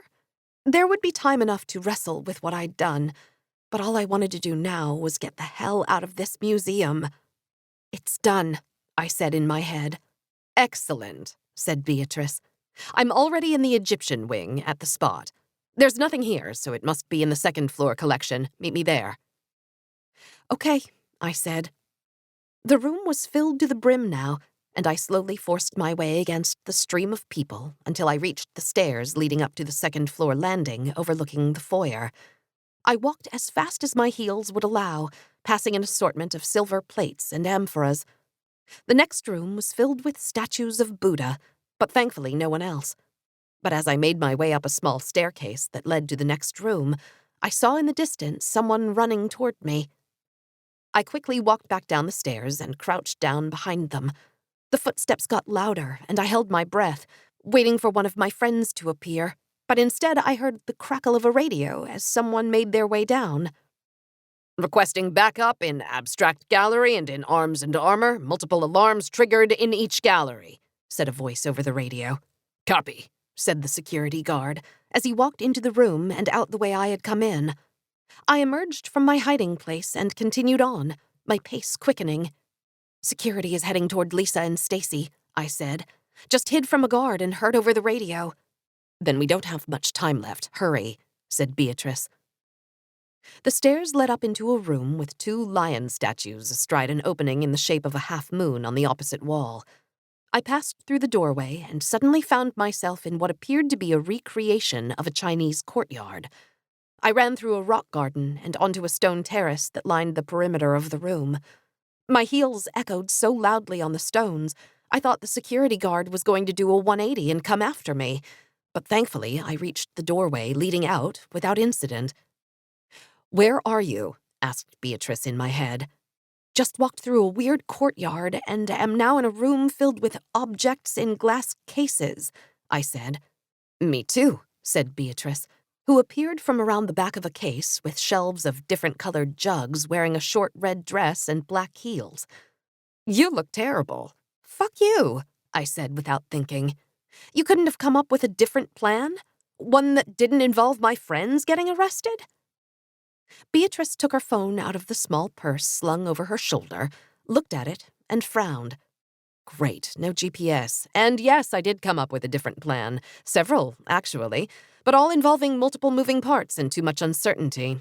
Seems like I was right anyway. We are where we need to be, and our escape should be relatively easy thanks to Lisa and Stacy." "I don't care about any of it."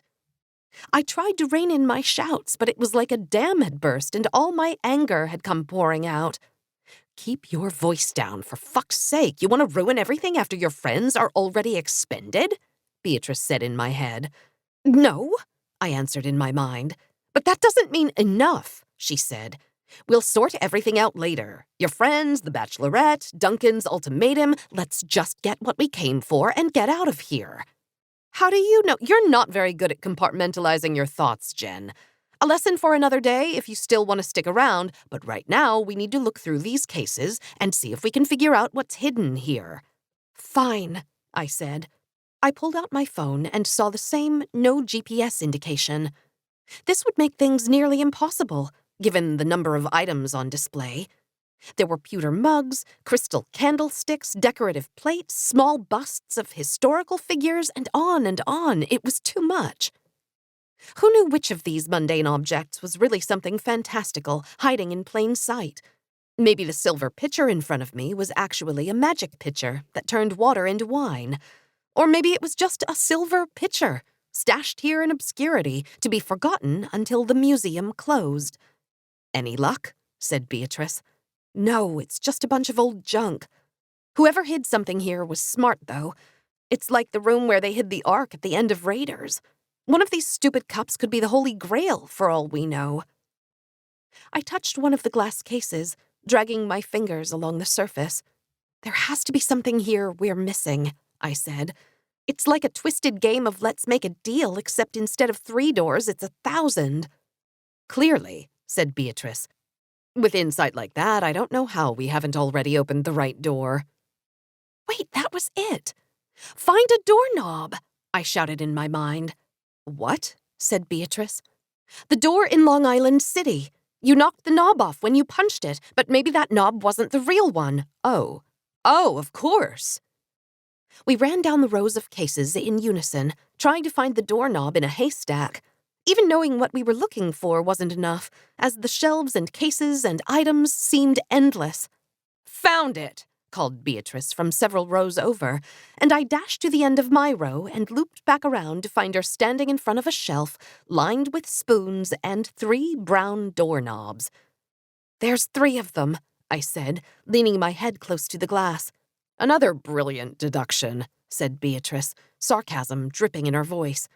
"I'm glad I brought you tonight." "Shut it, okay?" I snapped, and Beatrice went quiet. The doorknobs were lined up in a neat row, the dark brown mottled with white streaks. A tiny card affixed to the glass read, "Doorknobs, circa 1850. "Smash and grab job, huh?" I said, rapping on the glass with my knuckle. "Slightly more complicated than that," Beatrice said, fiddling with her amethyst ring. "Not sure I won't smash the doorknobs, too, if I use this." She slid off that ring and put it on her left pinky finger, before sliding off her rock of an engagement ring, too. "You're going to cut through the glass with that?" I asked. "I thought that only worked in the movies." "No, I'm taking these off so I can get a better grip on the meadowblad. You have it, right?" "Yep, snuck it through security in my just give it to me, please." "Fine," I said, unbuckling my belt so I could pull up my dress. What the hell are you doing? Beatrice said, turning away. I told you I hid the knife in my Spanx under the belt buckle. I thought it was a pretty neat— The meadow blot isn't made of metal. It wouldn't have set off the detector. Oh, I said. I pulled the knife free and handed it to Beatrice, who flipped it around and gripped the leather sheath. Okay, no more talking from here on out. Put your belt back on and get ready to leave. You remember the exit route? Yes, I said. But what about Lisa and Stacy? What about them? I'm sure they'll let them out of whatever holding cell they're in by the morning. The command should have worn off as soon as they finished their tasks. And if it hasn't? I said. Well, then they might go insane from the command echoing in their ears all night. But that likely didn't happen. Anyway, don't contact me until you get back. And if the trip gets canceled, wait a week before reaching out. Unless you need bail money for your friends. How generous of you. That's the thing I love about this job, all the unexpected perks. Beatrice rolled her eyes at me and shook her head before taking a small piece of plastic out of her bag. She unwrapped what I assumed was one of her strength buffs, popped it in her mouth, and began to chew. Stand back. She tapped the ivory handle against the glass in front of the knobs 3 times before drawing her arm back, and in one smooth motion, smashing the knife handle against the case. Beatrice withdrew her now bloodied hand out of the newly formed opening and handed the knife back to me, which I quickly stuffed back under my Spanx before putting on my belt again. Shit, she said. Too much force. She reached her hand back into the opening and carefully retrieved the doorknobs one by one, placing them in her bag. Thought there would be an alarm. The blaring interrupted the thought, and I slowly backed away from Beatrice before turning and walking out of the maze of cases. See you on the other side, she said. And Jen? What? I said, reaching the staircase at the end of the gallery. If you don't come back from Paris, I'll still find you. Eventually. 29. A light in the dark. Delaware has ratified, and I am confident we will reach 9 by the end of next year. There is now the matter of what to do with the last guild seat. Somehow I made it down the stairs, through the Egyptian section, and out a side door with no one the wiser. I quickly caught a cab that had just crossed the park, and we sped away from the museum. The raid was finally over, but any thoughts of escaping from Beatrice's clutches had been squashed in an instant. If I somehow still made it to Paris, what was I going to say to Duncan? Hey, sorry I don't want to be with you. My secret evil alchemy mentor has locked me down in a 2-year contract, but I'll touch base with you when it's over? Maybe I just wouldn't go at all. The one silver lining of this disaster of a night was that the rest of the Bachelorette was likely cancelled. I pulled out my phone and was greeted with a wall of text messages from the other girls at the lecture. Anyone seen Lisa? Where's Lisa? Can't find Stacy or Jen either. No one picking up their phones. Just talked to security. Lisa knocked down several suits of armor. They've taken her to local precinct. WTF, she wasn't even that drunk. Stacy's there too. She took an abstract painting off wall. I don't understand. I was with Lisa in the foyer. She was fine. What about Jen? Nothing. Where's Jen? Haven't seen her, but security didn't mention her. Shit. Someone call the airline. I'll go over to see if I can get them out. I put down my phone and tried to convince myself it would all be fine. People got drunk all the time at famous museums and knocked over priceless artwork, right? That wouldn't even merit a mention on the bottom of page 6. And maybe they wouldn't remember that I was the one who gave them the notes. But I couldn't lie to myself, couldn't try to brush away what I'd done. And I buried my face in my hands and began to sob. Got to do.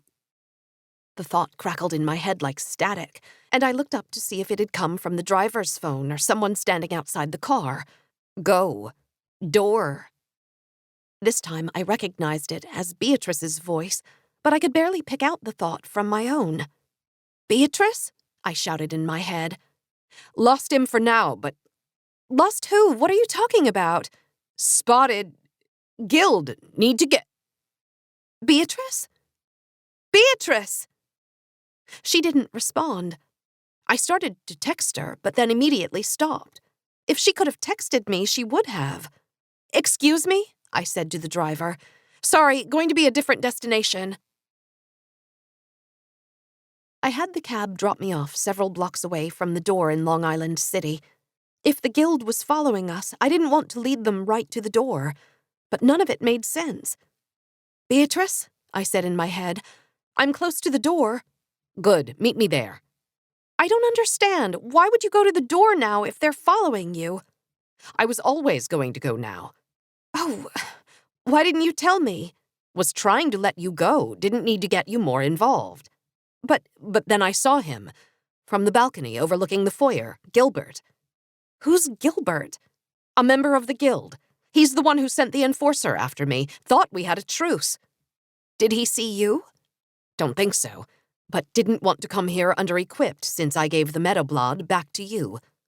"Oh, got it." I turned the corner and saw Beatrice already standing next to the door, confirming that the piece of tape I had placed there weeks ago was still there. She was holding the doorknobs and considering the empty socket in the door where one of the knobs would hopefully fit. "Hi," she said. "Hi. So you're just going to put one of these in and magically the door will now open?" "Pretty much. But to where, I'm not sure." "What do you mean?" "These aren't just doorknobs, Jen. They're the key to a portal. They're made of vivorium." My eyes widened. "What? So wait, the door will open to somewhere else?" "Yes. That's why I couldn't open the door before with the knob that was already here. The question is, which one is the right one?" She took one of the doorknobs, fitted it into the socket, and slowly turned it as she pushed on the door. It didn't move. Not that one. Let's try the second one." Beatrice removed the first knob and replaced it with the second one, and again turned the knob and pushed.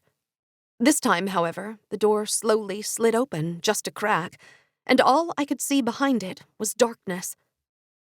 Beatrice peered into the opening and pushed the door inward another few inches before gingerly moving her arm across the threshold and then withdrawing it. Doesn't feel like my arm went anywhere. Same thing happened with my finger when I played Polly's shell game. It was like I was sticking my finger in an empty tube. Well, we'll just have to take the plunge and see what happens. Ready? I nodded. Yes. Then let's go. Beatrice opened the door all the way, stepped into the darkness, and vanished from view. I waited for her to re-emerge and tell me it was all clear, but she didn't, and I stood on the precipice alone, deciding whether to move forward into the unknown or run back to try to pick up the pieces of my other life. The decision, just as when I agreed to be Beatrice's novice, was an easy one. I had run from so many things in my life, and knew that if I ran from this, I would never get the chance to come back. I held my breath, closed my eyes, and stepped through the doorway. I couldn't breathe. That was the first thing I noticed. I also couldn't see and couldn't tell if my eyes were opened or closed. It was as if someone had blindfolded me, spun me around, and tossed me into a tank of water. Up and down had no meaning, and my hands and legs searched for purchase on a solid surface, but just thrashed in the ether. Then, off in the distance, a small flicker appeared. I held my hand up to it, but it was far away and I still couldn't see anything else. The light grew larger, as if my body was being pushed toward it by some unseen force, until finally I saw it. A doorway. I tumbled forward onto a hard wooden floor and gulped in a huge breath. Beatrice was standing above me, fist cocked as if she was ready to knock my head off. "Sorry, you took so long to come through that I thought Gilbert had gotten you." She opened her fist and I grabbed her hand to pull myself up, taking in our new surroundings. The room was dark, but for the light coming from Beatrice's phone flashlight, which was on the floor. It was a small room, maybe 7 steps across in length. Pairs of boarded-up windows framed doors on all 4 walls. Beatrice let go of my hand and pushed the door we had come through closed with a shove. A familiar brown doorknob with white modeling was in the socket on this side as well, but 2 of the 3 other sockets were empty.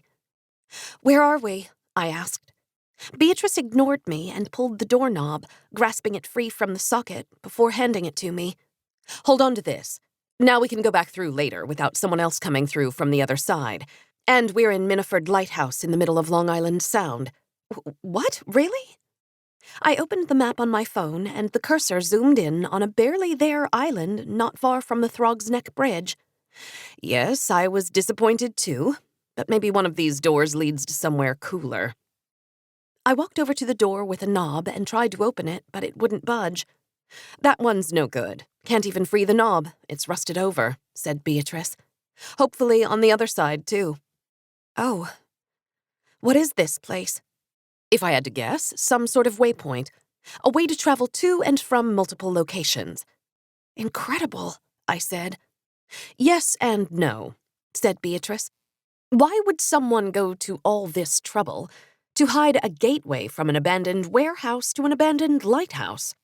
There has to be something else through one of these other doors."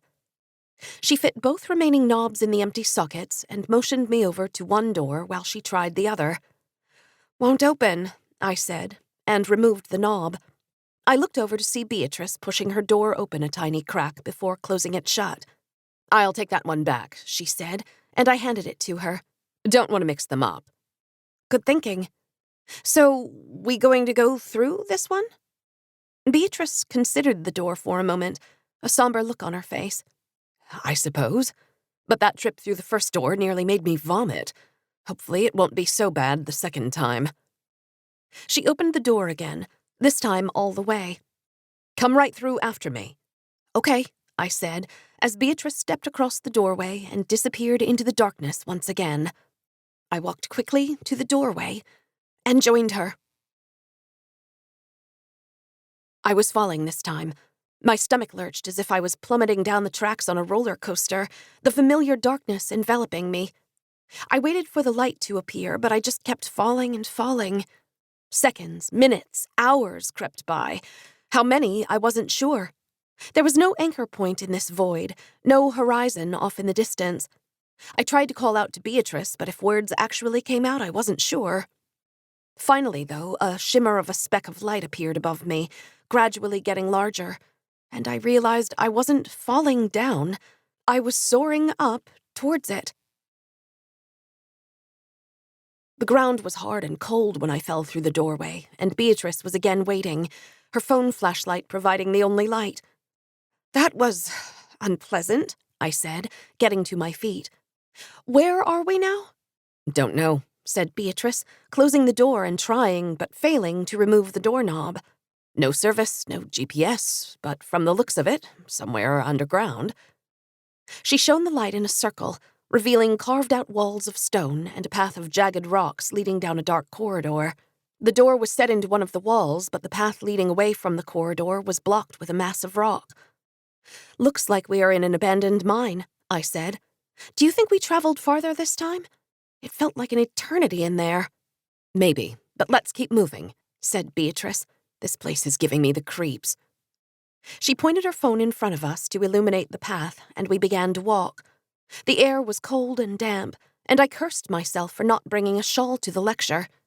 We must have looked ridiculous.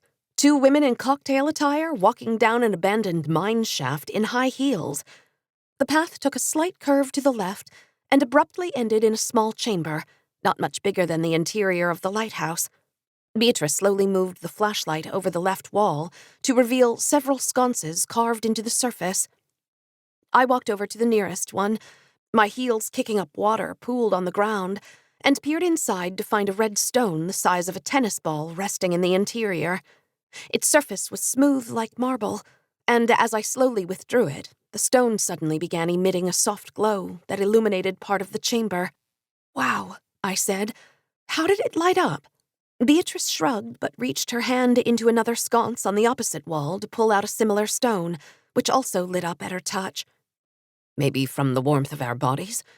Haven't seen something like this before."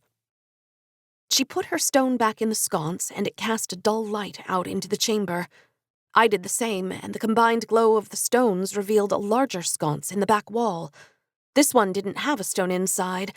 Instead, a large leather-bound book was propped up next to a wooden box. We ran to the back wall at the same time and nearly collided. Beatrice slowly removed the book from its resting place and opened to the first page, a look of excitement spreading across her face, before we were greeted with familiar handwriting written in green ink. Rita Fawn Ash, 1787. Beatrice flipped through the pages to reveal dated entries just like the 1777 diary we already had. "Ugh," she said, slamming her fist against the wall. For a second, just a second, I thought that we had hit on the mother lode, that this was where the guild had hidden its compendium. Instead, it's just another diary. "Maybe there's still something valuable in there?" I offered. I was disappointed too. We had made it all this way, messed up so many lives, traveled so far, only to be rewarded with another dusty book to read and a stupid wooden box. "Maybe," Beatrice said, putting the book back down in the sconce before picking up the box. It was simple, no ornate flourishes or intricate designs, just 6 pieces of wood stuck together with a metal latch on the front. "You take the book and I'll carry the box," Beatrice said. "I also want to take one of these light stones. Could be useful." Beatrice began to cough uncontrollably, and a second later I did as well. We both turned in horror to the entrance of the chamber to see smoke flowing out of a small metal object. I grasped my chest as I stumbled forward onto the cold, wet ground and tried to bring my hand up to cover my face, but the smoke was overpowering, and I fell into a third black void. 30. Time's Scar. I see now that I may have been too hasty in my recruitment efforts. The 12th I will hide and then forget. The usual redundancies will be necessary, as they cannot be allowed to find it. Smoke lingered in the air as I slowly came to, but its sting forced my eyes shut.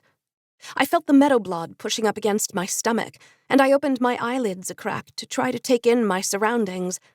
In front of me was a figure prone on the ground, but it wasn't a mop of blonde hair that I saw. It was one of fiery red. "Frankie," I croaked before a coughing fit seized me again. The figure didn't move, and it was then that I noticed that her hands were tied behind her back and her ankles bound together. I rolled over on my side to see Beatrice passed out on the ground to my left. Beatrice," I said with my hand over my mouth. I rolled over again until I was right next to her and shook her shoulder with my other hand. She thrashed back and forth several times before she too slowly opened her eyes and looked at me. "What's going on? What happened?" I shook my head. "I don't know. Must have been some sort of gas grenade. Knocked us out. And look there, it's Frankie, the woman with the tattoo. But she's tied up and unconscious." There was a panic in Beatrice's eyes that I had never seen before, but she quickly suppressed it and groped around for her bag at her side. She withdrew her hand and was holding something maroon wrapped in plastic. The vitality buff. Beatrice fumbled with the wrapping for almost 30 seconds before finally freeing the buff and handing it to me. "Here, take half." I pushed her hand away and shook my head. "No need. I brought the one you gave me." "Oh, good. Take it now." She popped the buff in her mouth and began to chew as I reached for my own in my bag. Within seconds, Beatrice was on her feet, the smoke seemingly having no effect on her. I found the maroon buff in my own bag and started chewing. It tasted like wet socks wrapped in week-old fish, but as soon as I swallowed, my eyes jolted open and I pushed myself up from the wet ground with ease. "It's gone," said Beatrice, who was standing at the back sconce, her elbow over her mouth. "What?" I said, careful not to breathe in too much of the smoke. "The diary?" "No, that's still here, but the box isn't. Shit! Should have opened it right away. Stay here with the girl. I'm going to go check up ahead." "What if whoever attacked us is still there?" "Then I'll handle them," said Beatrice, making a fist with her right hand. "Okay."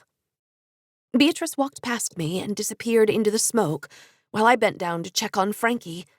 Her eyes were still closed, and I could see the slow rise and fall of her chest, along with raw red skin on her wrists.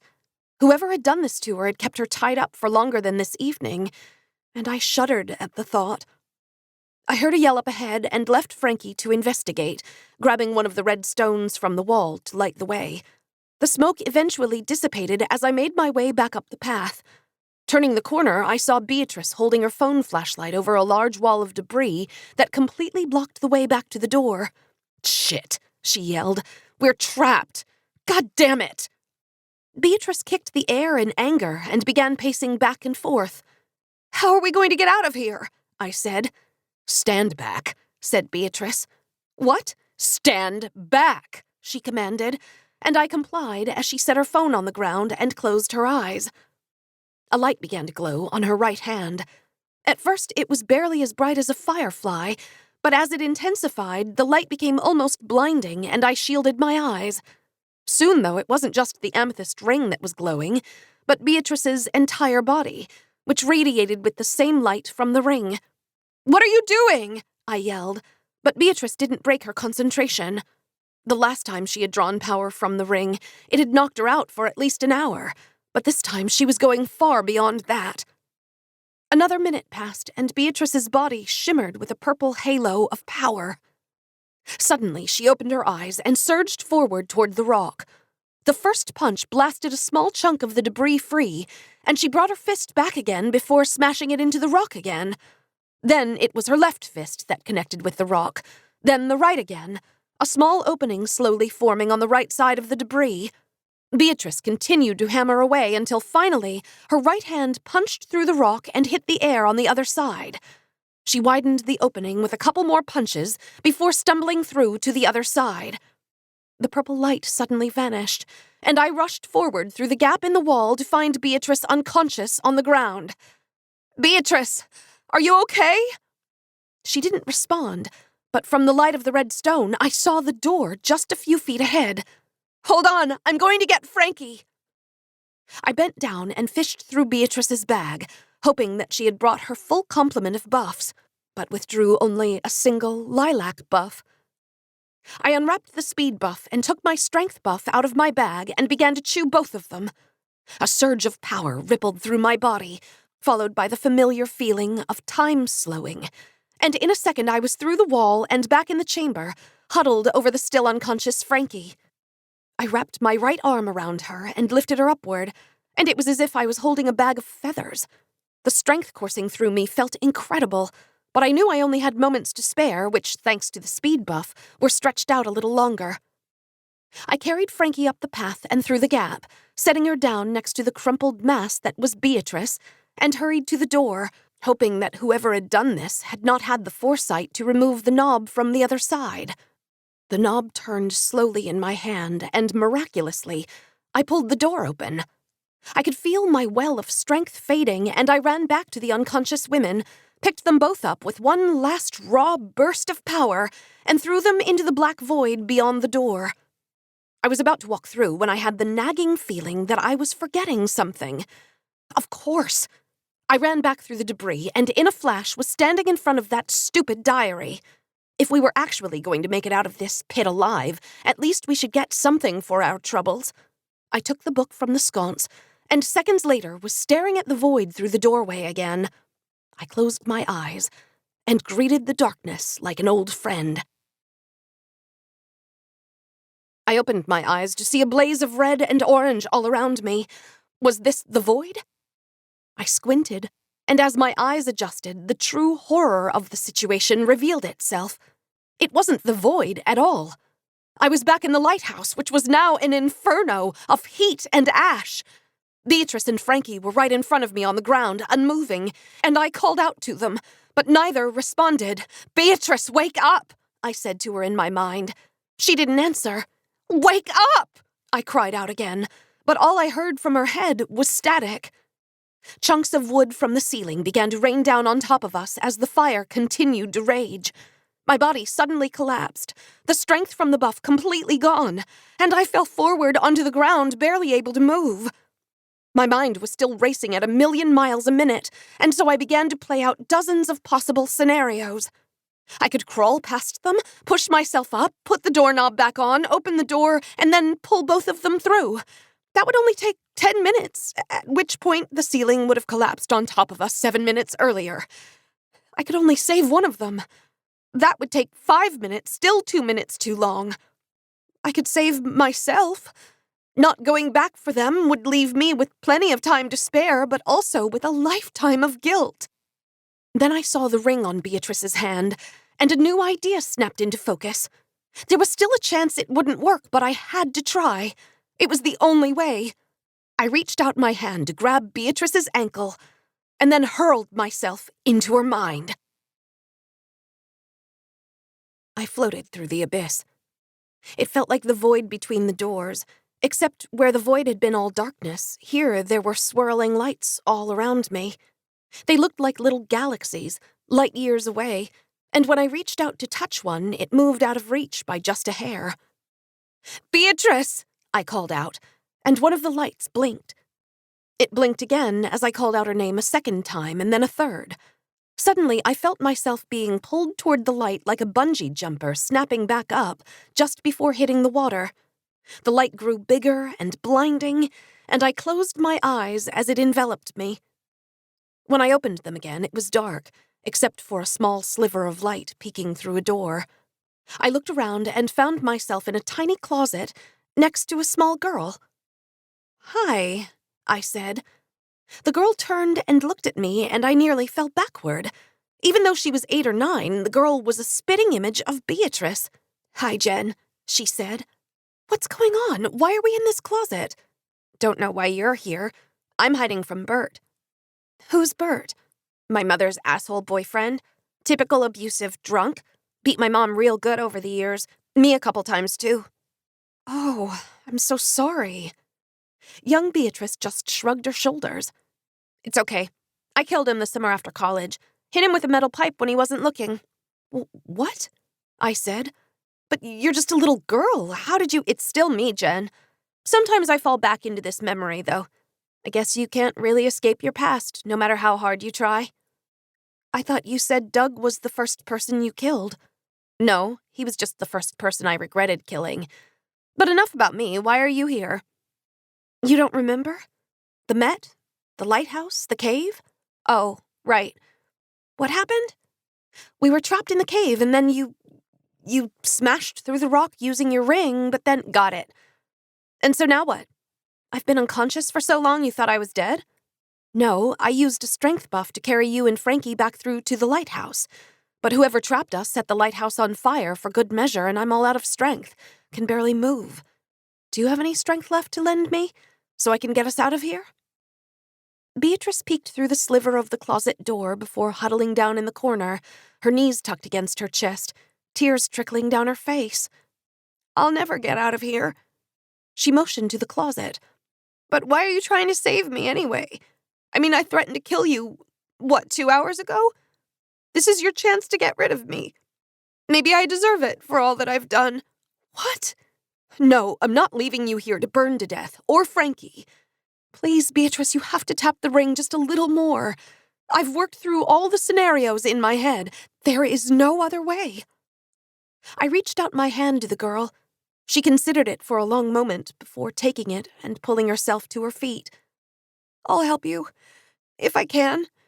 We're so far down in my mind, I don't know if I can reach her from here." "Reach who?" "You have to get out of here now. He's coming." Beatrice suddenly pushed me backward, but instead of hitting the closet wall, I was soaring back upward, through the galaxies of memories, and across the link to my own mind. The fire rampaged me as I opened my eyes again, my hand still gripping Beatrice's ankle. In front of me, Beatrice still lay unconscious, and I wondered if the whole thing had been a hallucination. But then a soft purple glow appeared around her hand, and it slowly surrounded Beatrice's entire body before spreading across to me. And as soon as it did, I felt a familiar surge of power. Except it wasn't like the buff I had eaten before. It was like my body was being filled with a river of strength, and I wanted it all. I opened myself to fully draw whatever power the ring had left to give me, but after only a second, which in my heightened state seemed to drag on forever, the glow vanished. I let go of Beatrice and stood up slowly, still holding the diary under my other arm, and reassessed the scene. The door to Long Island City was still intact, but the fire had already engulfed the wall. Would the door still work if it was on fire?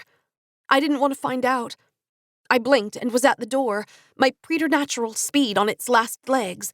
I fished the doorknob out of my purse and turned back to the unconscious women, a new set of choices playing out in front of me, but somehow they were even worse than before.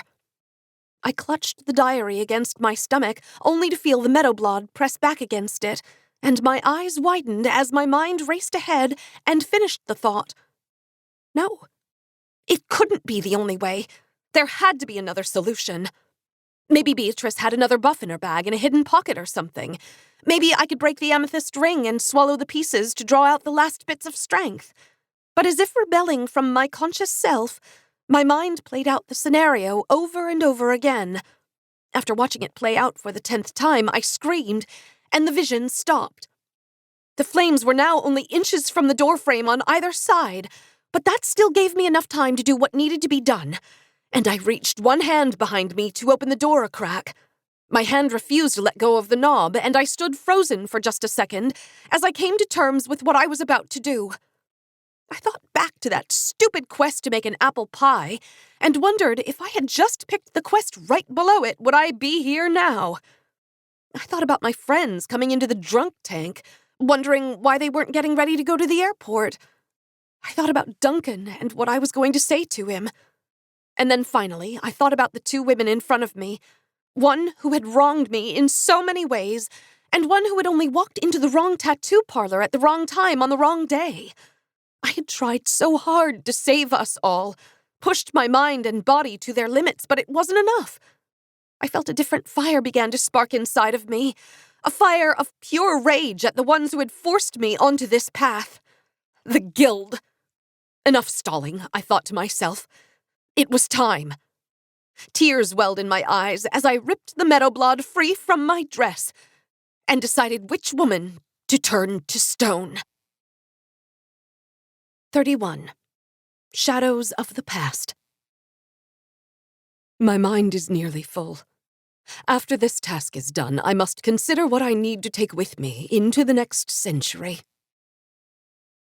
Once upon a time, I was a normal girl living in a normal world with normal friends, a normal job, and in love with a normal boyfriend. Now I only really had one of those things. The normal friends who had spent 2 nights in prison. The normal job, which I still had for now. The normal boyfriend, who had already flown all the way to Paris only to find out I wasn't coming. Once upon a time, I also stole a tattoo, slowed time, traveled through a magic door, and turned a woman into a statue. I sighed and took a sip of my tea as I waited on the patio on a chilly February morning for her to arrive. Finally, after I nearly reached the bottom of the mug, a chipper blonde approached the cafe and took the seat across from me. "Sorry I'm late," said Beatrice, her face flush. "Subway was a disaster." "No worries," I said. "I take it you have the book?" "Yep," she said, pulling out the diary that had cost us so much. "And?" It's a fascinating upheaval of what we thought we knew about the Constitutional Convention. But in terms of alchemy, it's a complete bust." "You cannot be serious," I said. "There's nothing in there? Not even a wisp of some new recipe? Why the hell was it hidden, then?" I'm not sure. Maybe whoever hid the box just wanted to stash this in the mine, too." I shook my head and nearly laughed at the role reversal. Ever since Beatrice had woken up from her near coma the next afternoon, she had been walking on eggshells around me. But that was exactly what I didn't want. After the Bachelorette fallout, what I needed more than anything was a friend. I felt my eyes begin to tear, which was becoming a common occurrence these days, and brought my hand up quickly to cover the evidence. "Are you really still upset about that girl? You didn't even know her. And anyway, we barely got out alive as it was." "I'm not like you," I nearly shouted. "I've never killed anyone before.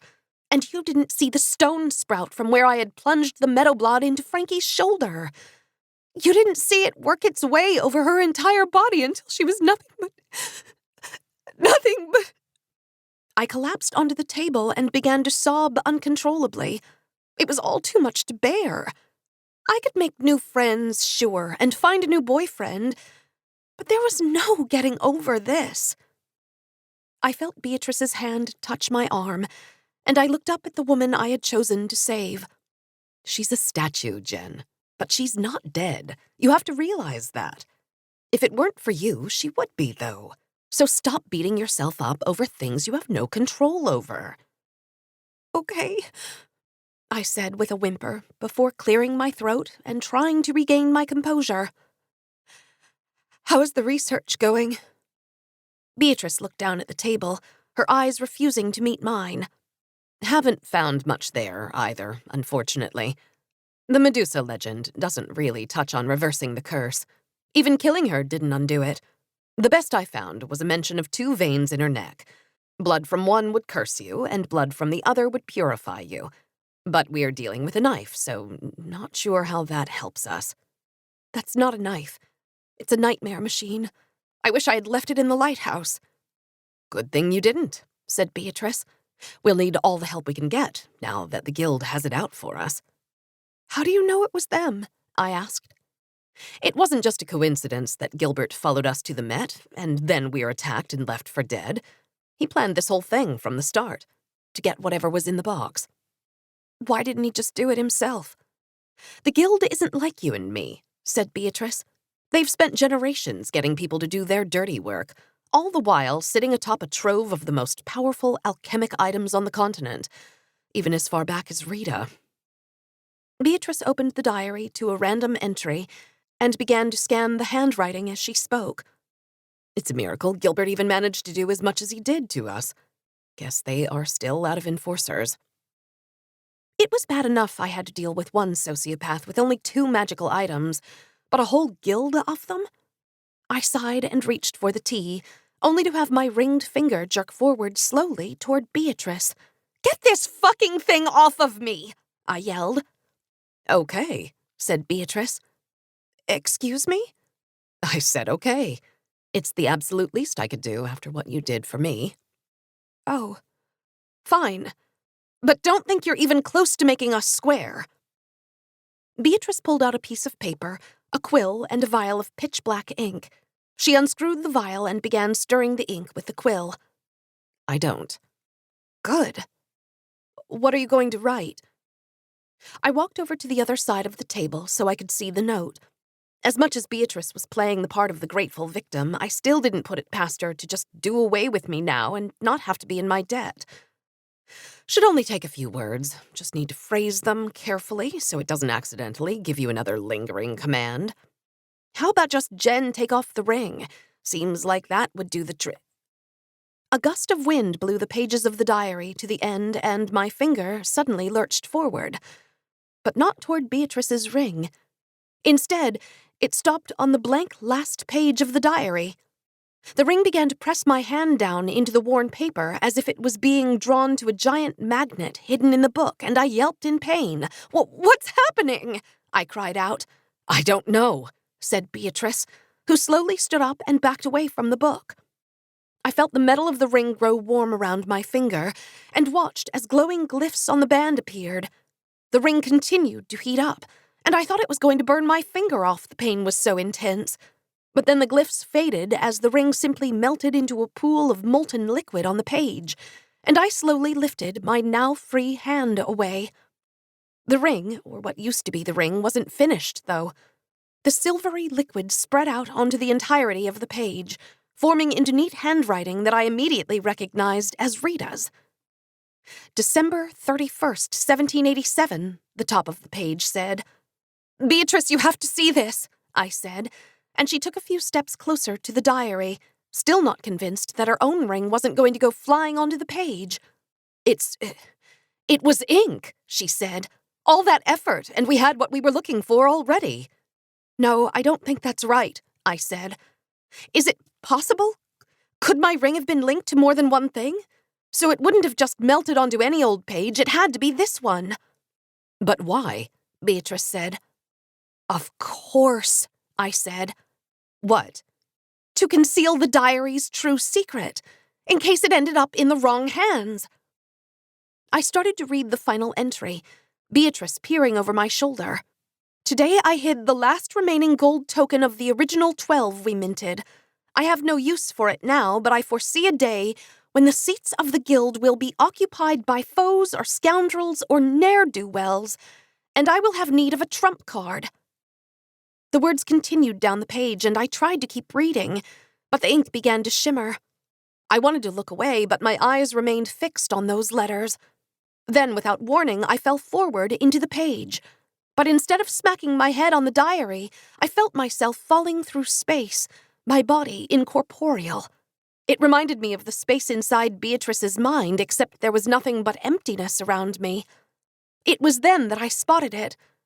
A single, solitary memory, so tiny that if it were a star in the night sky, it would be a speck thousands of light years away. The speck grew larger after a time, and I braced my mind for what was to come as it finally enveloped my being. The end of the year comes, and another begins, and I wonder how long this can continue. I always seem to get philosophical on December 31st. I suppose it is because the passing of time should always have meaning, even for someone like me, but it gets harder and harder with each successive turn of the calendar. Today I have a task to complete, though, one that I will need to forget by tomorrow. I put on my overcoat, making sure the letter is still there, and immediately pull up the hood. This will all be for naught if I am spotted as soon as I step foot onto the street. It is days like this one that I am glad I had the foresight to install the tunnel. It was expensive, and I did not fancy killing the laborers who built it, but it has served me well over the years. I pull back Volume 2 of Landowners Great Britain, and the bookcase creeps forward just a tad. The stairway is dark and the corridor darker, but I know my way. When I reach the end, the second set of stairs ascends sharply, and I find the catch on the bookcase's twin and push it outward. The townhouse is empty, as it should be. I purchased it a lifetime ago, and it has gotten very little use since. There is a door in the back that leads to a small garden. It is unkempt now, which is a pity, but I remember when all manner of flora were planted back there. In the kitchen is another door that leads to a winding alley, and it is the one I take today. I make my way onto Pearl Street and then head west along Wall Street before reaching William Street, which finally takes me to Hanover Square. The route is circuitous by design, and I convince myself that I have not been followed. I weave through the crowds to 11 Hanover Square. The bank is new, having been housed in Walton House until earlier this year. I much prefer the new location, as it does not allow William Walton easy access to snoop around. The lobby is empty, and I summon a young clerk from behind the counter. "Good morning, ma'am," he says. "What can I assist you with?" "I wish to deposit something in a safety deposit box," I tell him. "Certainly, ma'am. Does your husband already have an account with us?" "He does not. Did not, I should say, as he is no longer among the living." "Oh, my apologies, ma'am." "It's quite all right. Now, I am assuming there is a good deal of paperwork to fill out." "Yes, ma'am. You will need to open an account, which will need to be approved, of course, by the board, and after that you will be able to lease a box in our vault. There are many different— I am afraid that is not satisfactory nor convenient to my needs. I would like to deposit something today, not next year." "I am terribly sorry, ma'am, but we have protocols, you see. Protocols I am duty-bound to follow, so if you do not mind, we can just— "But I do mind," I say. "Let me suggest an alternative option." I pull the letter from my jacket pocket, unfold it, and walk over to the counter and pull out my quill and vial of ink. "Pardon me, what did you say your name was?" I ask the clerk. "It's Stewart, but I don't understand what—" "Thank you." I append Stewart's name to the beginning of the letter and hand the letter to him. His eyes glaze over as he reads the commands, and I suspect that the rest of this errand will go smoothly. Stewart escorts me wordlessly into the bowels of the bank, stopping in one room before leading me down a set of stairs, and then along a corridor until we reach a large iron door. It is locked, but Stewart has the key. The door swings open, and Stewart walks inside to light the oil lamp before retreating to just outside the door. He hands me another key, and I enter the room. It is lined with wooden rectangular boxes sitting on opposing shelves, all numbered with gold lettering. I light another lamp midway into the room before stopping at box number 42, which matches the number on the key. It fits snugly in the lock, and I open the lid to reveal an empty red velvet interior.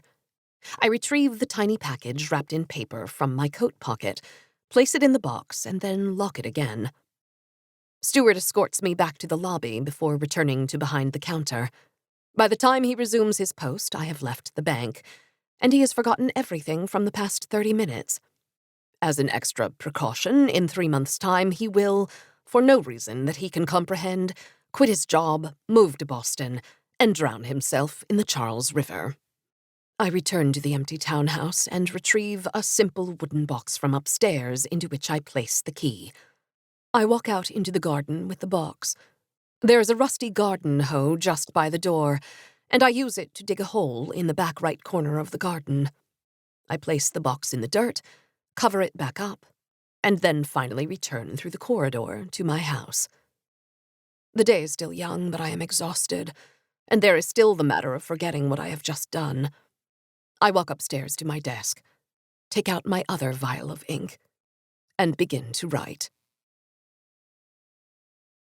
Wake up! The paper felt rough against my forehead, and my nose hurt from being pressed into the diary. I opened my eyes and slowly sat up to see Beatrice with a manic look in her eyes. What happened? I said. How long have I been out? 11 seconds, said Beatrice. I was trying to move you off of the page so I could read it, but it was like you were it was like your head was stuck to the diary. Oh. My mind was still hazy, trying to reorient myself. Wasn't I just upstairs at my desk writing in my diary? No, that wasn't right. It wasn't my diary, was it? It was hers. Rita's. But in my head there now sat a memory of a cold December morning of me, again not me, but Rita, hiding a gold token in a safe deposit box. I could replay the events of that morning over again, like they had occurred yesterday, and I could recall her thoughts and opinions as if they were my own. Beatrice suddenly closed the diary in a huff. The writing is just gibberish after the first sentence. I can't make heads or tails of it. What are you talking about? I said, opening the page a peek to see black ink smeared in patterns down to the very bottom. No, that's not right. It wasn't like... It was a memory. Her memory. Rita's. It's in my head now. I can see what she saw, remember what she thought. I know where the token is. Beatrice looked at me with a wide-eyed expression, as if I had just escaped from the psych ward. Where? She said. It's in a... Wait. Do you have our contract with you? She nodded and took it out of her bag. Rip it up, I said. What? Rip it up. I'm done being your novice. We are equals now, as far as I'm concerned. And if you want to know where the token is, then you'll do as I tell you. Fine, Beatrice said, tearing the papers in two before stacking the halves and tearing them again. Satisfied? Yes. I recounted the memory in exquisite detail, the scenes playing out in my head as if they were a movie, until finally I reached the end and let out a sigh. Incredible, said Beatrice. I never thought that these rings, that there was a way to... Amazing. So now what? Now, I said. Now it's time for us to take on the Guild.